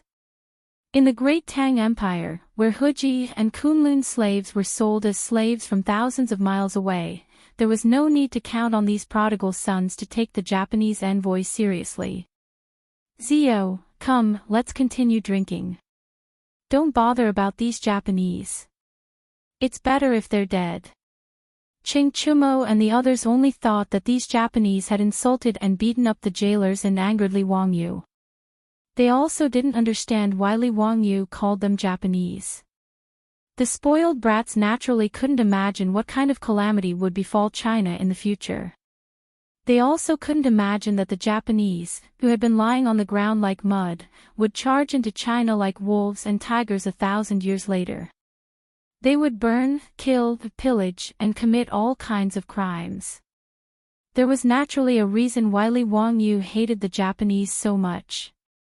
Back then, the 3 million Sichuan soldiers resolutely went out of Sichuan to fight against the Japanese. They suffered more than 640,000 casualties, and the number of casualties was the highest in the country. Li Wangyu's grandfather was a member of the team that went out of Sichuan to fight against the Japanese. After a fierce battle in Tai, village, although he was lucky enough to survive, he had a few more bullet holes on his body. He would feel incomparably painful whenever it rained. Regarding this, his grandfather felt very fortunate. Compared to his brothers who had died on the battlefield, he was already very satisfied. The enmity between the country and his family made Li Wangyu's eyes turn red when he saw the Japanese. After dealing with the Japanese envoys, Li Wangyu couldn't be bothered with them anymore. He ran back to his cell with the other prodigal sons and continued to drink. The jailers would take care of the mess outside. After all, the prodigal sons and Li Wangyu weren't afraid of the Japanese envoys. They would complain to Pai Lupi and naturally wouldn't care if they lived or died. In the battle just now, Niu Wu and the other old soldiers had used a lot of force. Many of the Japanese envoys had their arms and legs broken, and they were all lying on the ground crying out. The jailer had a helpless expression on his face. He prepared to get the jailers to find a doctor and also inform the imperial censor to see how they could deal with this mess. Just as Li Wangyu and the others were drinking merrily, they heard a woman scream from outside the cell. When Li Wangyu heard this voice, his expression changed greatly. He threw down the wine bowl in his hand and rushed out again. Although his cell was surrounded by thick curtains that blocked his line of sight, Li Wangyu dared to swear that the voice just now came from Peilon. The prodigal sons naturally also heard the voice and rushed out with Li Wangyu. They saw that one of the Japanese who had been beaten down by them had actually gotten up. It was the person who had his head smashed by Li Wangyu's wine jug. At this moment, he was using his arm to tightly restrain a young girl. If it wasn't Perrin, who else could it be? Beside Perrin's feet was an overturned food box filled with all sorts of delicacies. Clearly, Perrin had returned to Kaihua Square and prepared some food for Li Wangyu and the prodigal sons to send to the prison. She didn't expect that the moment she entered the prison, before she could even greet the jailer and the jailers, someone would rush out and grab her. Perrin screamed in fright. She wanted to turn around and run, but the Japanese grabbed her by the neck. This sudden turn of events gave the jailers and jailers a fright. Were these Japanese's brains filled with sh*t? The young lady who was caught was clearly one of Count Huxin's people. Was this Japanese crazy? He actually dared to touch that noble's woman. Not only did the Japanese grab Perrin, he even pulled out a short blade from his waist and pressed it against Perrin's chest. Baka, you actually dare to humiliate the Emperor's samurai. All of you, kneel down. Otherwise, I'll stab this woman to death. Li Wangyu's eyes were bloodshot as he glared at the Japanese. Chapter 527. If this had happened in the future, Li Wangyu would have run as far away as he could. At most, he would have called the police. But now, he had no chance of backing down, nor did he dare to back down. Let this woman go, and I'll leave your corpse intact. Li Wangyu's words gave Niu Wu and the group of silk pants a fright. Perrin was in the hands of the Japanese. Shouldn't he say that he would let go of Perrin and let bygones be bygones? Provoking the Japanese like this, wasn't he afraid that the Japanese would stab Peilon to death? Li Wangyu's heart was even more nervous. This tough attitude was purely an act. If the other party was a Tang, he wouldn't say such words to provoke them. But this was a Japanese. Li Wangyu had read the famous book, Chrysanthemum and Sword, in the future, so he knew a little about this weird race. Bushido was a part of the Japanese's moral system, and it had a deep meaning to the Japanese's thinking. Since the Japanese who had Perrin hostage thought that Li Wangyu and the others had humiliated them and the so-called samurai of the emperor, he wouldn't let it go. Because Li Wangyu said that he would let bygones be bygones, he definitely wouldn't let it go. To the Japanese, that would be a humiliation. In the book, Chrysanthemum and Sword, the Japanese's personality was categorized into two contradictory extremes. For example, they loved beauty and were aggressive, they respected etiquette and were aggressive, they liked the new and were stubborn, they obeyed and were unyielding. So when the Japanese placed the sword in front of Perrin's chest, Li Wangyu understood that this wasn't something that could be done with empty words. Baka, you bastard. I am the samurai of His Majesty, Emperor Shu Ming of the Sunrise Country.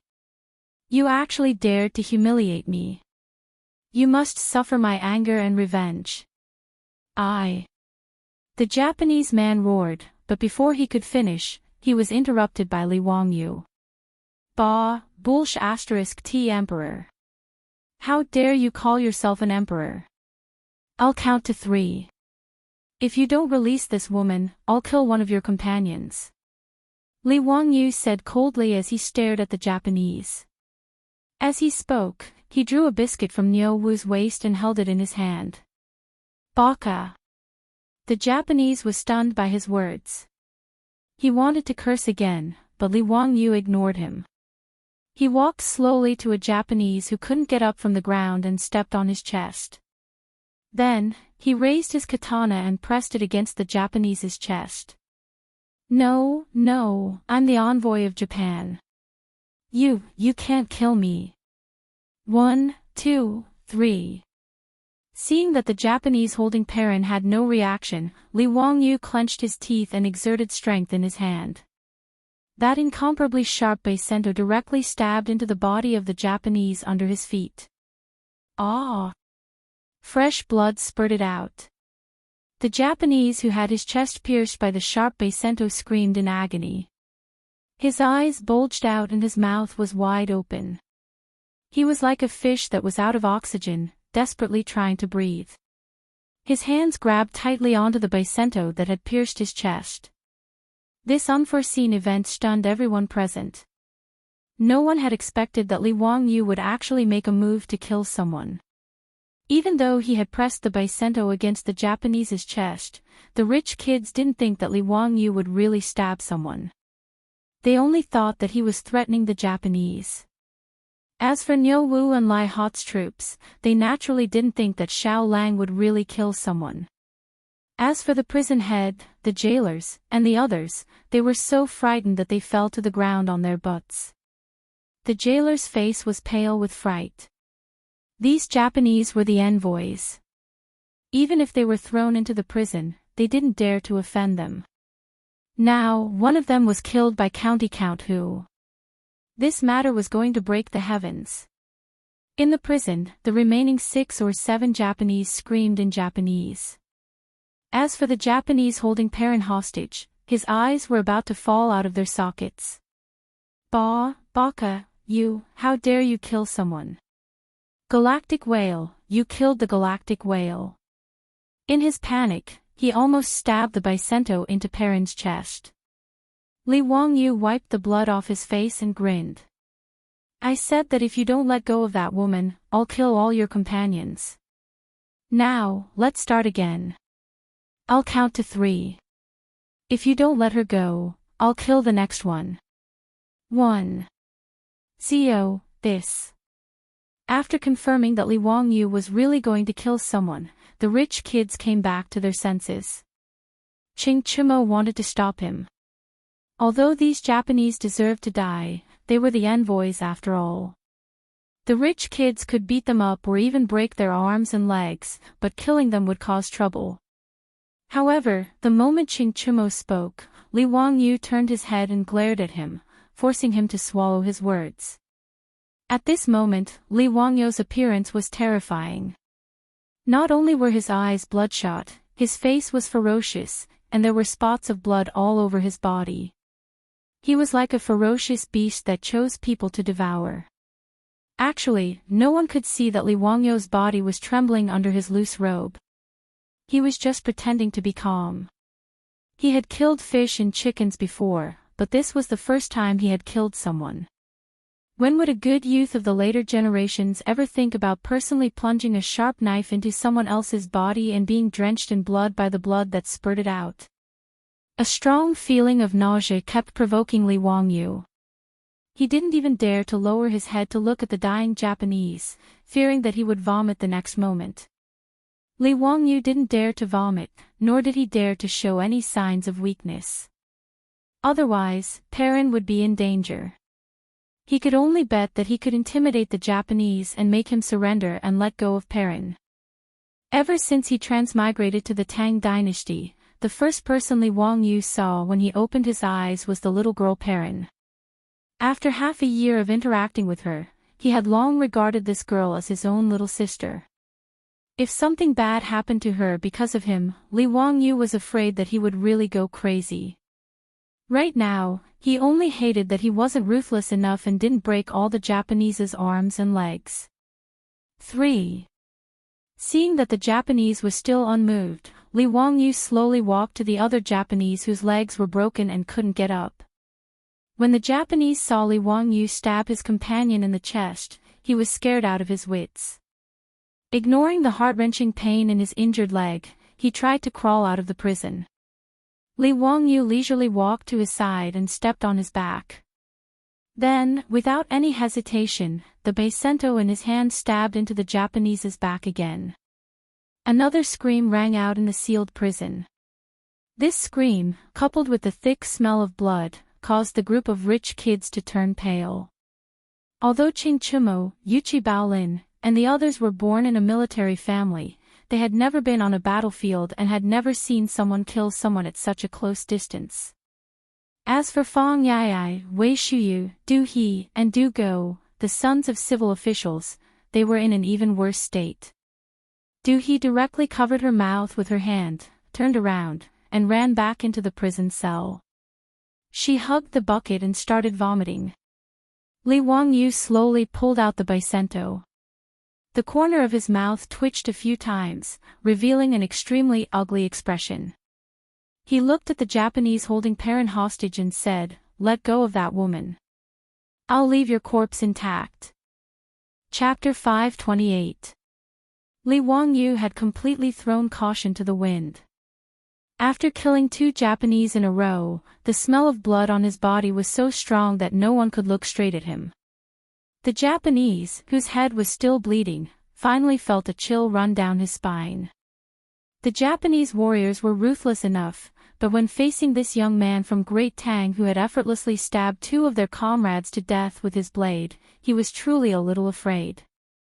You, don't come over. If you come over, I'll stab this woman to death." Li Wangyu gave him a terrifying smile. "Okay, then kill me, but later I'll let you know what it means to live a life worse than death. I don't know how long you've been in the Tang Dynasty, but have you ever heard of a punishment?" Li Wangyu gestured with his hand. "I'll bury you in the ground, only exposing your head. Then I'll use a knife to cut a wound on your scalp, and slowly pour mercury into the wound. You'll start to feel extremely itchy, more and more uncomfortable, struggle with all your strength." Bang! Li Wangyu suddenly made an exaggerated gesture, scaring the Japanese so much that he almost dropped the knife in his hand. "Guess what the result will be? You'll jump out of the ground naked. Hee, but there'll be no skin on your body, only bright red flesh. Have you ever seen a sheep being skinned? It's like that, but you won't die immediately, you'll still be alive and kicking, and you'll be able to enjoy the sight of your own skin being skinned." Li Wangyu's voice became more and more sinister as he spoke, giving everyone goosebumps. Even Yo Wu and the group of veteran ruffians shuddered and had goosebumps all over their bodies when they thought of the scene Li Wangyu was describing. They knew that Li Wangyu was scaring the Japanese, but they also felt that the torture he described was too frightening and disgusting. In China, there's another kind of torture called human swine. This is even more interesting, you'll definitely like it. Li Wangyu continued, "I will chop off your limbs, dig out your eyes, inject copper into your ears, make you deaf, pour poison down your throat, cut out your tongue, and then stuff you into a jar. Don't worry, I won't let you die. I'll get people to take care of you. I'll let you live well and repent for your mistakes in hell." After he said that, he heard a clang. The knife in the Japanese's hand fell to the ground. Then, his hand went limp and he let go of Perrin. Perrin, who had been strong and silent before, could no longer hold it in. She burst into tears and threw herself into Li Wangyu's arms. "Lang Jun, I'm scared." Li Wangyu hugged Perrin tightly and stroked her hair. "Perrin, it's okay now. With your Lang Jun here, no one can hurt you. I won't let go of anyone who dares to hurt you." After he said that, he patted Perrin's back gently and asked Nyo Wu to take good care of Perrin. Then, he walked slowly to the Japanese with the blood-dripping katana. The Japanese was already terrified when Li Wangyu mercilessly killed 2 of his companions. After being frightened by Li Wangyu's extremely terrifying words, he let go of Perrin in a daze. Just like what was written in the book, Chrysanthemum and Katana, the Japanese, who had been fierce just now, bowed to Li Wangyu and showed a flattering smile. Obeying the strong was the habit of their people. In the future, the Japanese were beaten up by the Americans. They even dropped 2 nuclear bombs and killed countless people. However, they immediately submitted and behaved very obediently in the following decades. "Your Excellency, it was a misunderstanding just now. We are all envoys from Japan. We represent Japan to the Tang Dynasty to present a letter of credence. Please forgive my rude behavior just now." Seeing that the Japanese lowered his head and admitted his mistake, everyone present heaved a sigh of relief. 2 Japanese envoys had died in a row. This matter was already big enough. If this Japanese did not admit defeat, Li Wangyu would probably continue to kill. No one doubted this point. At this moment, Wei Jing, who had received the report from the jailer, led a group of officials from the censorate to the prison. Seeing the blood on the ground and the bodies of the 2 Japanese envoys lying on the ground, even Wei Jing was shocked. No one had expected things to turn out like this.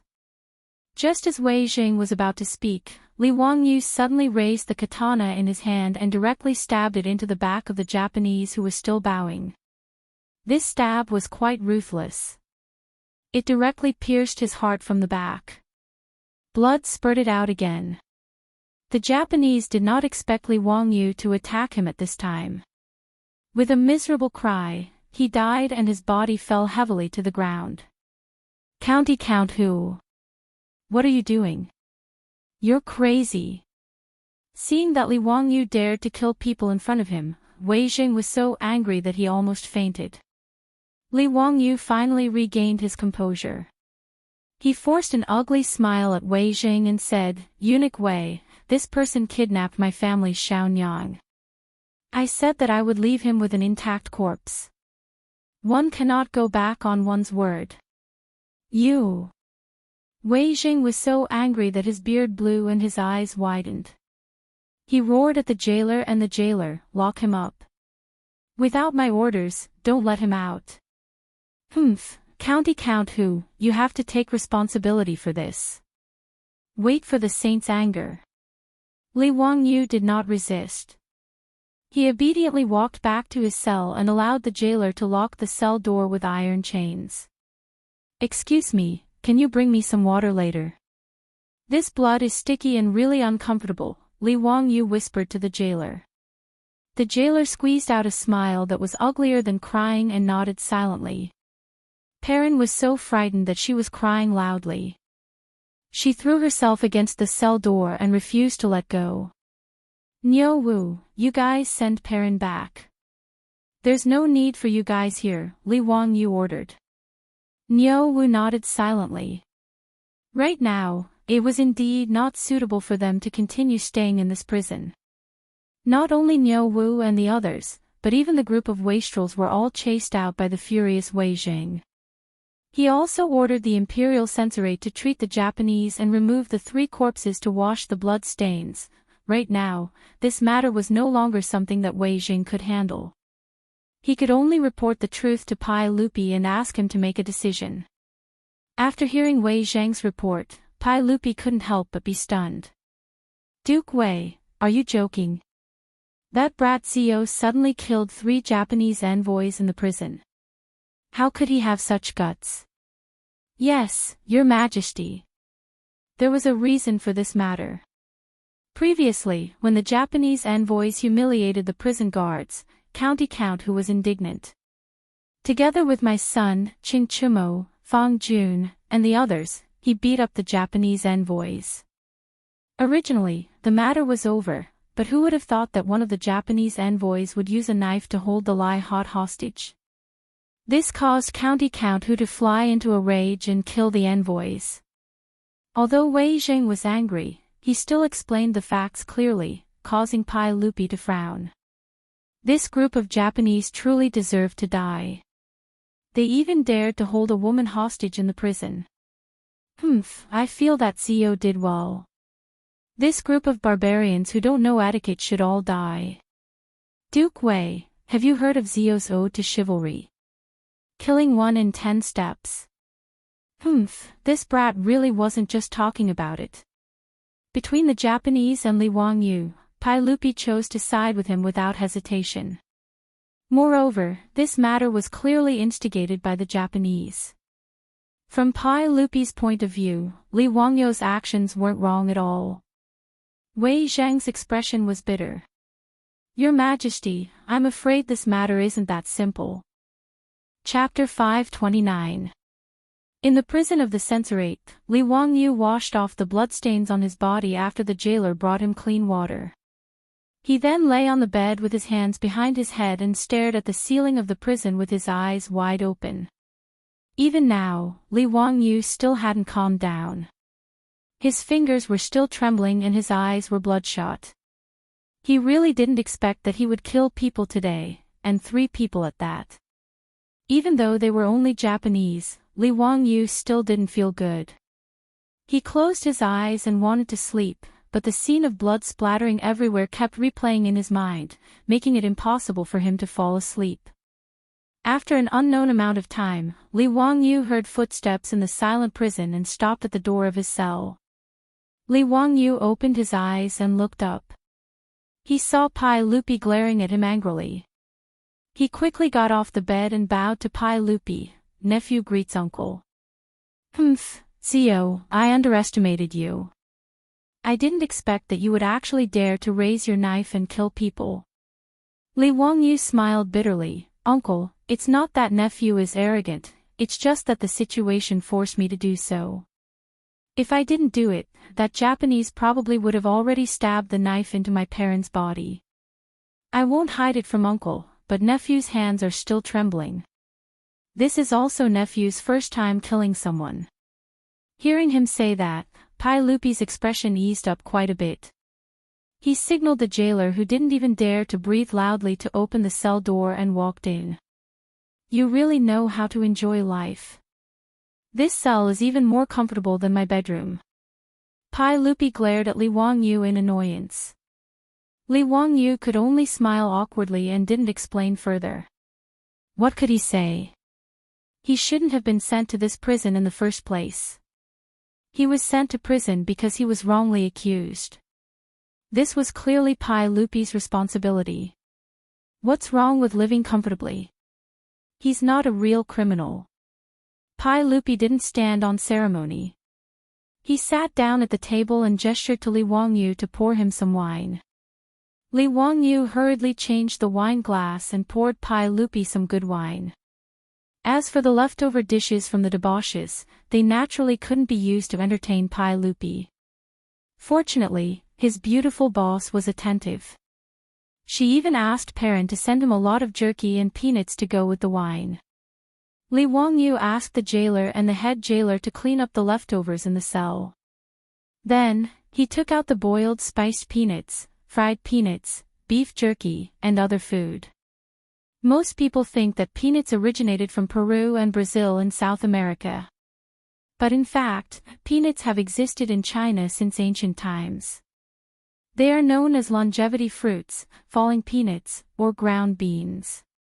However, the Tang people naturally didn't know how to eat spiced peanuts or fried peanuts. Pai Lupi curiously took one and put it in his mouth. His eyes lit up. "Zio, I really have to hand it to you for that mouth of yours. When it comes to cooking, you're number 1 in the entire Tang Dynasty. I've never seen anyone who can compare with your family. Hee, if uncle likes it, eat more. This is perfect to go with wine." Pai Lupi ate a few peanuts and drank a mouthful of good wine. He was in a much better mood. He waved his hand to signal the guards and jailers to leave. Then, he put down the wine glass and spoke to Li Wangyu seriously. "Zio, you almost messed up my big plan this time. I killed the Japanese. I can't refute that. I'll naturally be at uncle's disposal." "Humph, it's just a few Japanese. What's wrong with killing them? Moreover, those Japanese also deserve to die. They actually kidnapped your wife. Death isn't worth regretting. But you shouldn't have killed them now." Pai Lupi glared at Li Wangyu with dissatisfaction. Li Wangyu didn't understand. "Uncle, what do you mean? These Japanese are here to submit a letter of credence to me. They hope that I will allow them to send envoys to pay tribute and learn the culture of the Tang Dynasty. They're called envoys. This matter concerns the dignity of the Tang Dynasty. Since the Japanese are willing to submit, I will naturally allow them to come to the Tang Dynasty to learn. However, many people in the imperial court are criticizing this. Zio, aren't you making things difficult for me by killing 3 Japanese envoys? I'm afraid that Wang Rinyu, Xing Yuanshou, Cui Axan, and the others are overjoyed. Pai Lupi was very happy to be able to make the Japanese submit to him. As for the Japanese wanting to send a large number of envoys to learn from the Tang dynasty, he naturally wouldn't object. One must know that during the Sui dynasty, the Japanese sent envoys to meet Emperor Yang of Sui. In the letter of credence, it was written, "The Son of Heaven is everywhere. The Son of Heaven is everywhere." The Emperor of Heaven called himself the Son of Heaven and called Emperor Yang of Sui, "The Son of Heaven is everywhere." This naturally made Emperor Yang of Sui furious. And now, under Pai Lupi's wise and mighty leadership of the Tang dynasty, those barbarians from before had all bowed their heads and submitted to him. How could Pai Lupi not be happy? In fact, there were many officials in the imperial court who supported the Japanese sending envoys to the Tang dynasty. Whether it was Fang Xianling, Du Ruhui, Zhang Sun Wuji, or even Wei Jing, they all supported it. After all, from their point of view, to be able to attract a large number of students from the surrounding vassal states showed the prosperity of the Tang dynasty. It also showed that the Tang dynasties might shook the world. Actually, it wasn't just the Tang dynasty that was like this. Even in the future, in order to attract students, didn't a certain Chinese university come up with a student companion system that countless netizens ridiculed? And now, in the imperial court, the ones who opposed the matter of sending envoys were Li Wangyou's enemies, the aristocratic families. This was actually very easy to understand. The aristocratic families didn't want Pai Lupi to be in the limelight.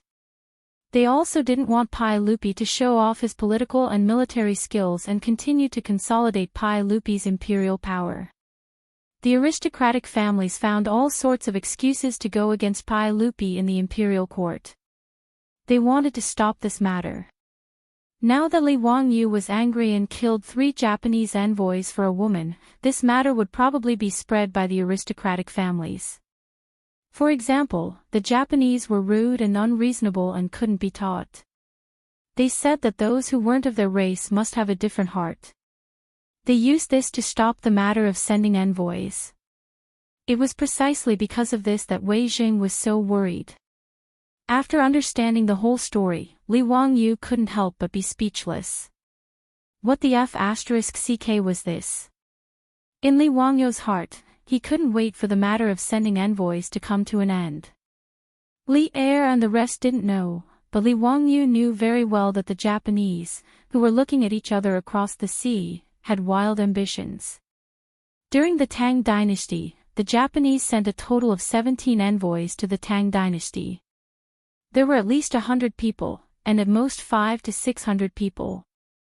Other than the officials, the Japanese also included doctors, painters, musicians, shipbuilders, carpenters, blacksmiths, jade workers, and other craftsmen. It could be said that the envoys sent by the Japanese were from all walks of life. They studied the Tang dynasty in all aspects. After the Tang envoys returned, they also brought back the art, technology, culture, medicine, and other knowledge of the Tang dynasty to Japan.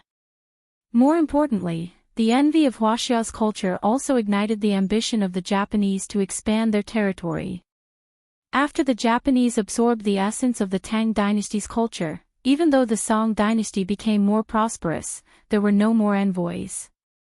During the Ming and Qing dynasties, the Japanese were fully fledged. They even started to think about invading Huaxia. Therefore, Li Wangyu didn't think that sending envoys was a good idea. He also didn't think that there was any glory in it. Of course, what made his balls hurt even more was that the people who stood on the same side as him were his previous enemies, the aristocratic families. Chapter 530. Li Wangyu felt really embarrassed. If he made a mistake, he might end up like Zhu Beiji looking at himself in the mirror.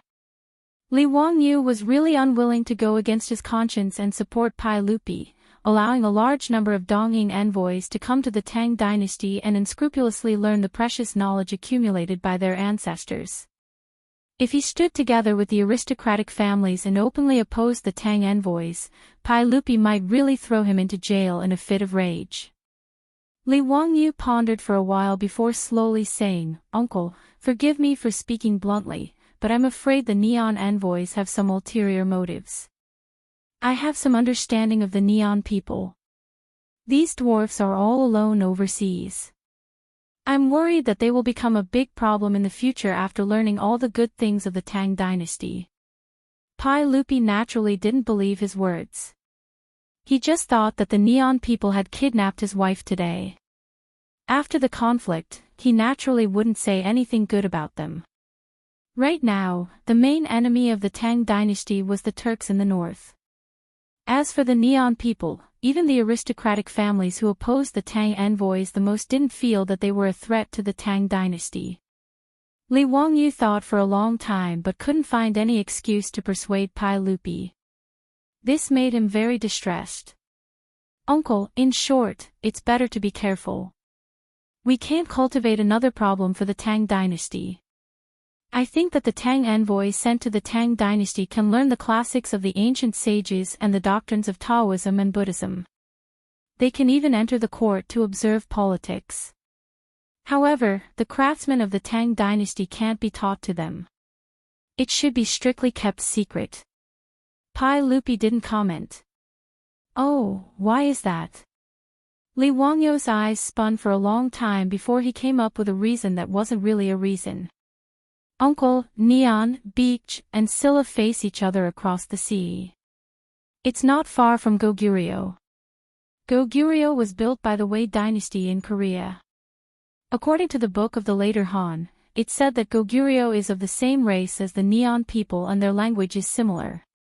Uncle, you have to be on your guard. If the Wen nation learned how to build warships, sabers, and even military systems from our Tang dynasty and secretly imparted them to Goguryeo, wouldn't they be aiding the enemy? When Neon is alone overseas and has no enemies at all. Why do we need to learn this?" He bowed deeply to Pai Lupi and said, "Uncle, the 3 expeditions of the Sui dynasty to Goguryeo failed. The corpses of hundreds of thousands of Chinese men were used by the Goguryans as a capital. How humiliating is that? If our Tang dynasty's military armaments manufacturing is learned by Goguryeo, it will be a disaster for our Tang dynasty. I don't know when we will be able to conquer Goguryeo and bring back the corpses of our Chinese heroes. Uncle, please reconsider. As the saying goes, if a ruler does not keep secrets, he will lose his country. If a minister does not keep secrets, he will lose his body. If a few things are not kept secret, it will be harmful. How can the craftsmen of our Tang dynasty be taught to these barbarian countries?" Li Wangyu's words did not make any sense. He was just changing the concept and forcefully pulling Wen Neon and Goguryeo into a relationship. However, Goguryeo was also a thorn in Pai Lupi's heart. This was especially so for the capital built with the corpses of the former Sui dynasty soldiers. After the Tang dynasty was established, it worked hard to repair its relationship with Goguryeo, Beach, and Scylla. In the 5th year of Wuda, the 2 sides exchanged prisoners of war. In the 7th year of Wuda, Goguryeo's Prince Ronglio accepted the title of Tang dynasty. Li Yuan gave Prince Ronglio the titles of Prince Liaodong and Prince Goguryeo. Prince Wu of Beach was given the title of Prince Jifang, and Prince Shenping of Scylla was given the title of Prince Lelong. But regardless of whether it was Li Yuan or Li Er, when they asked Goguryeo to retrieve the remains of the fallen officers and soldiers of the Sui dynasty, they were both rejected. In order to guard against the Tang dynasty, Goguryeo even started to build the Great Wall of Goguryeo along the borders of the Tang dynasty. This naturally infuriated Pai Lupi, but he had no choice but to endure it. After all, the Tang dynasty needed to rest and recuperate, and its greatest enemy was the Turks in the north. However, Goguryeo was still a thorn in Pai Lupi's side. Li Wangyu's use of Goguryeo to persuade Pai Lupi made Pai Lupi hesitate. I will consider this matter. Pai Lupi stood up and said, you killed 3 Japanese envoys. You will be punished with 30 caddies of copper. Don't be so rash in the future. After saying that, Pai Lupi turned around and left, leaving Li Wangyu in a daze in the prison cell. That's it. 30 caddies of copper. It's that simple. So in Pai Lupi's eyes, the life of a Japanese envoy was only worth 10 caddies of copper. Damn it, he was forced to live in the prison of the censorate just because he wanted to use the nun's toilet. But he was only punished with 30 caddies of copper for killing 3 Japanese envoys. That's it. Li Wangyu stared at the ceiling speechlessly for a long time. In the end, he simply lay back on the bed and fell asleep. The psychological pressure from killing someone was completely washed away by Pai Lupi's sentence of 30 caddies of copper. Sure enough, the next day, Wei Zhang's order of confinement was lifted. Not only was Li Wangyu's prison cell not locked, but he could also stroll into the prison's courtyard to bask in the sun at any time. The rich playboys and people from the Lai Hot could also enter the prison to visit him at any time. Zio, you don't know, but the news of you killing 3 Japanese envoys yesterday has spread throughout Chang'an. Fong Yai grabbed a steamed bun from Perrin and ate it while telling Li Wangyu about the gossip. Lai Hot steamed buns were the rich playboy's favorite, especially the steamed bun with fresh meat and chicken sauce. They could never get tired of eating it. Li Wangyu looked at the guy who ate without washing his hands in disgust and quietly avoided the steamed bun that he had just touched. I'm afraid the news was spread by those aristocratic families, right? Hee, most likely it was them. I'm dying of laughter.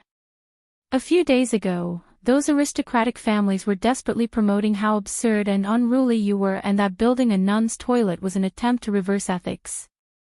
But in just one night, everything changed. Everyone in Chang'an is talking about how you confronted those despicable and shameless Japanese and how you mercilessly killed them. In addition to degrading those Japanese envoys to be worthless and rude, they are also promoting how brave you, the county count of Hu County, are. I'm dying of laughter. The rich playboys naturally knew about the dispute between the aristocratic families and Li Wangyu. Seeing that the aristocratic families were pinching their noses and promoting Li Wangyu's bravery and fearlessness in Chang'an, they almost laughed their teeth out. In fact, how could Wang Rinyu, Jing Yuanshou, Cui Xan, and the others not feel uncomfortable? They felt as uncomfortable as if they had eaten a dead fly. But the aristocratic families were quite thick-skinned. Compared with suppressing Li Wangyu, making Pai Lupi feel uncomfortable was more important for them. The aristocratic families had the same attitude as Pai Lupi. They didn't care about the Japanese at all. But they didn't want to see the Japanese send a large number of envoys to the Tang Empire to raise Pai Lupi's imperial prestige. The aristocratic families had to choose the lesser of 2 evils. Naturally, they could only choose this. Li Wangyu didn't care about this. Sending envoys to the Tang Empire was something that Pai Lupi would fight with the aristocratic families. It wasn't his place to worry about it. What's more, Pai Lupi had Fang Xianling, Du Ruhui, and Zhang Sun Wuji by his side to give advice. It wasn't something that a political newbie like him could participate in. In comparison, Li Wangyu was more worried about him wanting to build a toilet. Perrin, why didn't Chongqing come? Li Wangyu took a bite of the delicious bun and turned to ask Perrin. After a night of rest, Perrin was now lively again.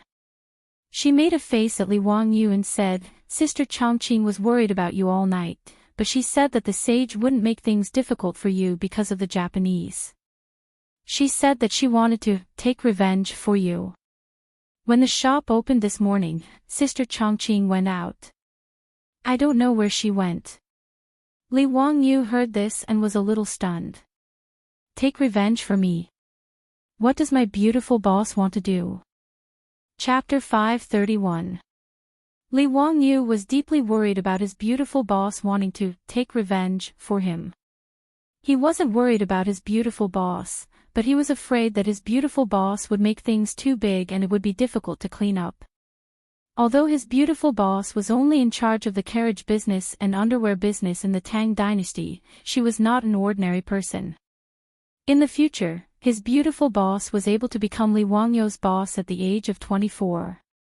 She didn't rely on a degree from the University of Pennsylvania, but on her own ability.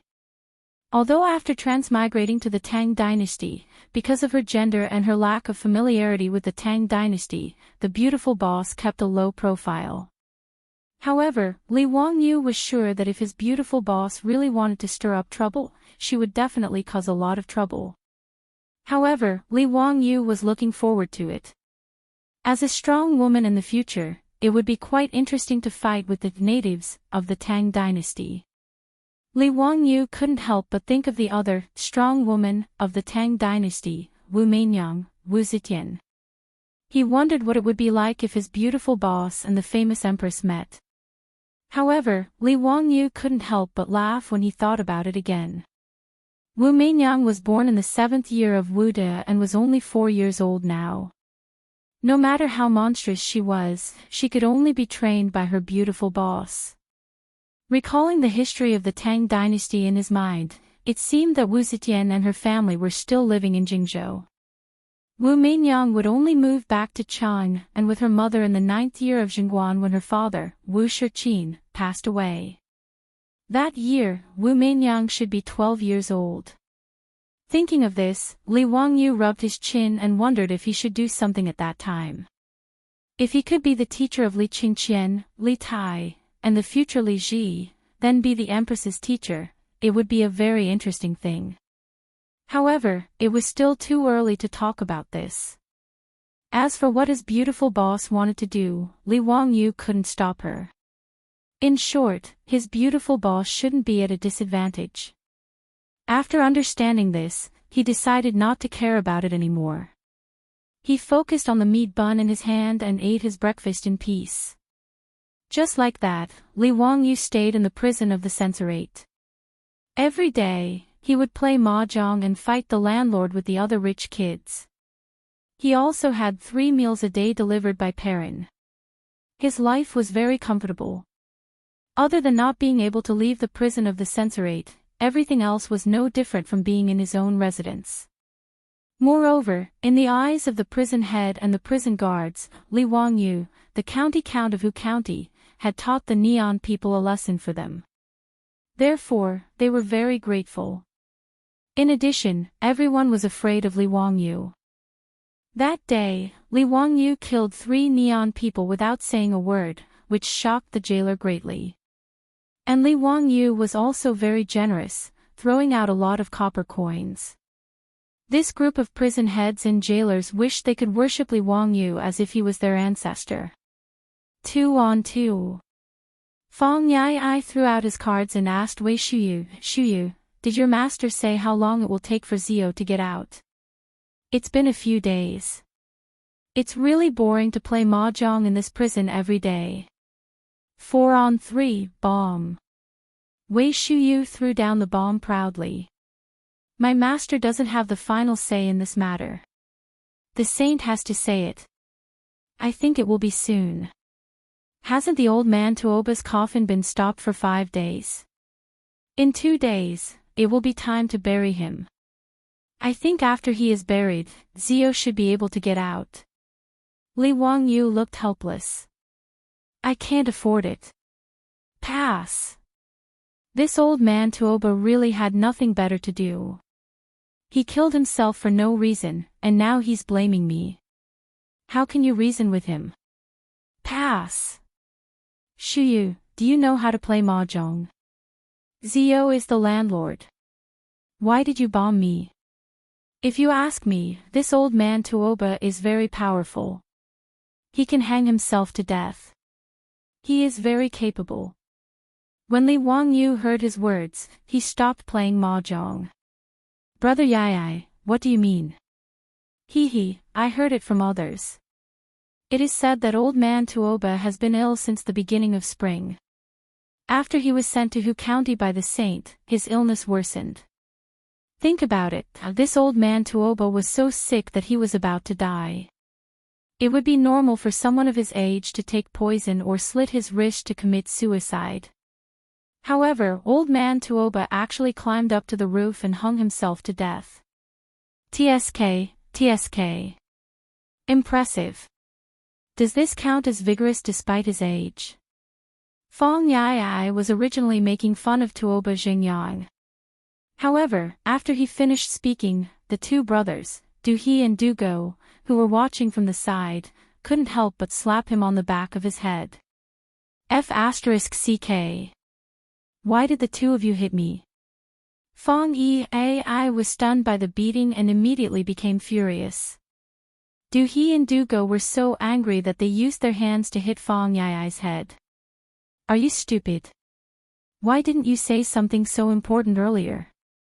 Do you have a pig's brain? You didn't ask. Why should I tell you? Fong Yai didn't react. Li Wangyu was speechless. Was this pig's brain really only filled with muscles? He even suspected that Fong Xianling was cuckolded when she gave birth to his son. Or did the midwife drop his head on the ground when she gave birth?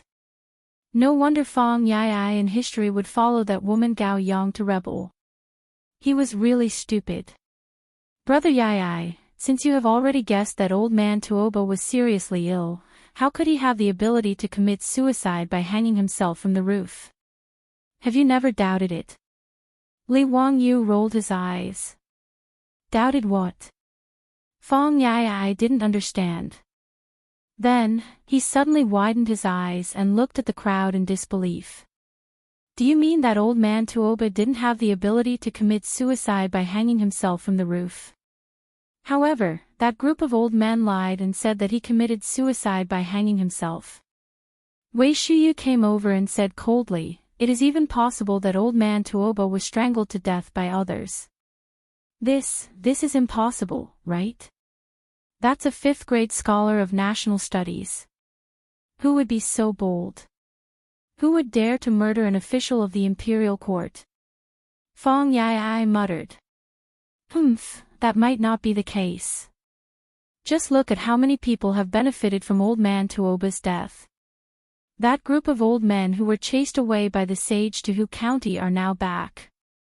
This group of people might be willing to do such a thing for their own positions. Zio was even wronged and was sent to prison because of this. Do you think it is possible? Wei Shuyu said coldly. Fong Yai was speechless. He wasn't really stupid.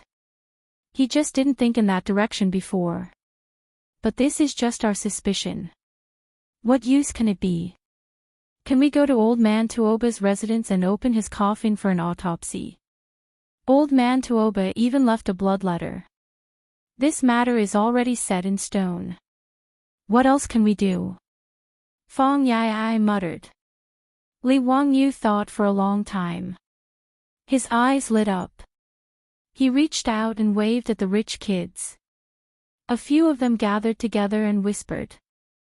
Chapter 532. Every time the drum of Chang and was beaten, the huge city would slowly fall into a deep sleep and become extremely silent.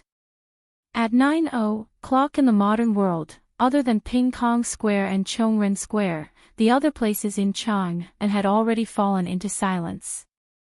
The censorate was already empty. Other than the night watchman, there was no other movement. As for the prison of the censorate, there were only a few dim lanterns swaying in the night wind, giving off a dim light. The tightly shut door of the prison opened with a creak. The sound was not loud, but it traveled far in the night sky. It seemed to be frightened by the opening of the door. After a long time, whispers could be heard from the dark prison. County Count Hu, you must come back before 5 o'clock. Otherwise, you won't be able to survive. If others find out that you're released, you'll be dead. This was the voice of the prison head. Don't worry, it won't take too long. I guarantee that I'll be back before 5 o'clock. Just remember to open the door for me. Li Wangyu's voice came. Yes. County Count Hu, come this way. The prison can only send you to the vicinity of Jingfeng Gate. Can you really leave the Imperial City? The gates of the Imperial City will not be opened unless there are special circumstances. Don't worry, you don't have to worry about this. The two figures carefully avoided the light of the lanterns and sneaked out along the corner of the censorate. Carefully avoiding the patrolling soldiers, they arrived near Jingfeng Gate and Li Wangyu sent the prison head away.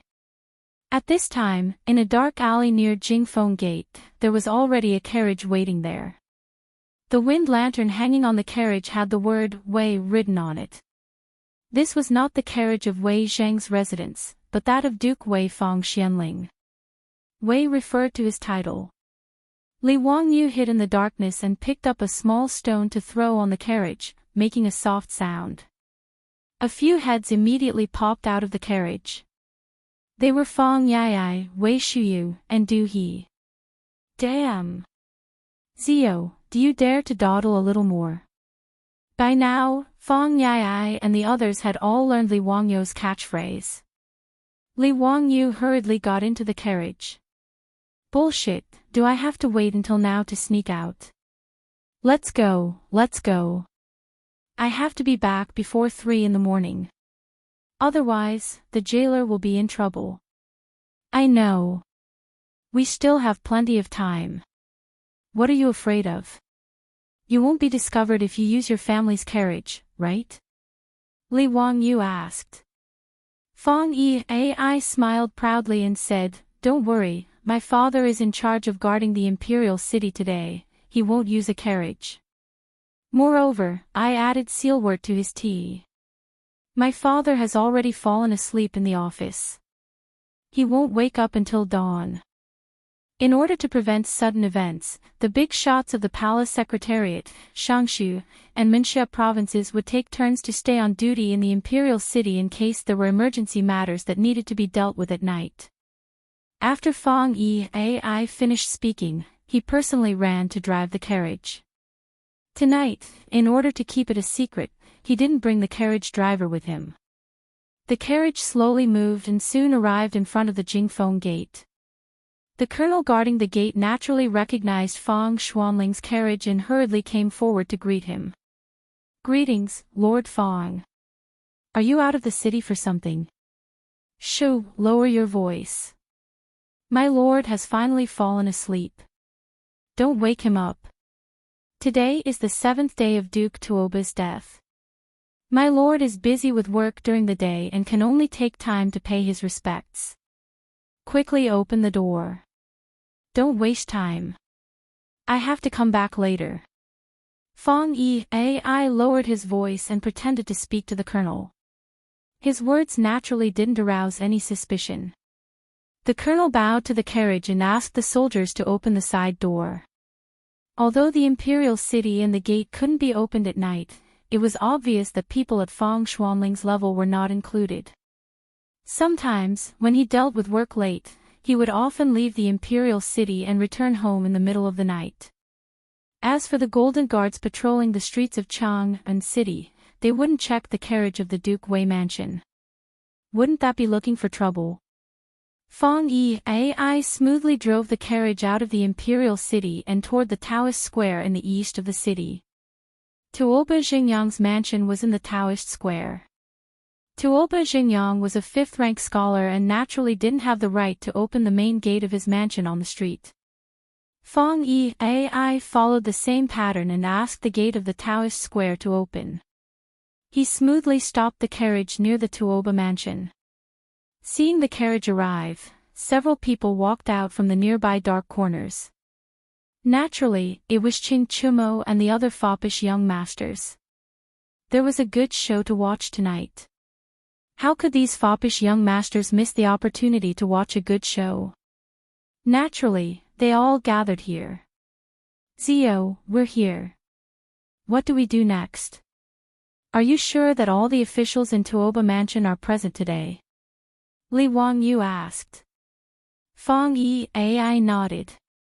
Of course. Tomorrow morning, after the drum of dusk is sounded, the funeral will begin. Even if those fellows are just putting on a show, they still have to gather at Tuoba Mansion tonight to keep watch and send him off. That's good. Let's act according to our previous plan. You guys go in and pay respects to Tuoba Mansion. When the candles in the main hall are extinguished, you guys just have to act according to plan. The brothers Do-hee and Do-go looked at each other and were still a little confused. Zio, just like what you said, we can bring Tuoba Mansion back to life. This doesn't sound very reliable. You even know this kind of witchcraft? Hee, you don't have to worry about this. Anyway, it won't be wrong. Li Wangyu didn't explain and smiled mysteriously. Feng Yi, Wei Shuyu and the others looked at each other and could only shake their heads. They jumped off the carriage and tidied their clothes. After making sure that they had brought everything, the group of foppish young masters walked toward Tuoba Mansion. Because of the funeral, the main gate of Tuoba Mansion had been open day and night for the past few days so that the guests who came to pay respects could enter. Tuoba Xingyang's morning hall was located in the central room of the mansion.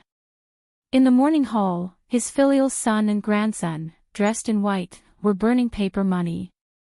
The dozen old officials who carried Tuoba Xingyang's coffin back to Chang and City were also in the main hall.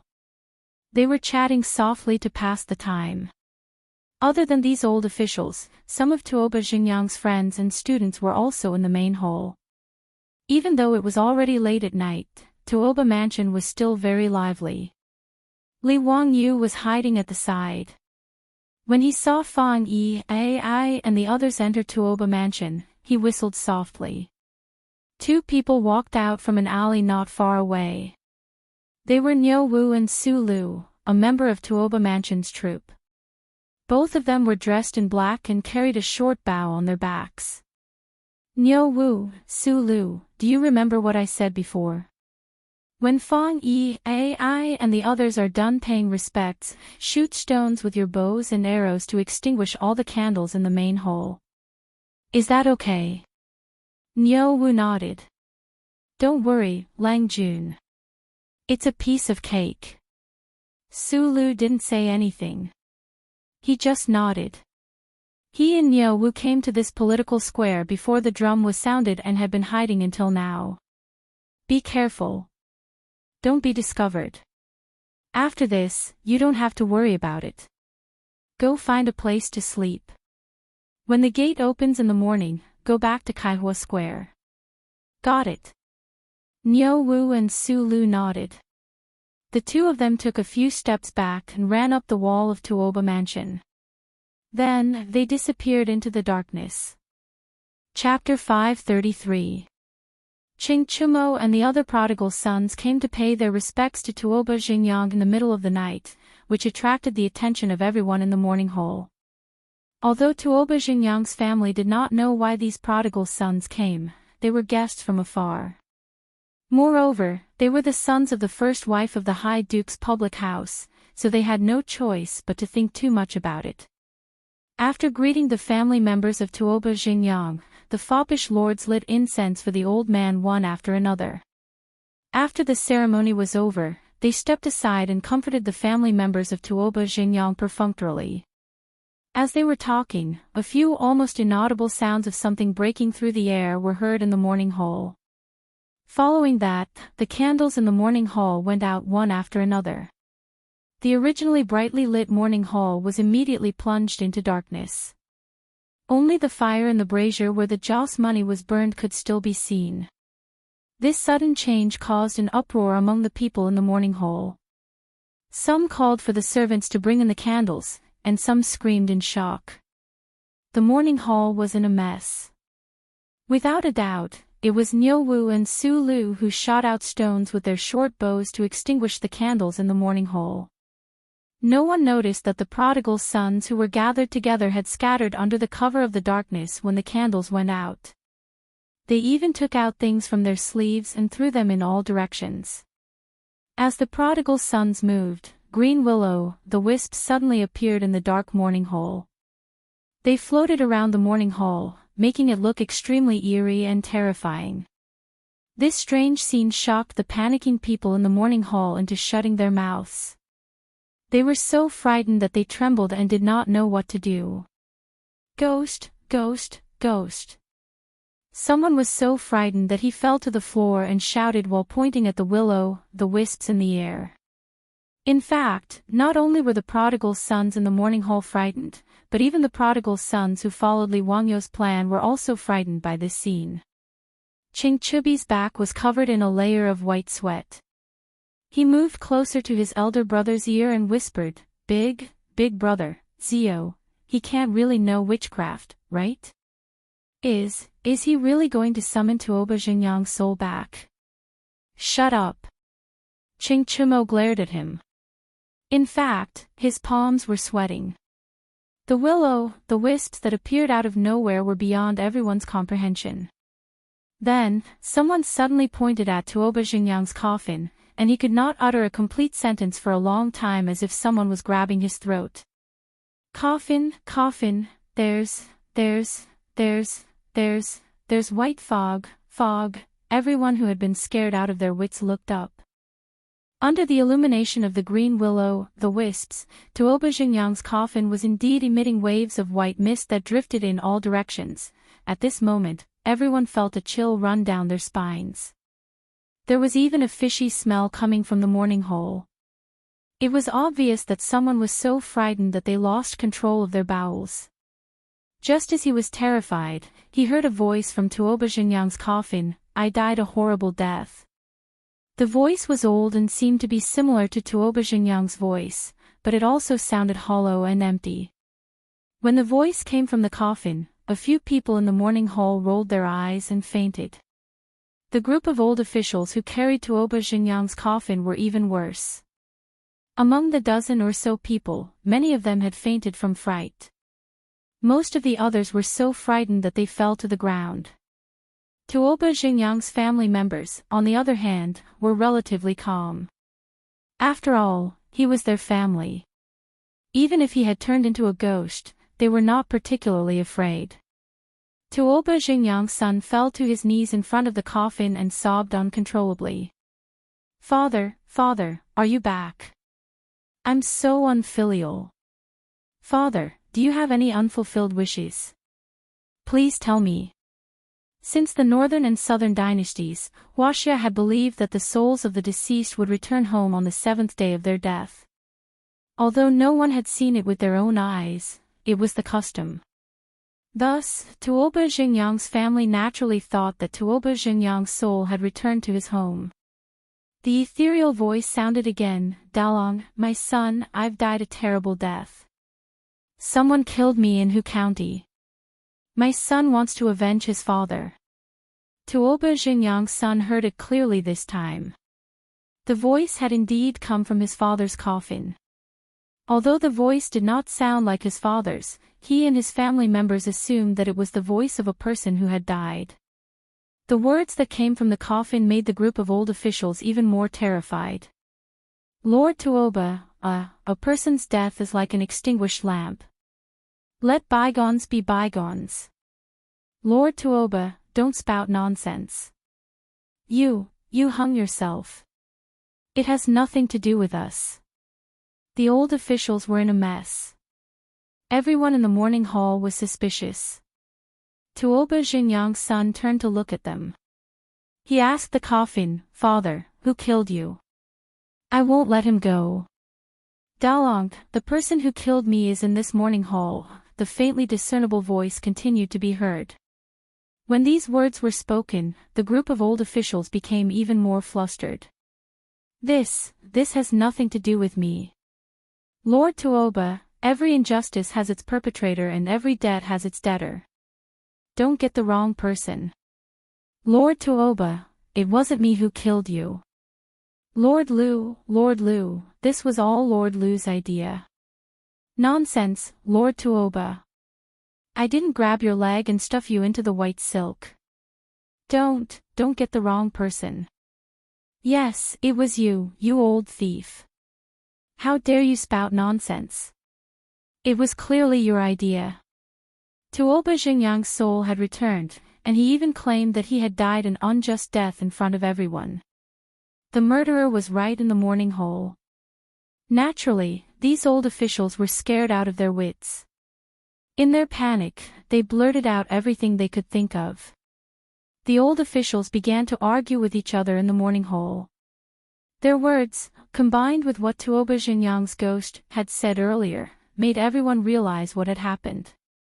It turned out that the nonsense about hanging himself and using his death to prove his innocence was all fake. Tuoba Xingyang had died an unnatural death, and the murderer was this bunch of pretentious old officials who had carried his coffin into Chang, and with righteous indignation. Tuoba Xingyang's son roared angrily and pounced on Lord Liu. He sat on him and punched him. "Old thief, how dare you kill my lord? I'll beat you to death today and have you pay for it with your life." The old official with the surname Liu did not have time to defend himself before he was knocked unconscious by the barrage of punches. Tuoba Xingyang's friends and students were worried that they would not be able to explain themselves if they killed an official. They hurriedly pulled Tuoba Xingyang's son away. "Dalong, don't beat him to death. When the sun rises, carry your lord's coffin and bring these old thieves to Vermilion Bird sect to complain. We must ask the saint to uphold justice for Princess Tuoba." "That's right. Guards, keep an eye on these old thieves. Don't let any of them escape. When the gates open, take them to Vermilion Bird sect." "Bah! Bastards with a human face and a beast's heart. To think that I actually believed your nonsense." While the mourning hall was in chaos, no one noticed that the popinjays had secretly taken something from beside the coffin and left Tuoba Xingyang's residence. Chapter 534. Fang Yi drove the carriage and called for the gate to open again. Under the cover of the night, they quietly returned to the imperial city. This time, the carriage was unusually slow. There was no other reason, it was seriously overloaded. After witnessing the strange scene in the Tuoba residence, the foppish playboys all felt like their hearts were being scratched. The foppish playboys who were supposed to disperse now refused to leave. They all squeezed into the carriage, intending to follow them back to the prison. Tonight, if Li Wangyu didn't explain things clearly to them, they wouldn't be able to sleep. More than 10 people squeezed into the carriage that usually only had 2 or 3 people. Even Fang Yi was frightened, fearing that the axle of the carriage would break. Fortunately, it was the carriage of Fang Xianling, the head of the Minister of Secretaries, so it was quite sturdy. Although the wheels kept making squeaking sounds, at least the carriage smoothly entered the Jingfeng gate. After thanking the colonel guarding the gate, Fang Yi stopped the carriage in an alley near the censorate. The prison head had been waiting here anxiously. Seeing the carriage appear and Li Wangyu jump down from it, the jailer heaved a sigh of relief. But in the next moment, his eyes widened. One by one, the foppish sons jumped down from the carriage. From the seemingly small carriage, more than 10 foppish playboys jumped off one after another. The prison head was completely dumbfounded. He carefully looked at the carriage and felt that this carriage must be a divine object. It must be a divine object that the immortals used in the legends to create a mustard seed. Otherwise, how could it fit so many people? If Li Wangyu knew the prison head's thoughts, he would definitely snort. What was this? In the future, there were even more amazing things. There was once a traffic police officer who caught a van that was seriously overloaded. In a van that was supposed to carry 6 people, 35 people were stuffed into the Guinness Book of Records. That was magical. The crowd followed the prison head and quietly slipped into the prison like thieves. After the prison door was locked again, the crowd burst into unbridled laughter. Ching Chumo threw a gold ingot to the prison head. "You did well today. This is your reward. Keep your mouth shut. Don't go out and talk nonsense. If I hear some rumors, be careful of your bones." "Yes, yes. Young Duke, don't worry. I won't know anything after I leave." The jailer took the gold and smiled so widely that his eyes couldn't be seen. Everybody returned to Li Wangyu's luxurious prison cell. They lit the candles, brought wine and food, and drank to their heart's content. After 3 rounds of wine, Fong Yai finally couldn't take it anymore. He put down his wine glass and asked, "Zio, explain to your brothers what happened tonight." These words were naturally what all the silk pants wanted to know. They all looked at Li Wangyu, hoping for an explanation. In this regard, Li Wangyu chuckled. "Actually, it's nothing much. I just wanted to trick them. I didn't expect that group of old thieves to have such poor mental fortitude and confess without being pressed." After hearing Fong Yai's words 2 days ago, Li Wangyu took it to heart. He had Niu Wu go to Hu County and find Yang Quan, asking him to help investigate Tuoba Xingyang. Yang Quan naturally knew that Tuoba Xingyang had hanged himself. When the news spread that day, he was the one who led the Yamen runners to Tuoba Xingyang's room and untied the old man from the white silk hanging from the ceiling. After hearing Niu Wu's words, Yang Quan couldn't help but have some doubts. He found the county magistrate, Fong Chun, and went to investigate again. When the group of old officials arrived in Hu County, they just happened to live in the Lai Hot. After Li Wangyu paid off the debt to the county Yamen, he didn't sell it and left it empty. After the group of old officials arrived in Hu County, Yang Quan arranged for them to live in the residence. He also arranged for a few servants to serve them and didn't bother with them anymore. Yang Quan and Fong Chun summoned the servants who served the old officials in the residence to the county Yamen's main hall and asked them about what happened that day. However, the servants didn't know anything. They only said that on the night Tuoba Xingyang hanged himself, the old officials chased all of them to the front yard. As such, no one knew what happened. However, they confirmed that Tuoba Xingyang was seriously ill a few days ago. The servants even invited the county's doctor to take a look at him. Yang Quan naturally ordered the Yamen runners to summon the doctor for questioning. He learned that Tuoba Xingyang was old and weak and had caught a cold. He also asked the doctor if Tuoba Xingyang could get out of bed and if he had the ability to climb to higher places. In response, the doctor shook his head and said that Tuoba Xingyang was bedridden and didn't have much time left. It was difficult for him to even walk on the ground, let alone climb to higher places. Yang Quan couldn't help but feel angry when he heard some of the servants' and doctors' testimonies. However, these testimonies weren't enough to refute the old officials' claims. After all, they could say that Tuoba Xingyang had a momentary recovery of consciousness before his death. It wasn't impossible for him to hang himself because he was indignant. After Niu Wu reported the results of Yang Quan's investigation to Li Wangyu, he naturally guessed the cause of the incident. He sighed in his heart. This group of old thieves was really ruthless. They didn't hesitate to kill their own colleagues for their own positions and even used it to smear their reputation. They were really shameless. However, Li Wangyu didn't have any evidence to accuse this group of old thieves. Therefore, he came up with the idea of pretending to be mysterious. He made use of the rumor that the souls of the dead returned on the 7th day of Tuoba Xingyang's death to accuse him of being the murderer. However, he didn't expect the effect to be so good. After a series of operations, the group of old thieves was scared witless and revealed many flaws. "Zio, tell me clearly. What was in those small porcelain bottles that you asked us to scatter in the morning hall? Did you create those terrifying will-o'-the-wisps?" Ching Chumo asked. Li Wangyu laughed. "That's right, brothers. Those porcelain bottles contained phosphorus powder. When this powder was scattered, it would emit a green light in the dark. This is the so-called will-o'-the-wisps.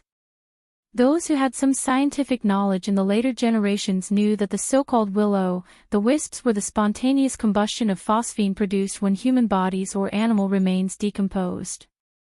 In fact, will-o'-the-wisps were spontaneous combustion of phosphine.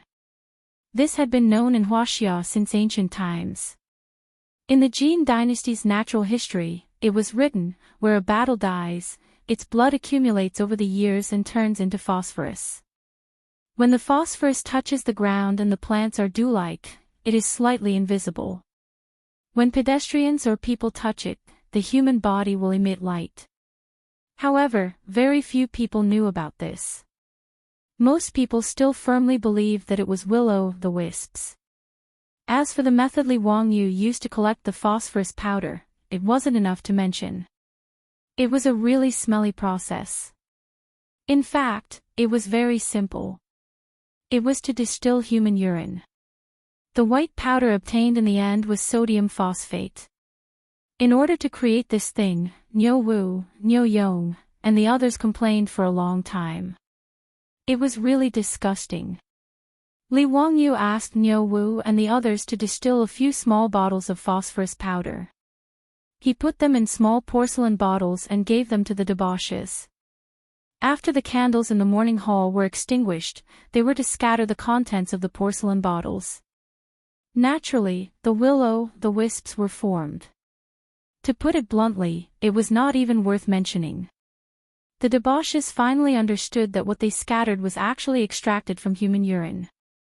Each and every one of them was extremely disgusting. F***ck.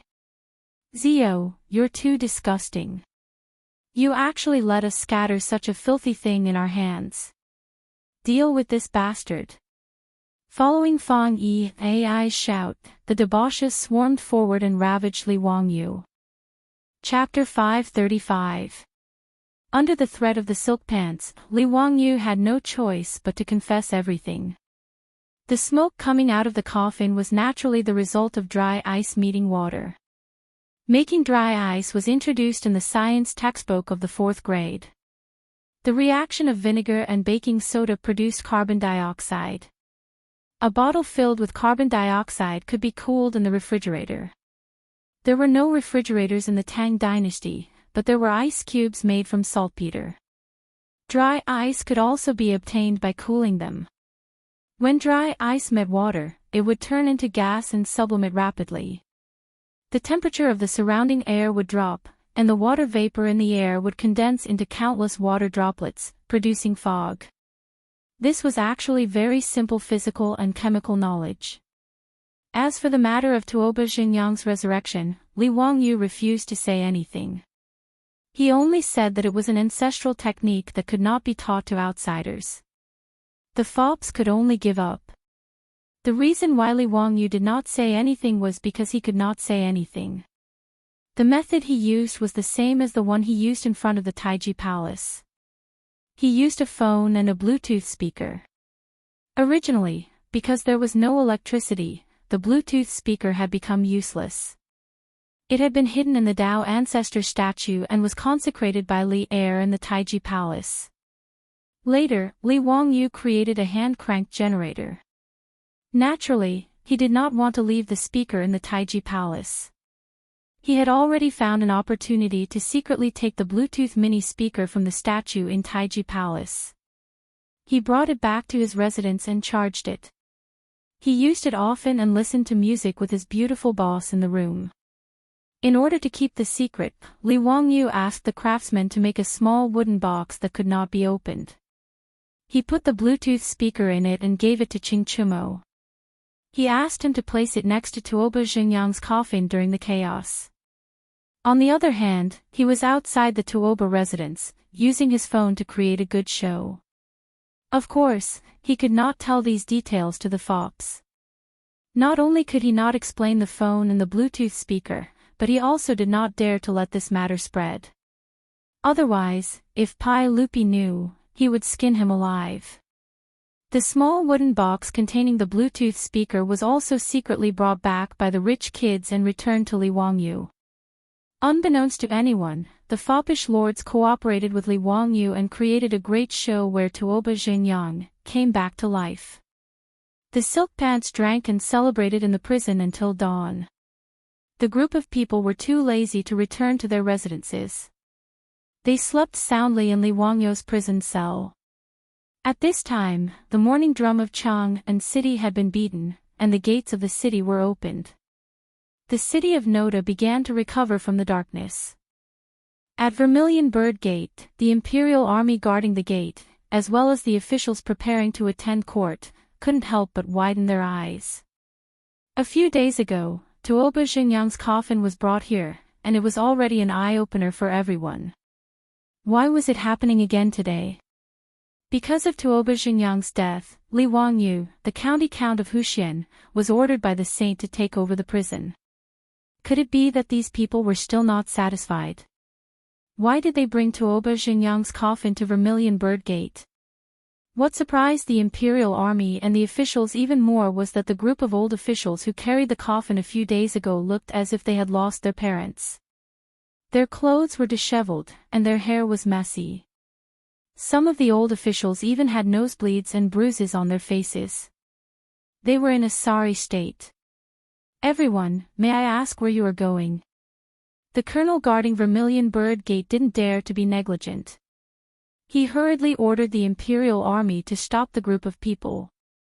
He didn't dare to let this group of people into the Imperial City. "We are going to the censorate to complain." Tuoba Xingyang's son was wearing mourning clothes. He knelt down while holding the coffin. "My lord was murdered by these old bastards. We are going to the censorate to report these old bastards. Colonel, please help us pass the message." Tuoba Xingyang's son was also an official in the imperial court. Although his rank wasn't high, he was only a rank 8 East Market deputy. However, many of the officials outside Vermilion Bird Gate knew him. When they heard what he said, they were all shocked. An official who was familiar with him immediately asked, "Dalong, what nonsense are you talking about? Didn't your lord commit suicide by hanging himself because that county count wanted to build a female toilet? He used his death to show his sincerity. How did it become Eunuch Lu and the others who murdered your lord? Dalong, why are you saying this?" Tuoba Xingyang's son was waiting for someone to ask. He immediately stood up and pointed at the dozens of old officials. He raised his voice and said with righteous indignation, "I dare to tell everyone that last night was the 7th day of my lord's death." He came back to his senses and told everyone about this. Last night, there were dozens of people in the mansion who witnessed it. Moreover, these old bastards blamed each other in panic and admitted that they murdered my lord. His words immediately caused an uproar among the surrounding officials. The group of people who had witnessed this in Tuoba's palace last night also spoke out to testify. The group of old officials lowered their heads and didn't say anything. They didn't defend themselves at all. It was obvious that they agreed with Tuoba Xingyang's son's accusation. This caused the officials to discuss even more. What? Tuoba Xingyang came back to his senses. Last night was the 7th day of Tuoba Xingyang's death. That's when he came back to his senses. So Tuoba Xingyang was killed by someone. No wonder he came back to his senses and pointed out the culprit. Eunuch Lu and the others killed Tuoba Xingyang. How dare they? Isn't that county count very wrongly accused? He's still locked up in the prison by the saint. Isn't that right? Eunuch Lu and the others said that Tuoba Xingyang used his death to show his sincerity and forced the saint to issue an edict to throw him into the prison. Now there's a show to watch. Just wait and see. The saint will definitely be furious because of this.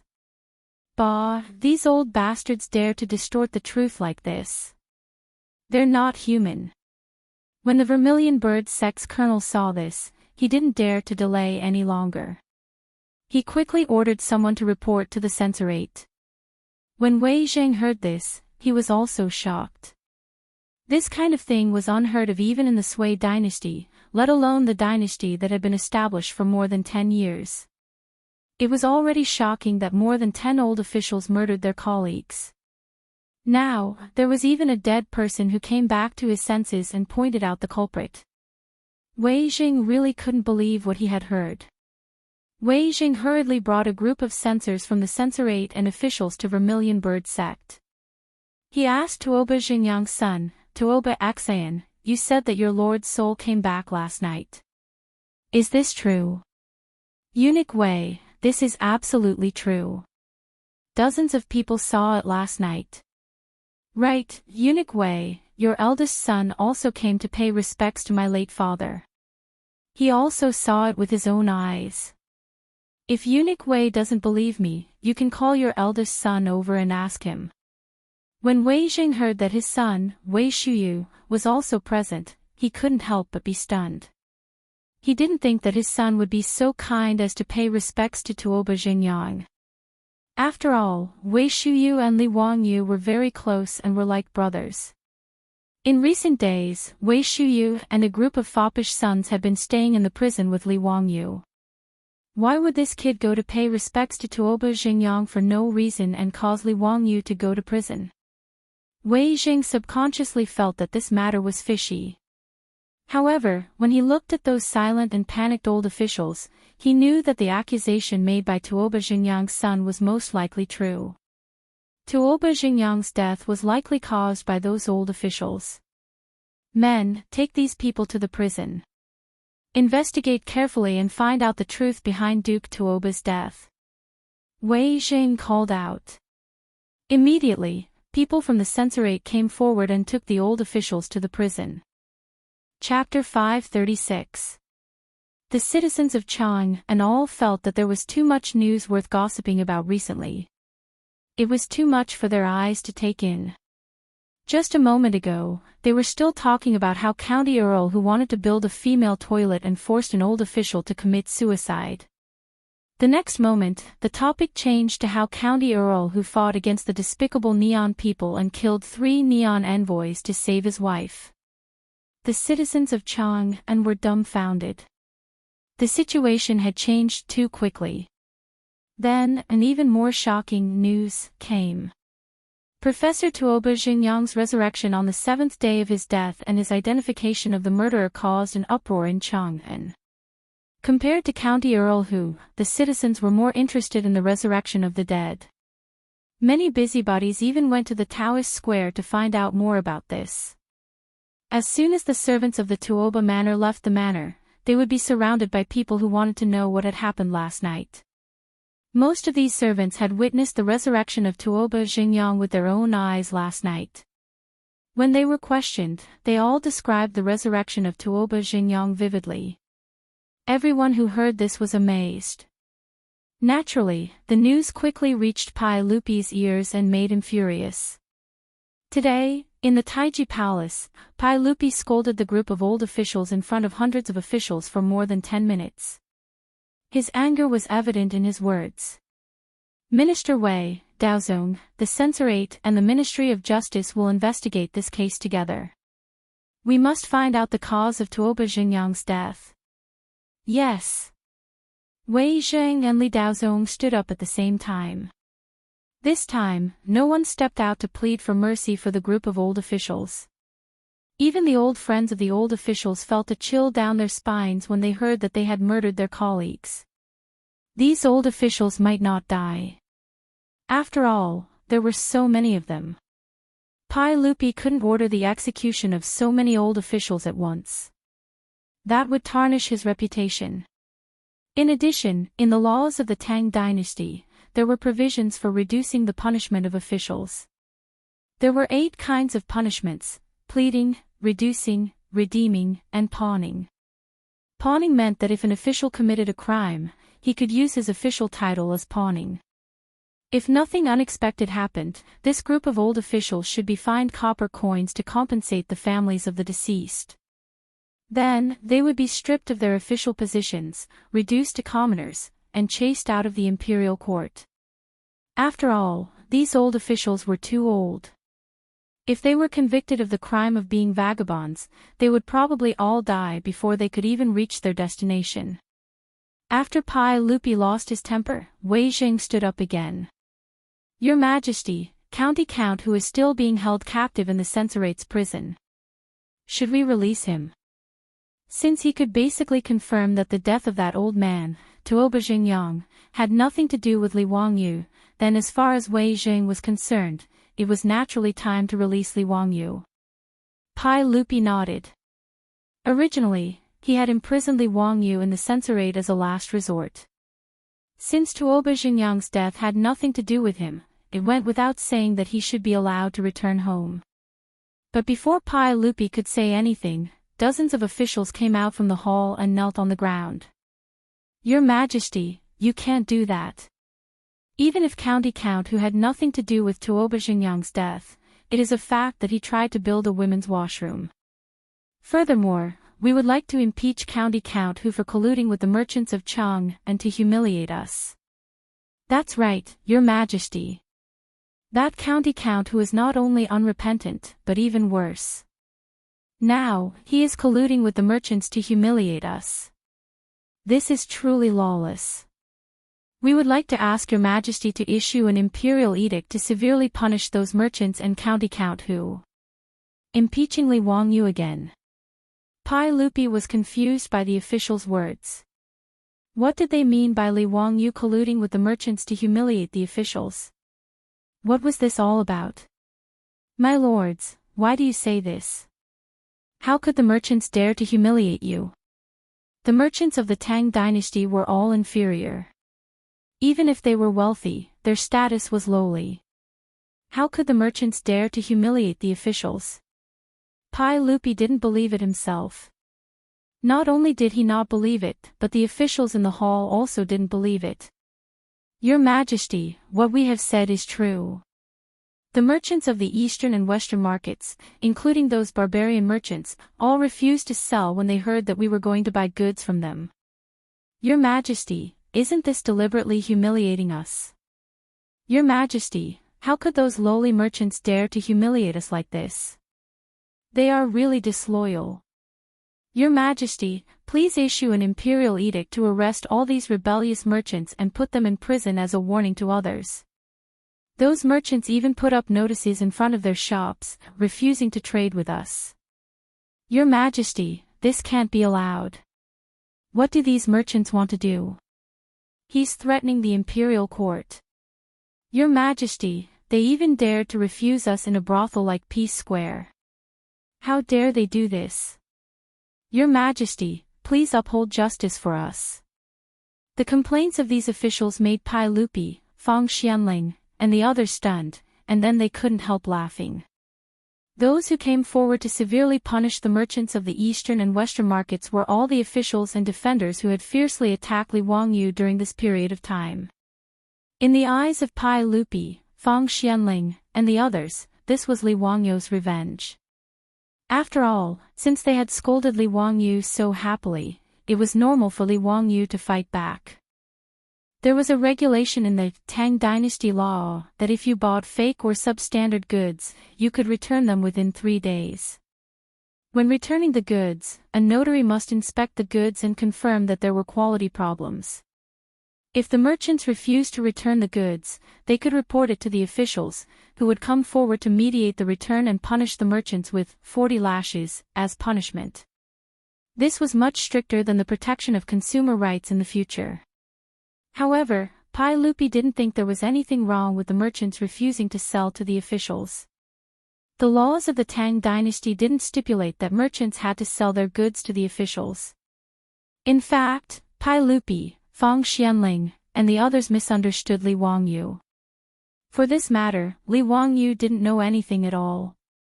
Many merchants of the eastern and western markets of Chang and city refused to sell to the officials. In fact, it started from the day when Li Wangyu was escorted into Chang and by the censorate's prisoner carriage. On that day, after shopkeeper Ren of the Ren saddle shop recognized Li Wangyu, he stopped in front of the prisoner carriage and kowtowed. He was just a small merchant, so naturally, he couldn't do anything about Li Wangyu's experience. However, shopkeeper Ren was also a person who valued friendship. He believed that Li Wangyu had done his family a favor, so he thought about what he should do for his benefactor. After pondering for a while, shopkeeper Ren simply put up a notice in front of his saddle shop. It said that the Ren saddle shop refused to trade with any customer who had insulted and humiliated the county magistrate. His notice naturally attracted the attention of countless people in the eastern and western markets, who had different opinions. In fact, shopkeeper Ren's action didn't have any effect. There were many saddle shops in Chang'an City. If he didn't do business with others, naturally, others would do it. However, his action reminded the beautiful boss. Soon, the Shunfeng Express Carriage Company posted the same announcement. SF Express was different from the Ren saddle shop. Nowadays, all the merchants in the eastern and western markets of Chang'an City needed to use SF Express four-wheeled carriages to transport goods. What was more, Pai Lupi had given all the freight business in Chang'an City to SF Express. In addition, with the support of Empress Zhongsun, SF Express had an absolute monopoly in Chang'an City and had great influence.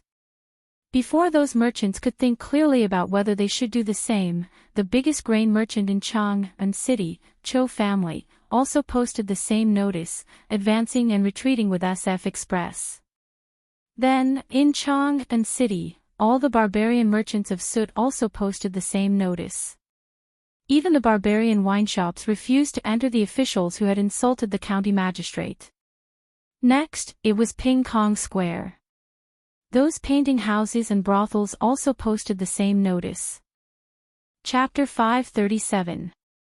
While Li Wangyu was still thinking about how to play the devil, the eastern and western cities of Chang'an, as well as Ping Kong Square, quietly launched a silent protest. Needless to say, the Cho family, Cho Yuanliang, Cho Kun, and Li Wangyu could be said to be on the same side. Many of the officials in Chang'an already saw the Cho family as Li Wangyu's direct line. Cho Kun owned 10% of the carriage company, supplied all the raw materials for the brewery, and also managed the beverage vending machine business. No matter how one looked at it, the Cho family and the Huxian family were one and could not be separated. Advancing and retreating with the carriage company was the Cho family's inevitable choice. As for the Sogdian merchants, they stood up at this time because of the Zoroastrianism Sabeo and Milliman's intentions.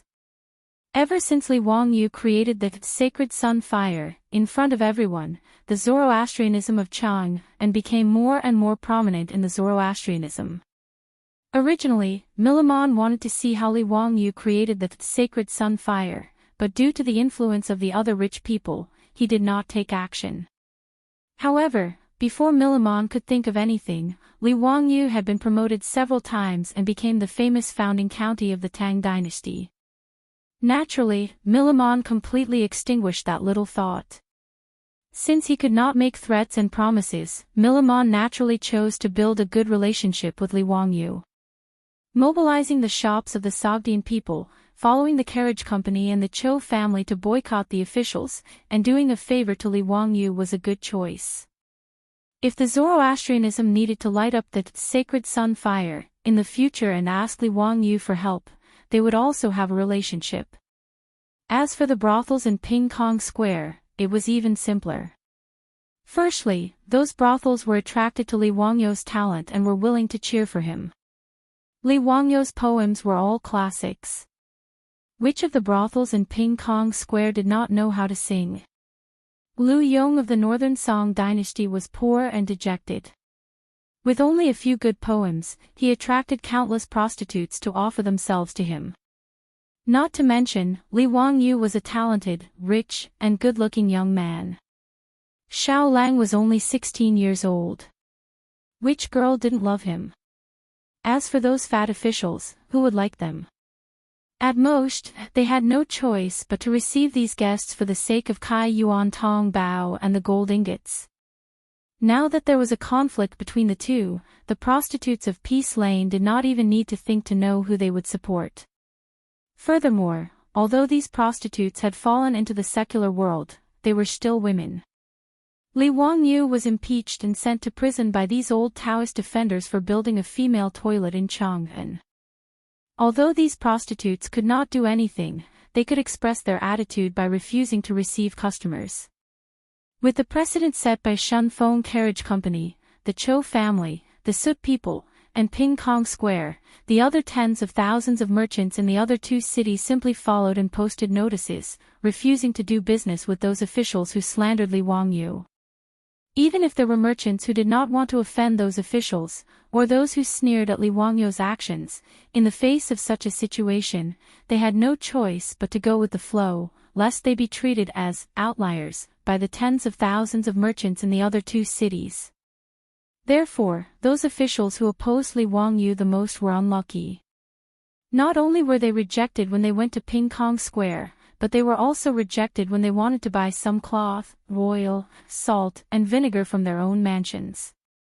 This forced the servants of these officials to go out to buy goods. They could only conceal their identities, for fear of letting others know the identity of their masters. This made these officials feel extremely humiliated, but they could not do anything about these merchants. Therefore, they could only file a complaint today, accusing Li Wangyu of bullying and humiliating them. After understanding the whole story, Pai Lupi could not help but shake his head. This group of officials was really too disappointing. They actually had the nerve to bring this kind of thing to Taiji Palace to impeach Li Wangyu. They really did not know what they were talking about. Qing Yaojin and the other big shots directly laughed out loud in the hall, feeling that this group of officials was really too funny. Originally, everyone could not hold back their laughter, but when they saw Qing Yaojin and the others laugh out loud, they could not help but roar with laughter. They actually had the nerve to bring this kind of shameful thing to the main hall. It was really the shame of hundreds of officials. And the group of officials who had complained tearfully before were now all red in the face from the ridicule of their colleagues. They wished that a crack would open in Taiji Palace for them to hide in. Pai Lupi naturally would not punish Li Wangyu or those merchants because of this group of officials' impeachment. To be treated like this by the merchants, other than showing that this group of people was incompetent and did not have the support of the people, what else could be explained? Alright, dear officials, think of a way to deal with this matter. Don't bring it up in court again. Official way, since Tuoba Gong's death has nothing to do with Li Wangyu, then let him go. Pai Lupi was too lazy to continue arguing with this group of people and directly ordered Wei Jing. Wei Jing naturally accepted the order. Although he did not approve of Li Wangyu building the female toilet, he also did not think that Li Wangyu should be detained in the prison for this reason. It was really a bit absurd. The officials who had impeached Li Wangyu did not dare to say anything. They could only bow their heads and retreat among the hundreds of officials like ostriches. This matter was considered to be over. Just as Pai Lupi was about to discuss court politics with the officials, he saw Mi Tua hastily come in from the back of Taiji Palace and whisper in Pai Lupi's ear. Everyone, Her Highness the Empress and Consort Yang led all the concubines out of the palace. They said they were going to Dingzhou village in Hu County for a short stay. Hearing this, Pai Lupi couldn't help but furrow his brow. His wives had all left the palace at this time without even notifying him. This made Pai Lupi very surprised. Do you know what this is about? Why do I not know about this? Everyone, this servant does not know either. When the morning drum sounded and the palace gates opened, Her Highness the Empress led all the concubines out of the palace in a carriage. This servant did not dare to ask. Pai Lupi was very unhappy about this, but he could not say anything at this time. However, he was willing to bet that it definitely had something to do with Li Wangyu. His wives had all gone to Dingzhou village. No matter what, he had to find Li Wangyu and ask him about this matter. He turned his head and ordered Mi Tua, go to the censorate and take that bastard Li Wangyu to the legislative hall. I will deal with him after court. Mi Tua made a sound of agreement, but did not move. Pai Lupi asked curiously, why are you still not going? Is there something else? Mi Tua looked awkwardly at the officials in the hall. After hesitating for a moment, he reported in a small voice, everyone, the 100 Cavalry Department reported that the ones leaving the city for Dingzhou village in Hu County were not only Her Highness the Empress and the concubines, there were also Anne. What else? Don't stutter, tell me clearly. Yes, there were also the madams and young wives of the Duke's manors. Mi Tuo quickly lowered his head and replied. His words made Pai Lupi stunned. What did he mean? Seeing that Pai Lupi did not understand, Mi Tuo quickly explained, everyone, in Chang and City, these 4th or 5th grade officials, as well as the madams and young wives of the noble manors, after the city gate opened today, they all boarded the carriages of their manors and joined Her Highness the Empress. They left the city together and went to Dingzhou village. Pai Lupi understood Mi Tuo's words, and he was completely stunned. What was going on? A gathering of the noblewomen of Chang and City. Or were the noblewomen collectively leaving home? Why was there no news at all before? His wife and the noblewomen of Chang and City were collectively leaving the city. There must be something wrong. Pai Lupi did not care that he was in court. He suddenly slapped the armrest of the throne and stood up. He said angrily, "Go, bring that bastardly Wang Yu to me. I want to know what he wants to do." Chapter 538. When Li Wang Yu was brought into Taiji Palace from the prison of the censorate, all the officials in the main hall already knew what had happened. At this time, there was a lot of discussion. They couldn't understand why their wives and daughters had run off to Dingzhou village together without a word. "Kid, why did you kidnap your aunt to Dingzhou village? You better explain it clearly to me." Qing Yao Jin had a fiery temper. When he saw Li Wang Yu enter the main hall, he went forward to grab him and interrogate him. Li Wang Yu was directly confused by his question. What and what? For the past few days, other than sneaking out of the prison last night to act mysterious, he had been obediently staying in the prison. What kind of nonsense was this old hooligan Qing Yao Jin spouting? What did he mean by kidnap his wife? Uncle Qing, what are you talking about? Your nephew has been locked up in the prison of the censorate for the past few days. Uncle Qing, did you make a mistake? Li Wang Yu had an innocent face. He really didn't know what this old hooligan was talking about. Qing Yao Jin glared at him. Her Highness the Empress, Consort Yang led the imperial concubines in the palace, as well as the wives and young wives of the officials and officials. They all left Chang and City early this morning and went to your Dingzhou village. You brat, you tell me you don't know. Do you believe that I won't punish you? What? Li Wang Yu looked at the surrounding officials in confusion.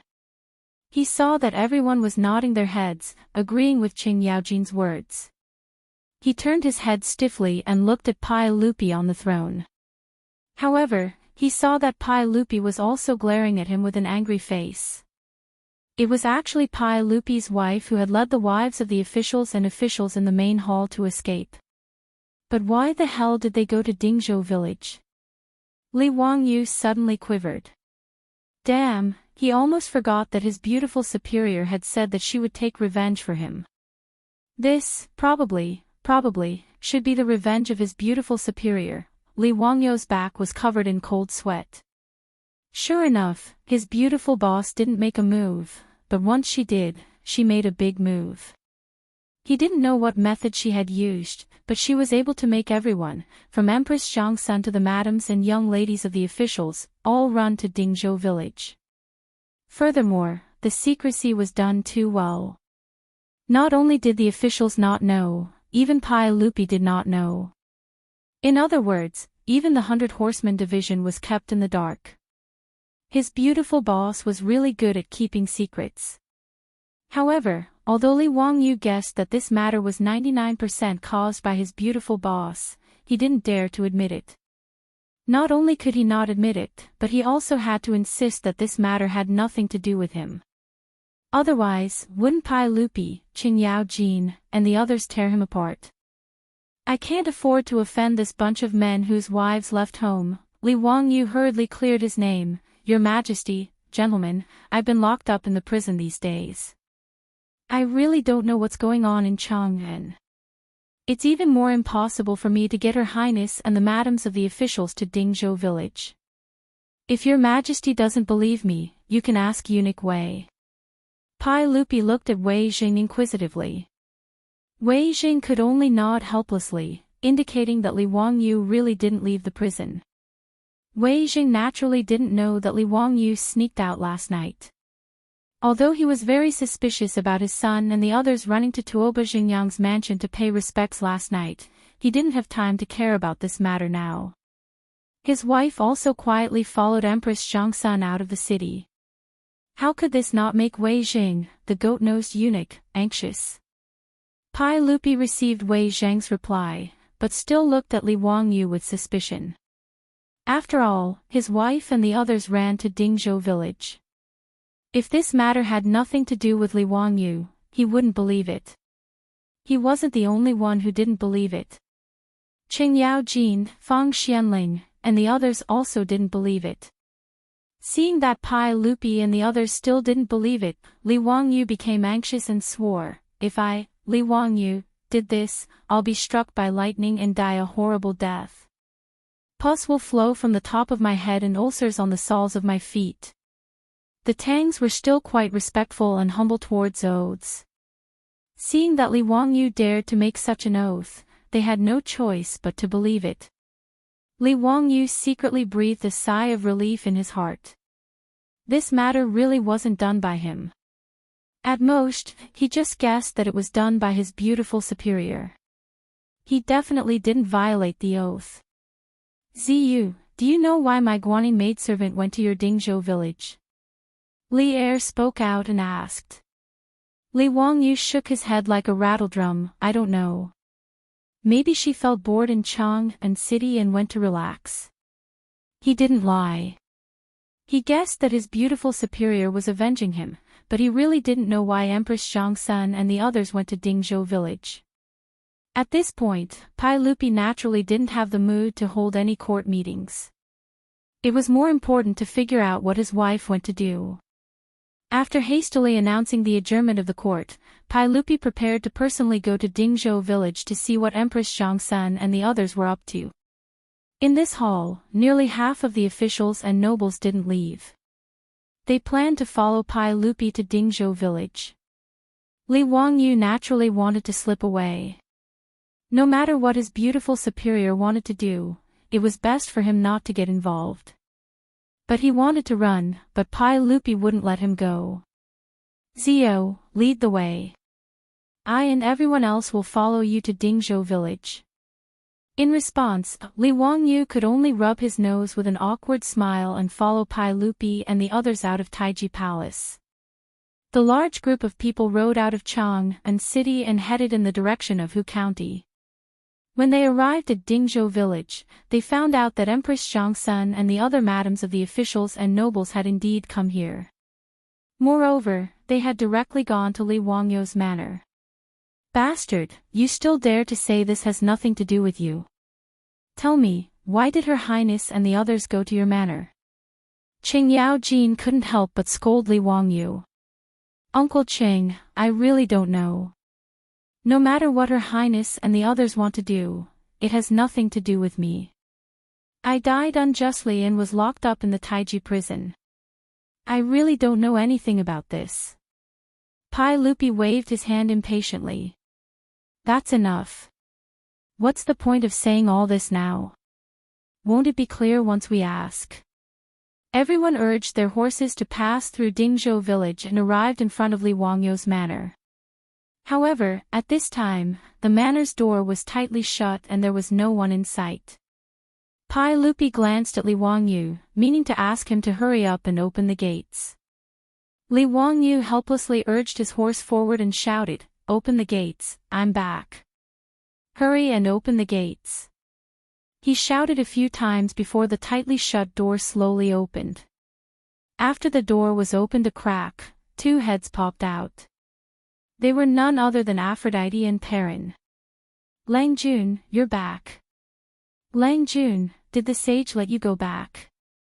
As soon as the two girls finished speaking, they immediately noticed the large group of people behind Li Wangyu. When they saw Li Er riding on the horse, they couldn't help but playfully stick out their tongues. "Perrin, Aphrodite, it's broad daylight. Why are the gates closed?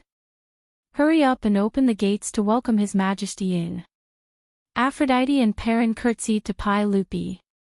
"Greetings, Your Majesty." "Greetings, Your Majesty." However, it's inconvenient for His Majesty to enter the manor today. Chapter 539. Li Wangyu was stunned by the two girls' words. What do they mean? They actually refused to let Pi Lupi in. When did these two girls of his become so bold? Pi Lupi looked displeased, and the officials and nobles were also in an uproar. The ladies of Li Wangyu's residence were too bold. They actually dared to stop a saint outside. Did they eat a bear's heart or a leopard's gall? Li Wangyu coughed lightly and was about to speak, but Perrin and Aphrodite bowed to him again. Lang Jun, you can't return to the residence today either. What? They're rebelling against the heavens. I can't even return to my own home. What are these women trying to do? Li Wangyu was completely dumbfounded. Qing Yao Jin had an impatient personality. He walked up and glared at them. You two girls, make it clear to me. Why can't His Majesty and I enter the residence today? Perrin wasn't afraid of his ferocious appearance and playfully stuck out her tongue at him. Greetings, Duke Liu. Today, all men are not allowed to enter the residence. Why is that? Pi Lupi finally couldn't help but ask. In reply to Your Majesty, the residence is full of madams today. The lingerie store is releasing a new line of underwear today, so Her Majesty the Empress and all the other nobles were invited. Moreover, the residence is full of women now, and most of them are frolicking by the water. Their clothes are skimpy, so it's really inconvenient for men to enter. Perrin's answer left Pi Lupi and the other officials and nobles speechless. They couldn't bring themselves to say that they wanted to enter Li Wangyu's residence. No matter how beastly Pi Lupi was, he wouldn't openly run in to see the other madams of the officials and nobles. Her clothes were revealing, and she was playing with water. Clearly, Li Wangyu's mansion was full of scenes of spring. Naturally, no man could be allowed to enter. Not to mention other people, if any man dared to enter Li Wangyu's mansion now, Pi Lupi would directly order people to slap him and send him to the palace to be a palace eunuch. Qing Yao Jin, Fang Xianling and the others looked at each other. No one dared to say that they wanted to enter the Lai Hot. Li Wangyu, on the other hand, was thinking more. Releasing new underwear. Could it be a lingerie release? Victoria's Secret fashion show. His saliva was about to flow out, and he hated that he couldn't rush back to the manor right now. This was the man's dream show that he had only seen on TV and had never seen live in his previous life. Thinking of this, he couldn't help but ask, where did this model come from? Aphrodite clapped her hands excitedly. Lang Jun, you really know this word. Yes, model. Sister Chongqing mentioned it a few times, but I didn't remember it. Hee hee. Those models were all invited by elder sister Chongqing from the Peace Square and the Hu People's wine shops at a high price. Li Wangyu was speechless. As expected, his beautiful boss really knew how to have fun. But what was her purpose of bringing Empress Zhongsun, as well as all the madams and young ladies of the civil and military officials to his mansion? Li Wangyu was still confused and didn't understand. Pi Lupi coughed softly and turned to look at the officials. Gentlemen, since the madams are gathering in Li Wangyu's mansion today, why don't we have a small gathering in Dingzhou village today? After the madams' gathering, we will return to Chang'an together. What do you think? What he meant was that Empress Zhongsun and the others would have fun in Li Wangyu's mansion, while they would wait in Dingzhou village in case anything happened. Pi Lupi still felt that today's matter was full of strangeness. Even if they came to Li Wangyu's mansion to attend the underwear conference, they should have at least said hello. Not to mention that not only his wife and the concubines in the harem did so, but also the madams of the noble officials' mansions. This didn't make sense. Qing Yao Jin, Fang Xianling, and the others naturally nodded at Pi Lupi's words. But Perrin bowed again. Your Majesty, I'm afraid that Her Highness and the madams won't return to Chang'an today. Ha! What do you mean? Why is that? Pai Lupi was stunned and quickly asked. Your Majesty, Her Highness and the madams think that Chang'an is too dirty, so they plan to stay in our mansion for a few days. When Chang'an becomes clean, they plan to go back. Perrin's words immediately silenced Pai Lupi and the other officials. What did she mean? She thought that Chang'an was dirty. Whether it was Empress Zhongsun, concubine Yang, or the madams of the other mansions, the places where they lived were spotless, if not shiny. Why did she think that Chang'an was dirty? Feng Xianling and Du Ruhui suddenly understood and couldn't help but turn their heads and glare at Li Wangyu. The officials and nobles present were not fools, including Pai Lupi. After everyone figured out the meaning of her words, they all turned their heads and glared at Li Wangyu. If their eyes could kill, Li Wangyu's body would have been full of holes. Uncle, everyone, why are you looking at me like that? I didn't do anything. This has nothing to do with me. Li Wangyu felt his hair stand on end from the way everyone was looking at him. He quickly waved his hand, trying to clear his name. Qing Yaojin snorted and slapped him on the shoulder. Humph, it has nothing to do with you. Tell me, what did Her Highness and the others mean when they said that Chang'an was dirty? I don't know. Li Wangyu naturally knew, but he could only play dumb at this time. If it weren't for you, bastard, who wanted to build toilets, how could there be so many troubles? Humph, what do you mean by Chang'an is dirty? Aren't you talking about those yellow and white things? Li Wangyu smiled and said, Hey, Uncle Qing, you can't blame me. I'm just being kind. Besides, in Chang'an, the streets are full of yellow and white things. It's really indecent. I'm willing to build toilets out of my own pocket. What's wrong with that? His words made Qing Yaojin speechless. It was true. Without public toilets in Chang'an, the sanitary situation was really bad. Those dark corners of the walls were full of filth. In summer, there were swarms of flies. Even the drainage ditches on both sides of the streets were not much better. The cities in this era all had such a smell. Okay, Jijie, don't say any more. Zio, let me ask you, how long will it take to build those toilets? Pai Lupi waved his hand impatiently at Qing Yaojin and asked Li Wangyu. Uncle, as long as I give enough money, I can hire thousands of craftsmen to build 300 toilets at the same time with the Mirage mud, bricks, and tiles provided by the Ministry of Works. It's very easy to build toilets. It can be completed in 3 days at most. Li Wangyu already had a plan in mind. He had consulted the craftsmen of the Ministry of Works and the General Works Bureau on how to build toilets. He knew what to do and immediately answered. Pai Lupi nodded helplessly. Okay, that's it.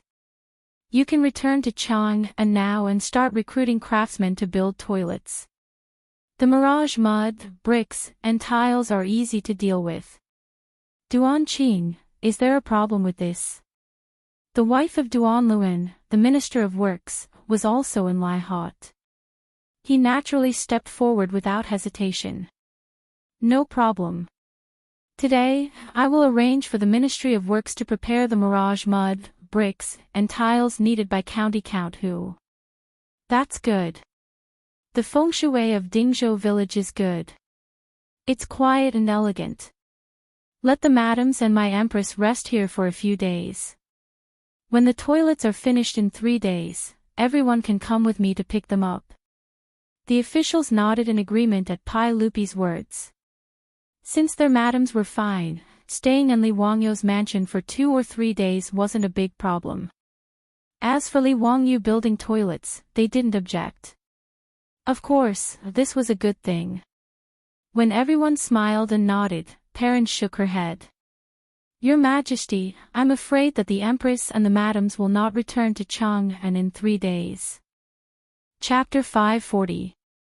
Perrin's words made Pai Lupi and the other officials dumbfounded again. What did she mean? She didn't want to go back to Chang and after the toilet was fixed. Li Wangyu looked at the most honorable officials of the Tang dynasty looking at each other and almost couldn't hold back his laughter. In his mind, the lyrics of a song kept echoing, falling in love with someone who doesn't come home, waiting for a door that doesn't open, fickle eyes, tightly shut lips, why bother to force it, why bother to ask for it, Your Majesty, I'm afraid that Her Highness and the other madams won't return to Chang'an in 3 days. They said that there are many inconveniences in Chang'an, so they don't plan to go back for the time being, Perrin continued. Inconveniences? Was this a joke?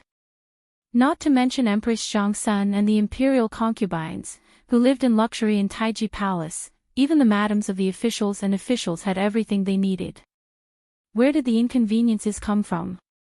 Pai Lupi and the other officials were puzzled, but Li Wangyu understood. Damn it! Did my beautiful boss fool Empress Zhongsun and the other madams into a women's rights movement with the purpose of building a women's toilet in Chang'an? The more Li Wangyu thought about it, the more certain he was that it should be so. Otherwise, it couldn't explain the reaction of Empress Zhongsun and the others. After guessing the truth, Li Wangyu didn't dare to say anything for fear of getting into trouble. He wanted to build a women's toilet, but it was just a habit of his later life. He didn't think so much. If he knew that there would be so many troubles, Li Wangyu wouldn't ask for trouble. After all, he wasn't a staunch supporter of feminism. He even had the idea of having multiple wives. How could he offend so many people in order to build a women's toilet? But anyway, in the eyes of the officials and Pai Lupi, Li Wangyu was the first to propose to build a women's toilet. Once everyone figured out the true purpose of his wife, Li Wangyu would be in deep trouble. Thinking of this, Li Wangyu's footsteps quietly moved a few steps away from Qin Yaojin, Li Er, and the others, so as not to get into trouble. If his beautiful boss could really persuade Empress Zhongsun and a group of officials and noble ladies in Chang and to carry out the so-called toilet revolution, Li Wangyu would really give her a thumbs up. She was really awesome. This reminded him of the Bollywood movie, Toilet Hero, that he had seen in his previous life. The plot was exactly the same. To put it simply, the movie Toilet Hero was about a single man from an Indian village who fell in love with the well-educated female lead. On the night of their wedding, the female lead discovered that there was no toilet in her house. In order to build a toilet in her house, she divorced the male lead. Religious beliefs, backward ideas, old-fashioned customs, and sexism were all presented in the movie. Now, Li Wangyu wanted to build a women's toilet in the Tang Dynasty, but the resistance he encountered was no less than that of the Indian village in the movie. If Pai Lupi didn't think highly of him, he probably wouldn't have just stayed in the prison for a few days. After Li Wangyu figured out his beautiful boss's thoughts, he obediently closed his mouth and didn't say a word. Little girl, make it clear. What do you mean by inconvenient life in Chang'an? Qin Yaojin glared at her again. Perrin smiled sweetly and said, Hi Duke Lu, I don't know what it means. The nobles asked me to pass on the message like this. Pai Lupi couldn't help but glare at her and said, In that case, you go and ask the Empress to come out and talk to me. Your Majesty, the Empress has ordered that she won't see any men today. She wants to pray for all the women in the world. Now, everyone in the mansion, including the troops and servants, has been driven to the village to live temporarily. Except for the Empress and the other concubines, the nobles' palace maids, servant girls, and even the palace servants, the Empress didn't bring them. Your Majesty wants to see the Empress, but I can't do anything about it. Perrin's words almost made Pai Lupi's nose crooked out of anger. If it were anywhere else, who would dare to stop him? But now, the county magistrate's mansion had become a forbidden area. All the civil and military officials, including Pai Lupi, could only look at each other and sigh. If there was only his wife in the mansion, it wouldn't matter. But now, all the nobles in Chang'an had gathered here and even said that men couldn't enter.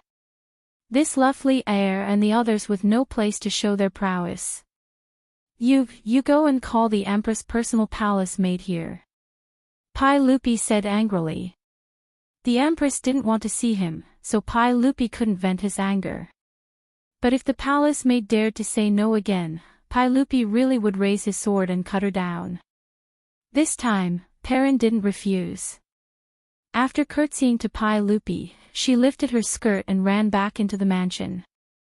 After the two of them entered, the door slammed shut with a bang.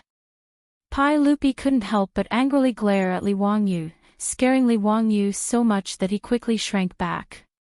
A man who had been dished by his wife had a very bad temper. Li Wangyu wasn't prepared to be Pai Lupi's punching bag. Not long after, the door to the county magistrate's mansion opened a crack, and a palace maid came out. When Li Wangyu saw her, he was happy. An acquaintance. The person who came was the palace maid that Li Wangyu had seen twice before. Your servant greets your majesty. Your majesty is holy. The palace maid obediently curtsied to Pai Lupi. Rise. Let me ask you, why is the Empress unwilling to return to the palace? Your Majesty, the Empress and the nobles are merciful and can't bear to see the women of Chang'an suffer.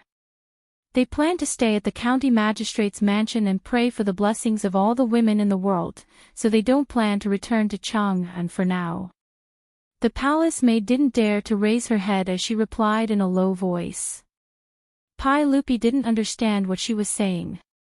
What did his wife and these nobles want to do? One moment they complained that Chang'an was dirty, the next they said that life was inconvenient, and now they wanted to pray for the blessings of all the women in the world. This completely confused Pai Lupi. On the side, Du Ruhui figured out the meaning. He hurriedly moved to Pai Lupi's ear and whispered, Your Majesty, the women's room. With this reminder, Li Ercai came to a sudden realization. His wife had led a group of nobles away without saying goodbye and hid in Dingzhou village. So it was to hint to him that he should build a women's room in Chang'an. This was something that Pai Lupi hadn't thought of. After understanding the whole story, Pai Lupi couldn't help but turn his head to look for Li Wangyu. It was all this trouble caused by this bastard. Li Wangyu tried his best to shrink his body into the crowd and avoid Pai Lupi's gaze. He really admired his beautiful superior. To build a women's room, she was willing to spend so much money. He couldn't help but admire her. Men, have the imperial guard surround the county magistrate's mansion and protect the Empress's safety. Don't let a single male fly in. Pai Lupi shouted loudly. Then he didn't want to waste any more words and turned to leave. The group of officials and nobles could only helplessly shake their heads and follow Pai Lupi. His wife wanted to cause trouble with the Empress in order to force the Emperor and the officials to agree to build a women's room in Chang'an. This matter left the officials speechless. There were even some old officials who couldn't help but spit in Li Wangyu's direction before angrily leaving. Li Wangyu could only awkwardly rub his nose and pretend he didn't see these angry officials. After all, in order to build this women's room, he had even spent time in prison. Now, Empress Zhangsun was leading a group of nobles in an uprising. Let's see how Pai Lupi and the officials would deal with it. Chapter 541. Since he could not enter his own mansion, Li Wangyu could only follow Pai Lupi and the others back to Chang'an. Fortunately, he had bought the house in Kaihua Square before, so he would not be homeless. Otherwise, he would have to run back to the prison for a few more days. However, as soon as he returned to Chang'an, Li Wangyu was summoned to the palace by the eunuchs before he had time to bathe and change his clothes. As soon as Li Wangyu entered the legislative hall, he saw Pai Lupi staring at him with a sour face. In the hall, Fang Xianling, Du Ruhui, Zhangsun Wuji and a few other big shots were also present.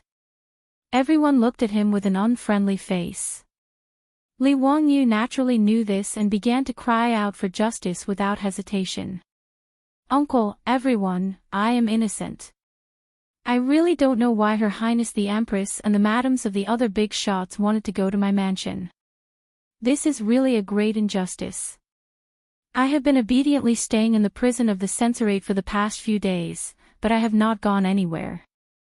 If you don't believe me, you can find Qing Chumo, Fang Jun, Do He and do go to confront them and ask them if I know anything about this matter.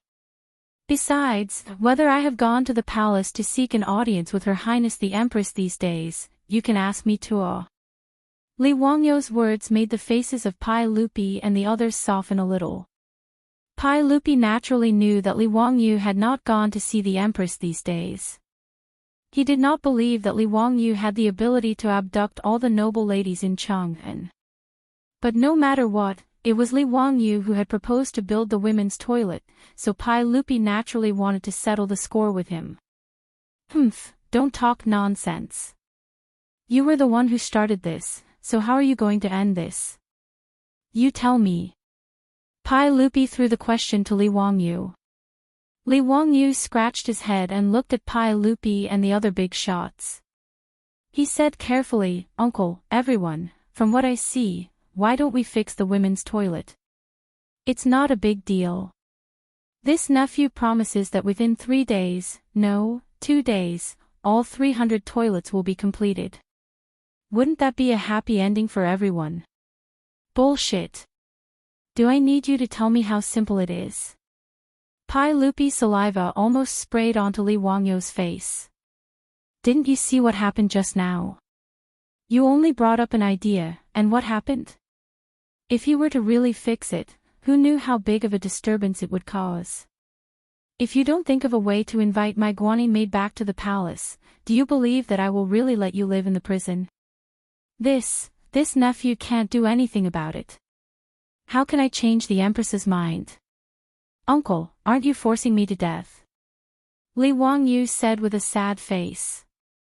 He really had no other way. Now that Empress Xiangsun had led the noblewomen of Chang'an away, if Pai Lupi and the officials still didn't compromise, then there was nothing he could do.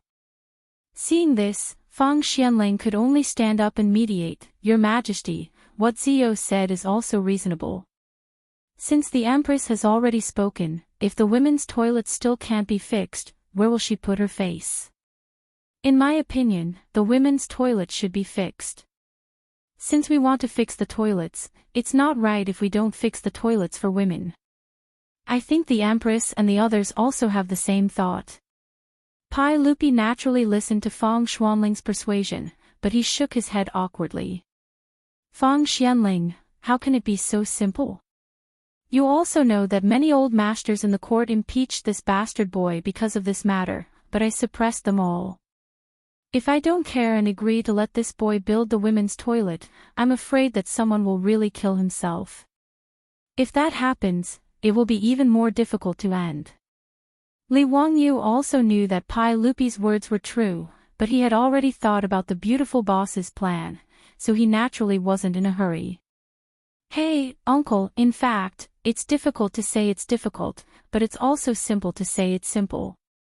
What do you want to do? What's your idea? Let's hear it. Uncle, in the ancient 3 kingdoms, Cao Cao used the emperor to order his vassals. Hey, we can also use the mischievous wife to order her vassals. Li Wangyou lowered his voice and told the plan he had thought of. Li Wangyou's words first stunned everyone, and then they couldn't help applauding. Ziyou, this plan is wonderful. Your Majesty, this plan is feasible. Pai Lupi slapped the back of Li Wangyou's head.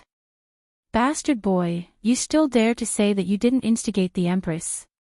This was clearly premeditated by you, right? Humph. When the Empress returns to the palace, I'll deal with you.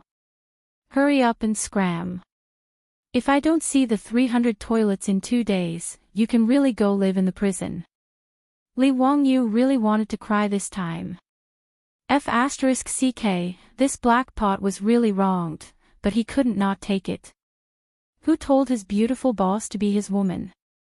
Forget it, if he was the scapegoat, then so be it. No matter how miserable it was, he was still a cook.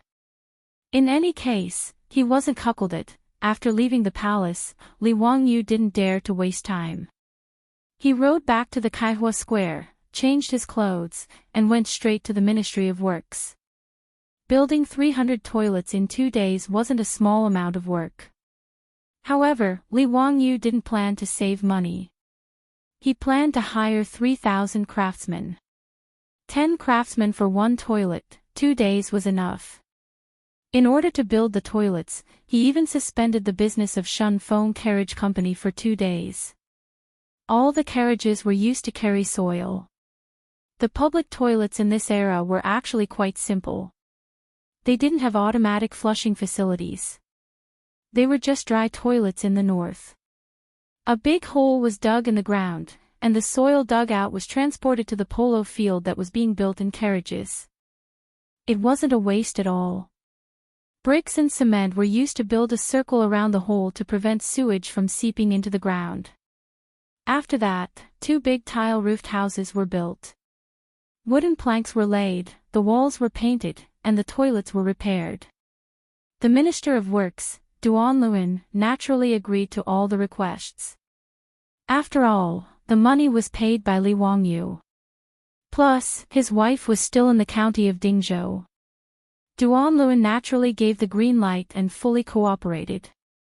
The Ministry of Works mobilized craftsmen, mirage mud, bricks, and wood to build the toilets in Chang'an. The construction project started in the afternoon. The 10 craftsmen dug the holes and repaired the houses. Their efficiency was quite high. In 2 days, 300 brand new toilets appeared in the various squares and streets of Chang'an. However, the toilets were repaired, but trouble came with them. On the second day of the imperial court, dozens of old officials stood out in anger and knelt on the ground. Pai Lupi naturally knew what they wanted to do, but he pretended not to know. He asked, "Everyone, what is this matter?" "Your Majesty, we want to impeach County Count Hu.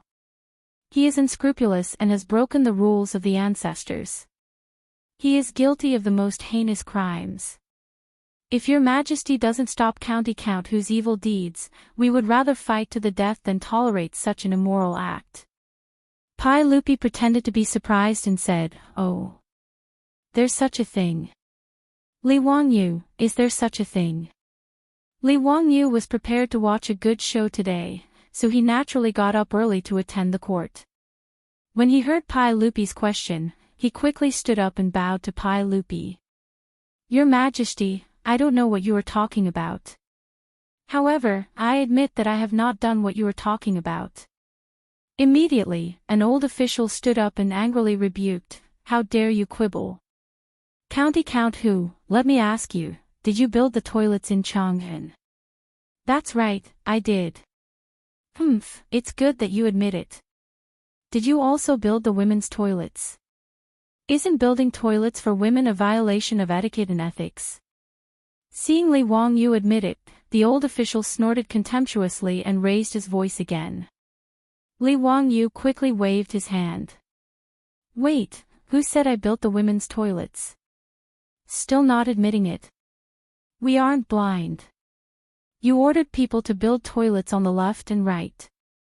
Aren't they the men's and women's toilets?" Li Wangyu smiled even more brilliantly. "Everyone, I'm afraid you are mistaken. Those 2 toilets are the men's toilets." Chapter 542. Li Wangyu's words enraged the officials. They were so angry that their fingers trembled.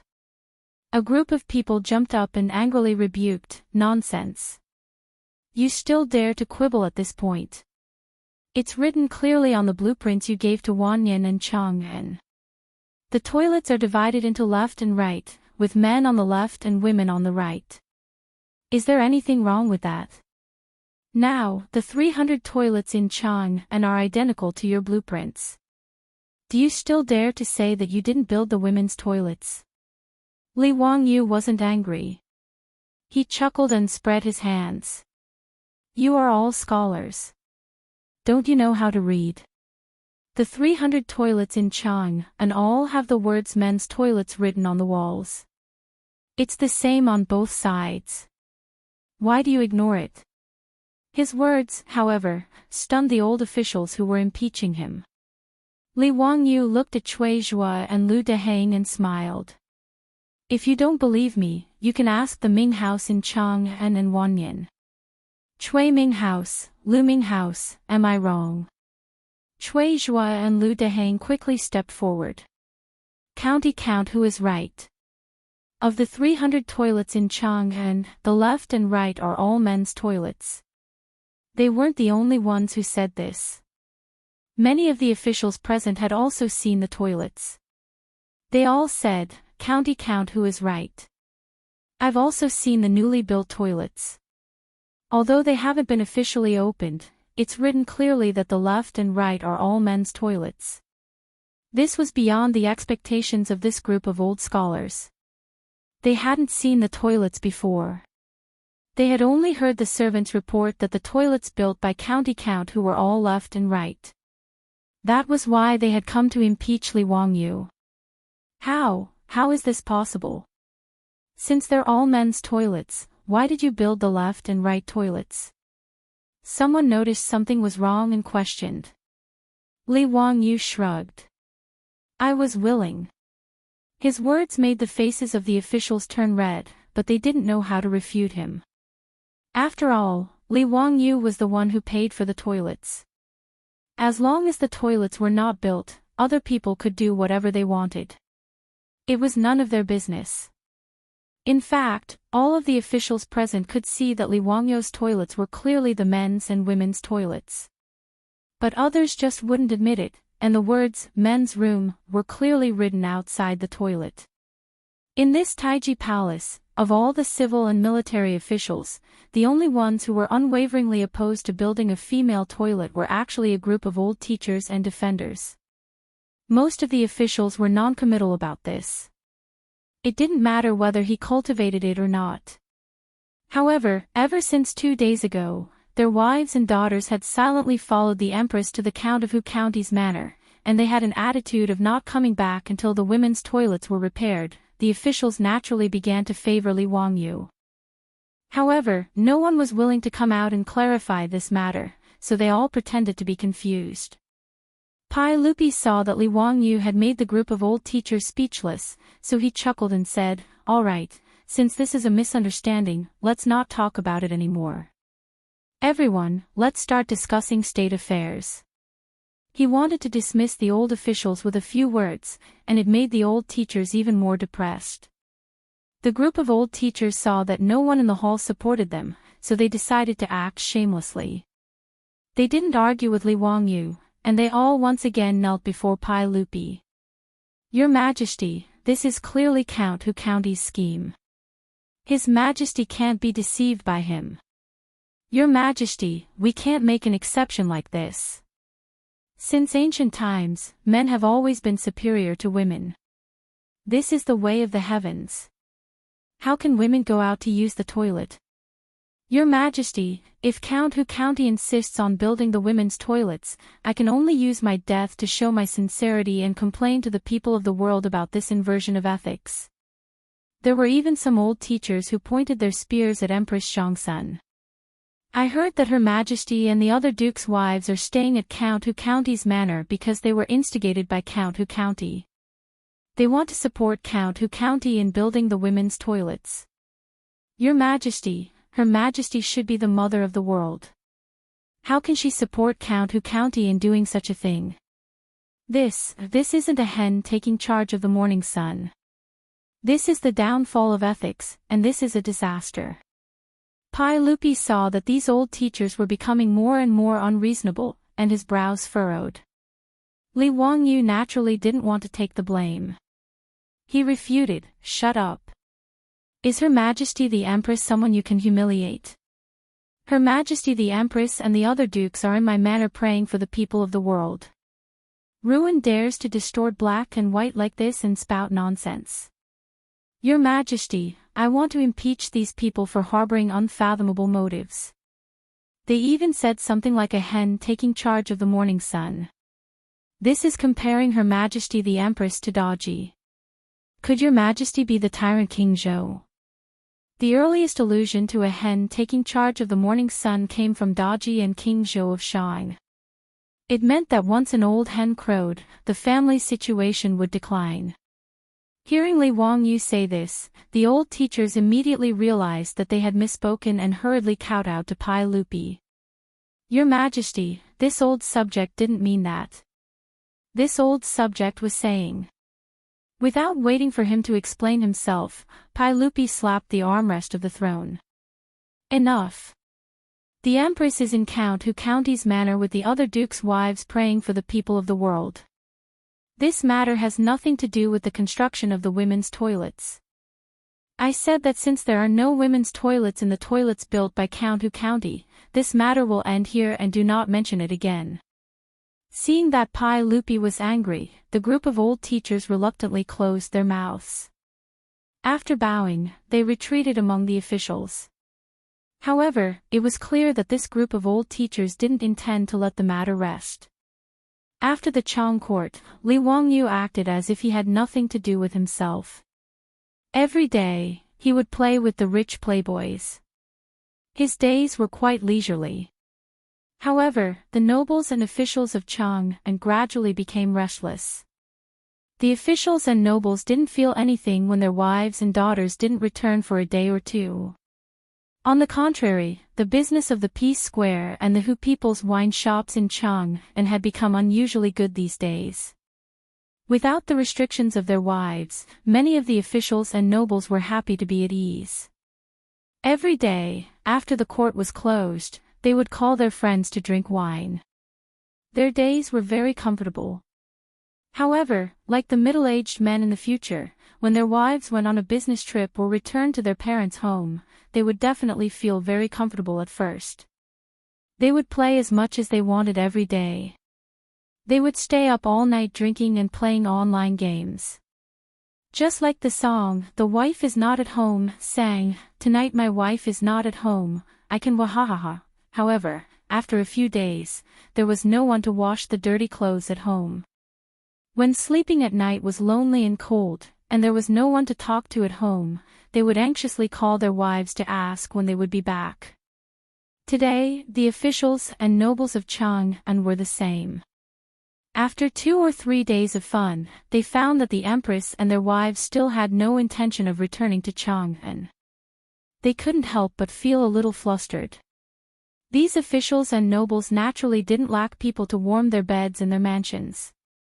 However, how could they understand the various internal affairs of this big family? How many things needed to be purchased, how much the businesses in their mansions had lost, which mansions needed gifts for their weddings and funerals, what mistakes the maids in their mansions had made. When the housekeepers of the mansions reported these matters to their Langjuns, they finally began to have headaches. Compared to their own troubles, whether or not to repair the women's toilets was still a problem. Chapter 543. Li Wangyu's guess was right. Inviting Empress Zhangsun and the noblewomen in Chang and to Dingzhou village was the revenge planned by the beautiful boss. For Li Wangyu, it didn't matter whether he could repair the women's toilet or not. But for the beautiful boss, it was absolutely intolerable. Although she was not a feminist, as a white-bone fairy of later generations, she naturally couldn't tolerate this obvious gender discrimination. For the beautiful boss, she just wanted fairness. But even this request, which seemed very common in later generations, was as difficult as climbing to the sky in the Tang Dynasty. Li Wangyu, a nobleman with a title, was forced to go to prison because he wanted to build a women's toilet. What could the beautiful boss, a weak woman with no power and influence, do? But the beautiful boss didn't intend to give up.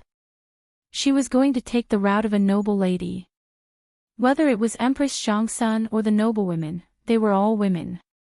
Naturally, they should speak up for the women of the Tang Dynasty.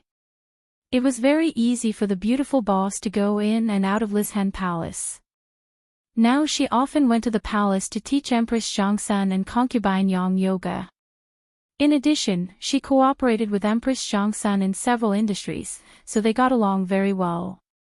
When the beautiful boss came to see her, Empress Zhangsun, who was still teasing her youngest son Li Ji, immediately asked the palace maids to bring tea and snacks.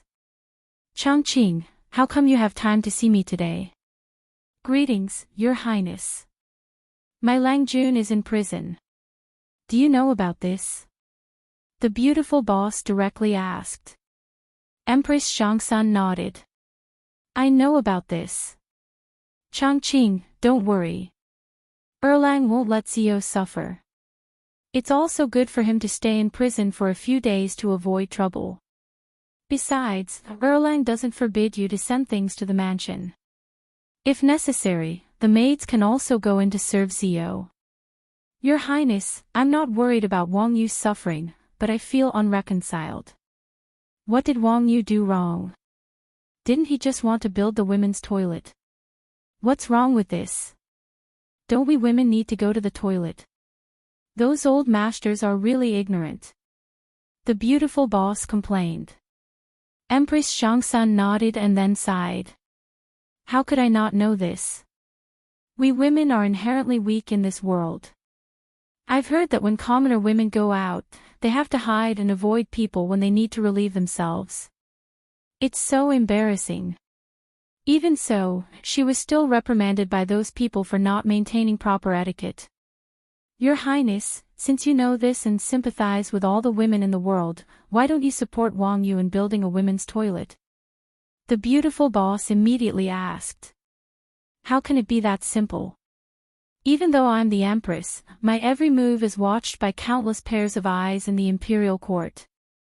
Now that even Erlang is unable to support Xiao, how can this consort stand up and go against the court officials? The beautiful superior couldn't help but laugh. She lowered her voice and said, Your Highness, you don't have to speak directly. I have an idea, do you think it'll work? Hearing her beautiful superior's words, Empress Xiangsan repeatedly nodded her head and immediately ordered a palace maid to invite Yang Fei over. Yang Fei naturally didn't oppose this plan.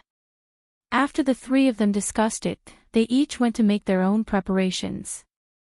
Empress Xiangsan and Yang Fei would persuade the imperial concubines in the palace. One of them was the head of the imperial harem, and the other was Pai Lupi's favorite concubine. In addition to their special identities, the imperial concubines in the imperial harem naturally followed Empress Xiangsan and Yang Fei's lead.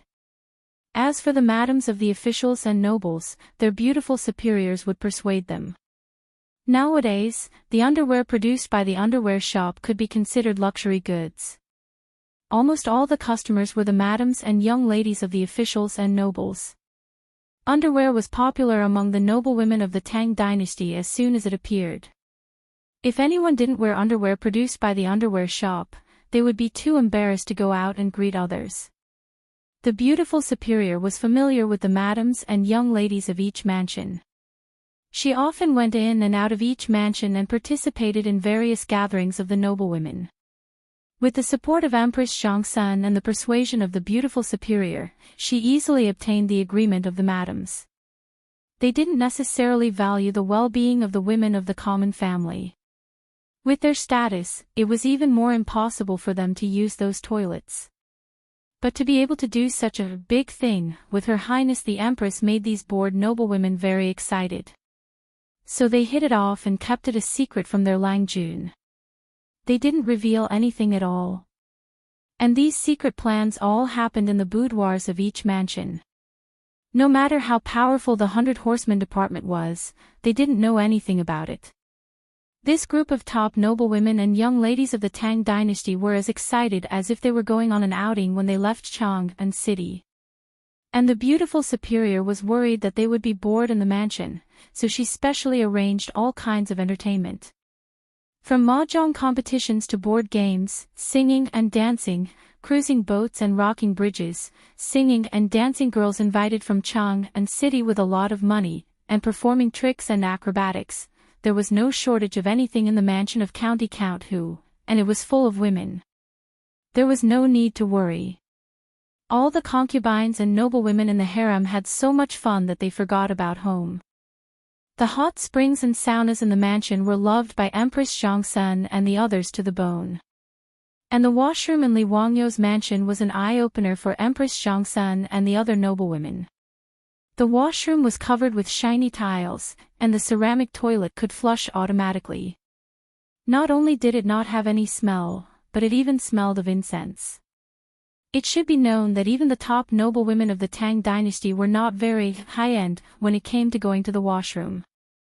There was an anecdote in history that the princess of Xiangqing in the West Jin dynasty married Wang Dun, her husband. After they got married, Wang Dun had to go to the washroom of the princess's mansion to go to the washroom. He saw a box in the washroom and opened it curiously. There were many dried dates in it. Wang Dun thought that they were snacks for going to the washroom, so he ate them all. At that time, Wang Dun knew that he had made a big joke. Those dried dates were used to block the nostrils when going to the washroom to isolate the smell. It was like that in the West Jin dynasty and in the Tang dynasty. So it was conceivable that the quasi-modern washrooms in Li Wangyou's mansion had shocked Empress Zhongsun and the other noblewomen. All the noblewomen of the Tang dynasty, including Empress Zhongsun, were secretly thinking about how to renovate the washrooms when they returned to Chang'an. In this way, from the concubines of Pai Lupi to the madams and young ladies of the other mansions, none of them clamored to return to Chang'an. They all relaxed and lived in Li Wangyou's mansion as if they were on vacation. Empress Zhongsun and the others were happy, but the officials and nobles were depressed. In the past few days, those old masters were surprised to find that their colleagues, who were usually respectful to them, looked at them with resentment in their eyes. Not to mention talking to them and greeting them, everyone avoided them as if they were the plague. This group of old masters, whether it was their age, their official qualifications, or their influence in the scholarly circles, were the reasons why they were usually respected. Even the officials and nobles, who were higher than them, were polite and respectfully called them Lord Lu, Lord Du, and Lord Xianyuan after meeting them. And they were used to it. They even flaunted their seniority and didn't take the other officials seriously. But in the past few days, when those officials saw them, they didn't even greet them, let alone greet them. What's more, some even glared at them and spat a mouthful of thick phlegm on the ground before turning away with disdain. What was even more unexpected was that they were impeached in the Chang dynasty today. Chapter 544. In the Taiji Palace, the first official could not take it anymore and stood up to impeach the group of old teachers. Like a signal gun, almost 100 court officials stood up to impeach the group of old teachers. They finally understood that if they did not overthrow the group of old teachers, the female toilets in Chang'an would not be able to be built. And if the female toilets were not built, their wives would not return to Chang'an. In this way, the choice was simple. What about the difference between men and women, the reversal of ethics, disrespect of etiquette and etiquette? These were all nonsense. Was it considered etiquette to have yellow and white things all over the street? Could it be that it was ethical to make young ladies and young wives act like thieves and hide everywhere to relieve themselves? The court officials went all out in order to drive the group of old teachers out of the court. They came up with all sorts of reasons to impeach them. Speaking of which, the group of old teachers, although their official ranks were not low, most of them did not have any real power. They were all officials in noble positions. If one were to say that they had taken bribes and perverted the law, that was true. Even when Pai Lupi asked the 100 Horsemen Department to investigate them, they did not find anything. But this was not a problem for the court officials. In order to bring back their wives, they racked their brains and began to find faults with the old teachers. There were typos in official documents, improper words and actions, and undamaged clothes. These were all child's play. Even the dogs of the old teachers who urinated and defecated on the road were grounds for impeachment. Pai Lupi was not surprised by this farce of impeachment. Instead, he sat on the throne and smiled as he watched the crowd perform. The group of old teachers was completely dumbfounded. Usually, they were the ones who impeached others from a moral high ground. When had they ever been treated like this? They were so angry that their faces turned pale. Their bodies trembled as if they had Parkinson's disease. Your Majesty, I am innocent. Are these people crazy? How dare they humiliate me like this? Your Majesty, I have been humiliated by the court officials like this. How can I still stand in the court? I beg to be buried. Your Majesty, since you don't need me, I will return. I beg to retire and return to my hometown. The group of old masters was too lazy to say anything more. They could clearly see Pai Lupi's attitude. Thus, they all knelt down and took off their official hats with trembling hands. Naturally, they were unwilling to resign. However, in this great hall, they were being pushed down by so many officials. Even if they were attached to their positions, what could they do? If he didn't know what was good for him, he might end up like those old officials who had been taken down from the prison. That would be a fate worse than death. Pai Lupi pretentiously stood up from the throne and walked down the steps to help the old masters up. You are all my trusted subordinates. How can you leave like this? Don't say such things again. However, even though he said that, he pretended not to see the official hats that were placed on the floor. He had no intention of picking it up and putting it back on for these old teachers. Pai Lupi's actions chilled the hearts of these old masters even more. Originally, they were just going through the motions of resigning. Now, they could only follow this path to the end. Disheartened, the old masters once again asked to resign. Their attitudes and tones were much more resolute. Pai Lupi was still unwilling. The old masters asked to be buried again. With 3 requests and 3 requests to stay, both sides had completed the ritual process. Both sides were so polite that it seemed like the ruler and his subjects were harmonious. This was also the proper procedure. To put it bluntly, it was just a polite gesture. Don't take it seriously. If Pai Lupi urged them to stay, the old masters would take it seriously and continue to wear their official hats with a clear conscience. Then, they would have lived their lives in vain. Pai Lupi pretended to be regretful and sighed. Since you have already made up your mind, I can't force you. Although I am distressed, I can only follow your wishes. Pai Lupi pretended to wipe away tears that did not exist. I will grant each of you 100,000 gold for your return home. I will give you a full salary to comfort you for your many years of hard work. The full salary that Pai Lupi was talking about was the retirement salary of these old masters after they retired. It was not reduced by half, but full salary. After an official of the Tang Dynasty retired, the salary was only half of what it was when they were still in office.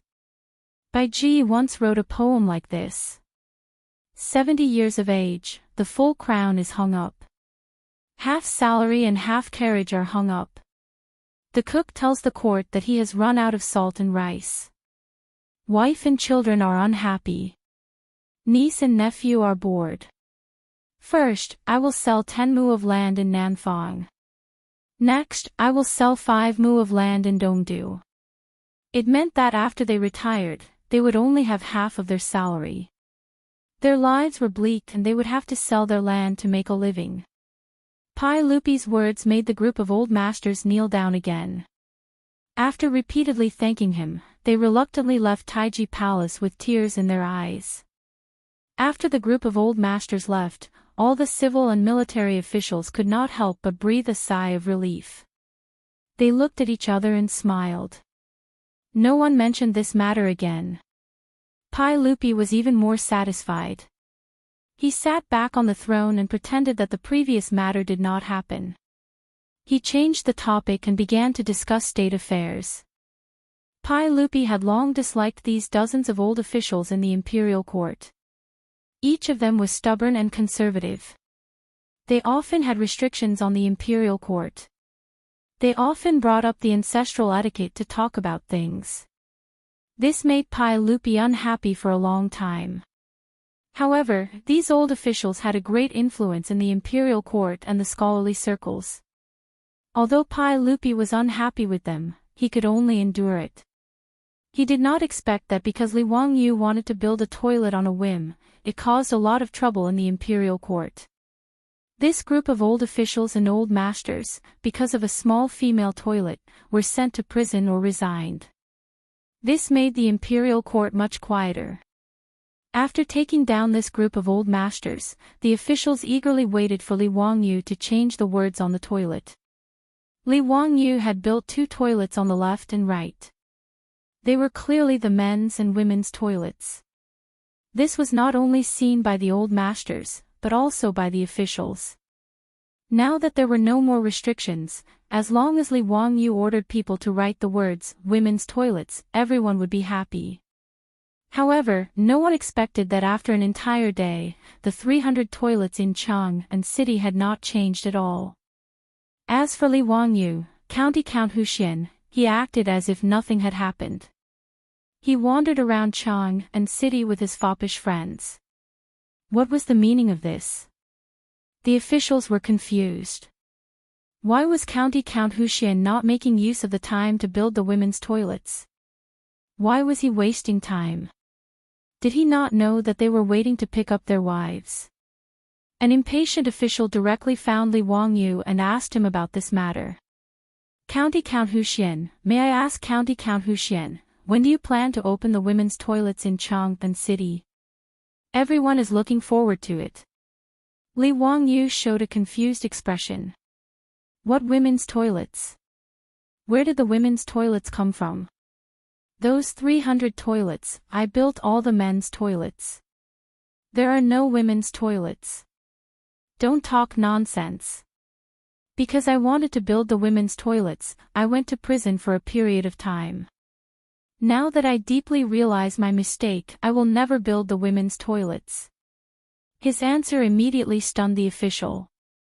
Why was this County Count Huxian acting so arrogant? If you are so arrogant, can we still have fun together in the future? Li Wangyu naturally did this on purpose. Since he had wanted to build the women's toilets, he had been impeached by the officials. Now that the situation had reversed, if he did not properly torment the officials, he would be letting down the opportunity that his beautiful superior had created for him. Chapter 545. The news that County Count Li Wangyu did not intend to change the opening of the women's washroom immediately spread to the ears of the officials in Chang'an.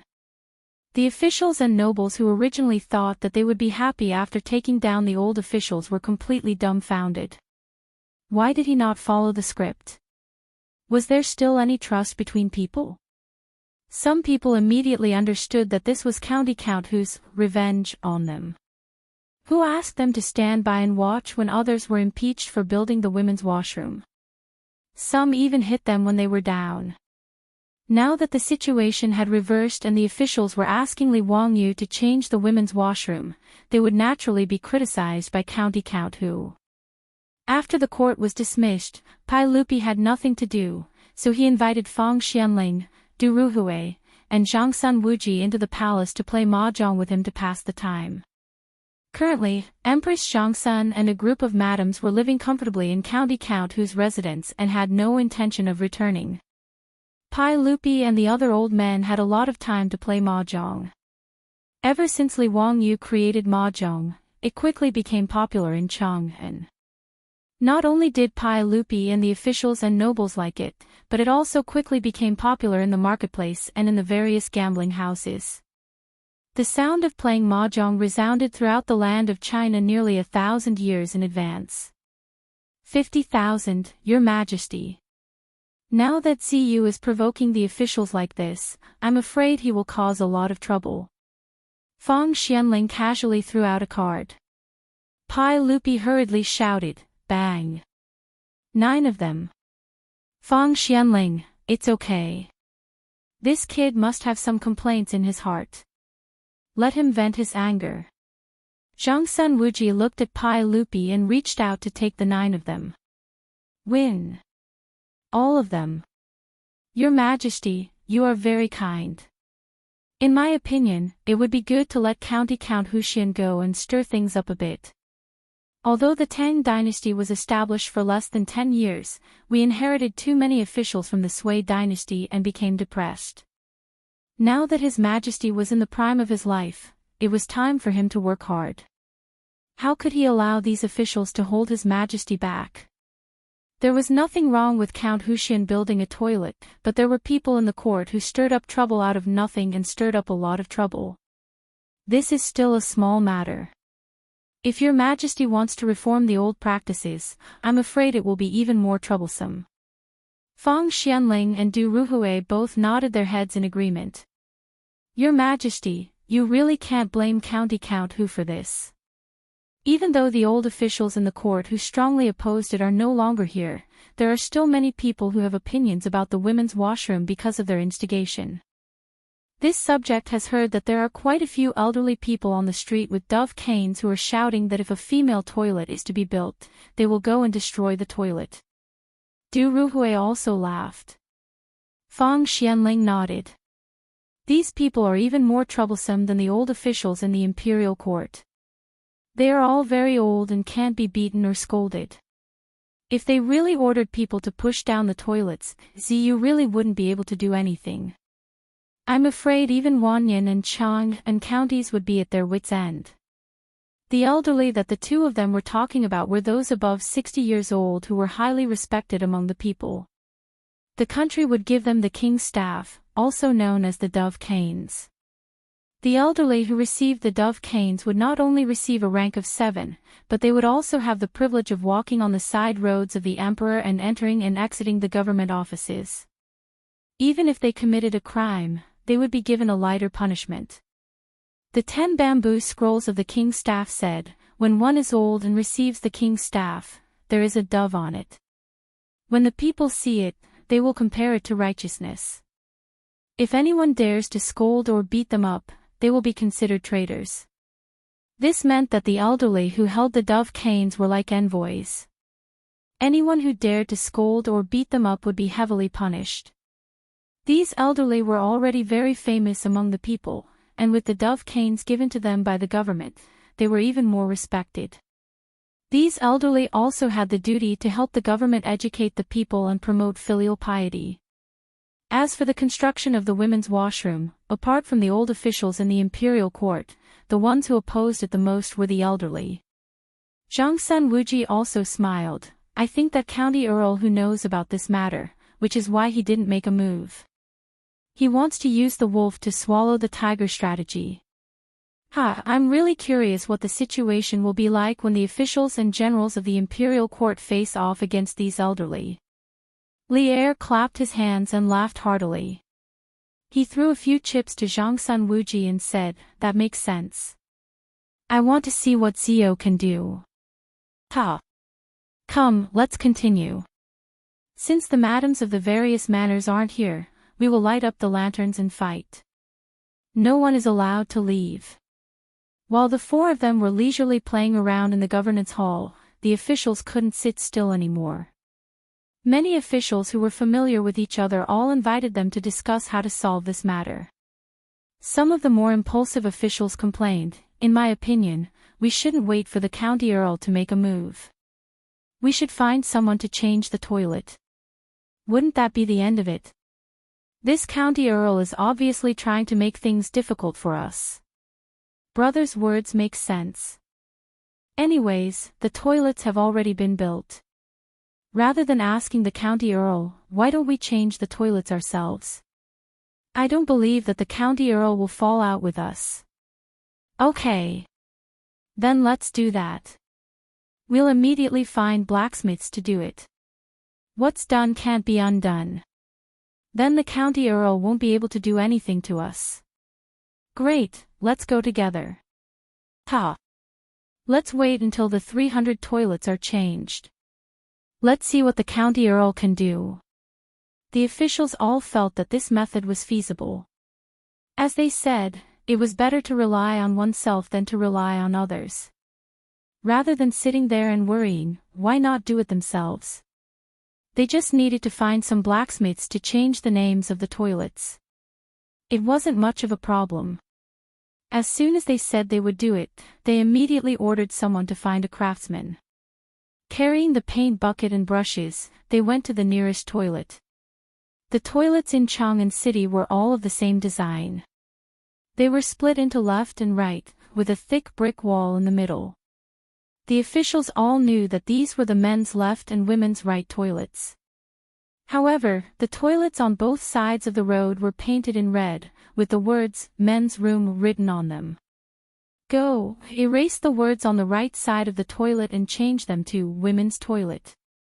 The officials ordered the blacksmiths to change the logo of the toilets. The blacksmiths agreed and began to work. However, they saw a group of people rush out from the inner building. The ones in the lead were a few elders holding a dove staff. Stop! What are you doing? The officials looked at each other, not understanding what these elders were shouting about. However, even these 4th or 5th rank officials were very polite to the elders holding dove staffs. Greetings, elders.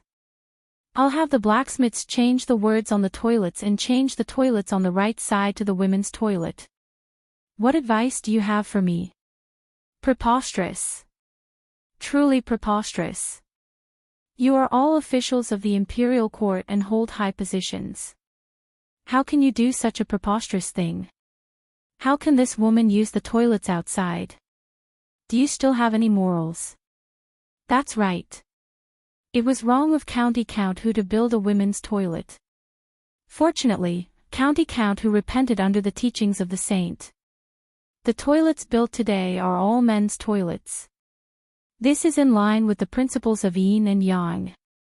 As the saying goes, men should be outside and women should be inside. How can this woman use the toilets outside her home? The words of the elders made the officials look at each other in dismay.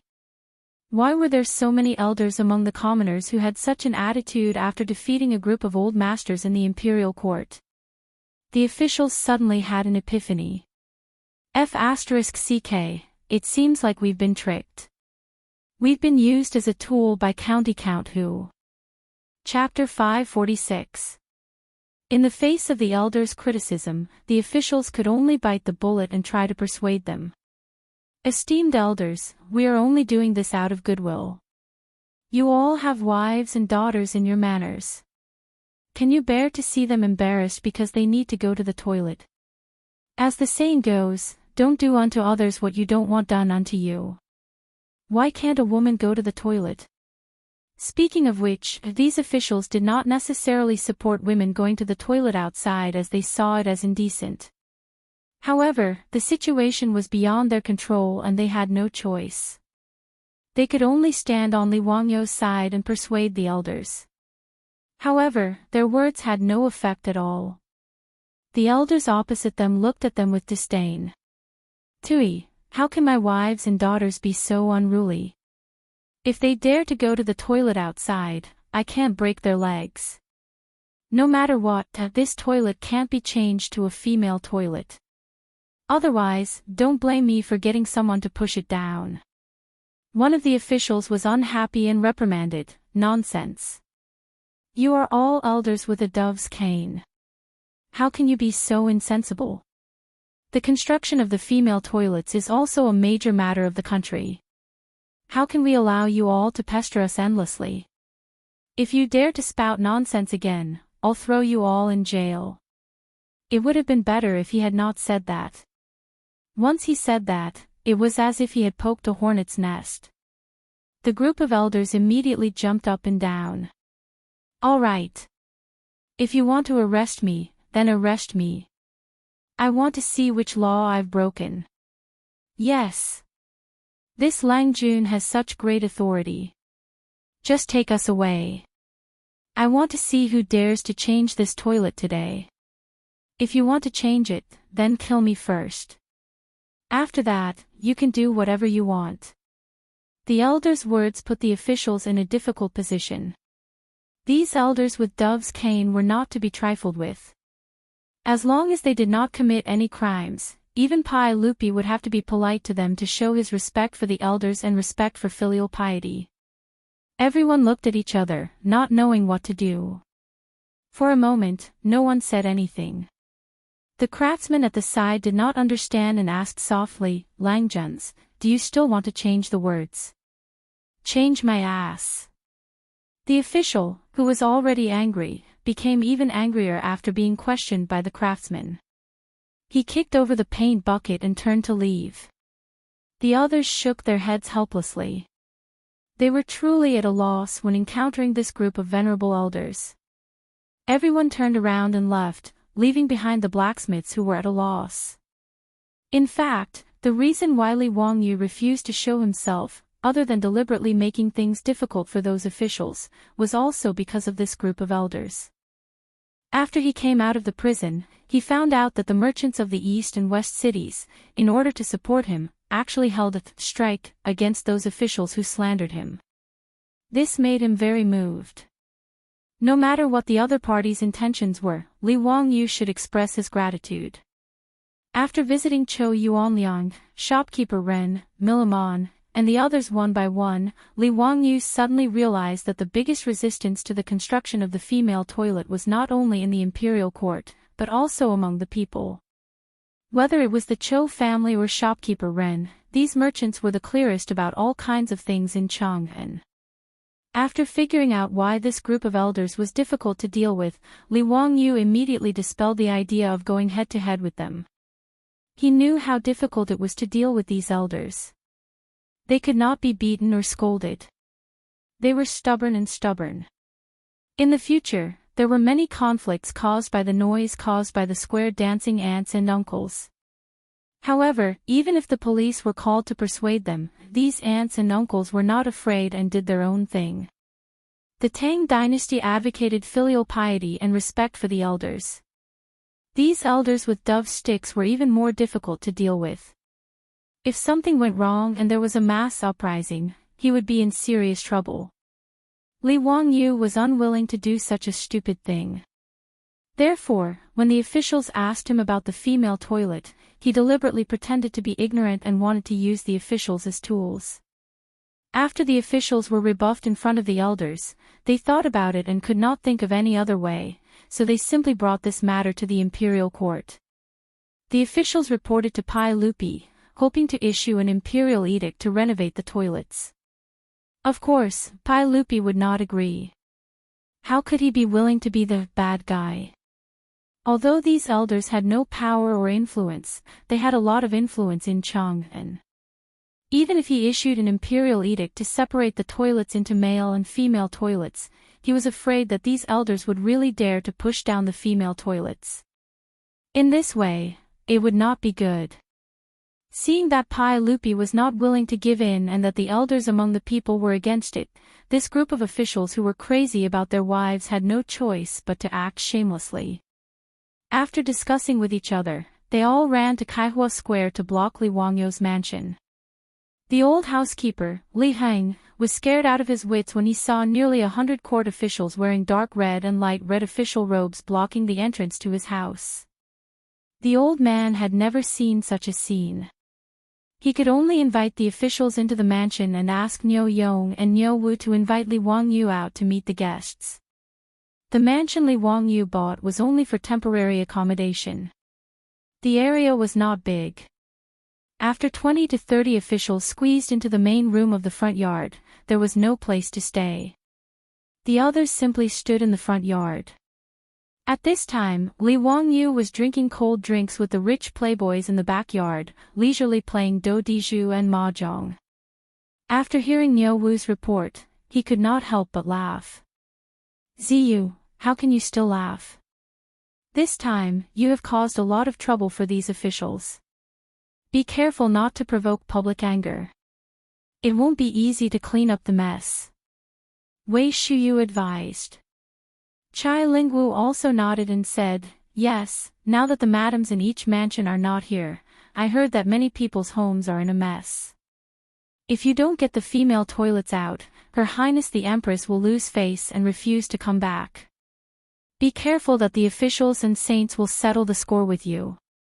Qing Chumo and the others also nodded. They all felt that Li Wangyu had gone too far this time. Li Wangyu elegantly took out a folding fan from his waist and opened it with a swish. He shook his head and said, no matter, I have my own plans. Wahahaha, wait for me to go meet them. The rich playboys stopped playing mahjong and all clustered around Li Wangyu to the main room, wanting to see what he was up to. When Li Wangyu entered the main hall and saw so many people, he was shocked and quickly greeted the officials. "County Count Hu, there is no need to be so polite. Quickly tell us, what are your plans now? Don't try to fool us with the nonsense from before." An impatient official did not wait for everyone to finish their greetings and impatiently asked. Li Wangyu, on the other hand, was neither hurried nor slow. After bowing to everyone, he opened his mouth and said, "Everyone, it's not that I'm trying to fool all of you. It's just that I didn't think that I would do something bad with good intentions. It is not that I, Li Wangyu, am looking for trouble. It is just that when I saw how dirty Chang and was and found it intolerable, I became impulsive and wanted to use my own money to build toilets. But who would have thought that for the sake of building toilets, I would be locked up in the prison by the saints? Everyone, I am also wrongly accused." No one could refute his words. This was indeed the case. Originally, building toilets was something that would benefit everyone.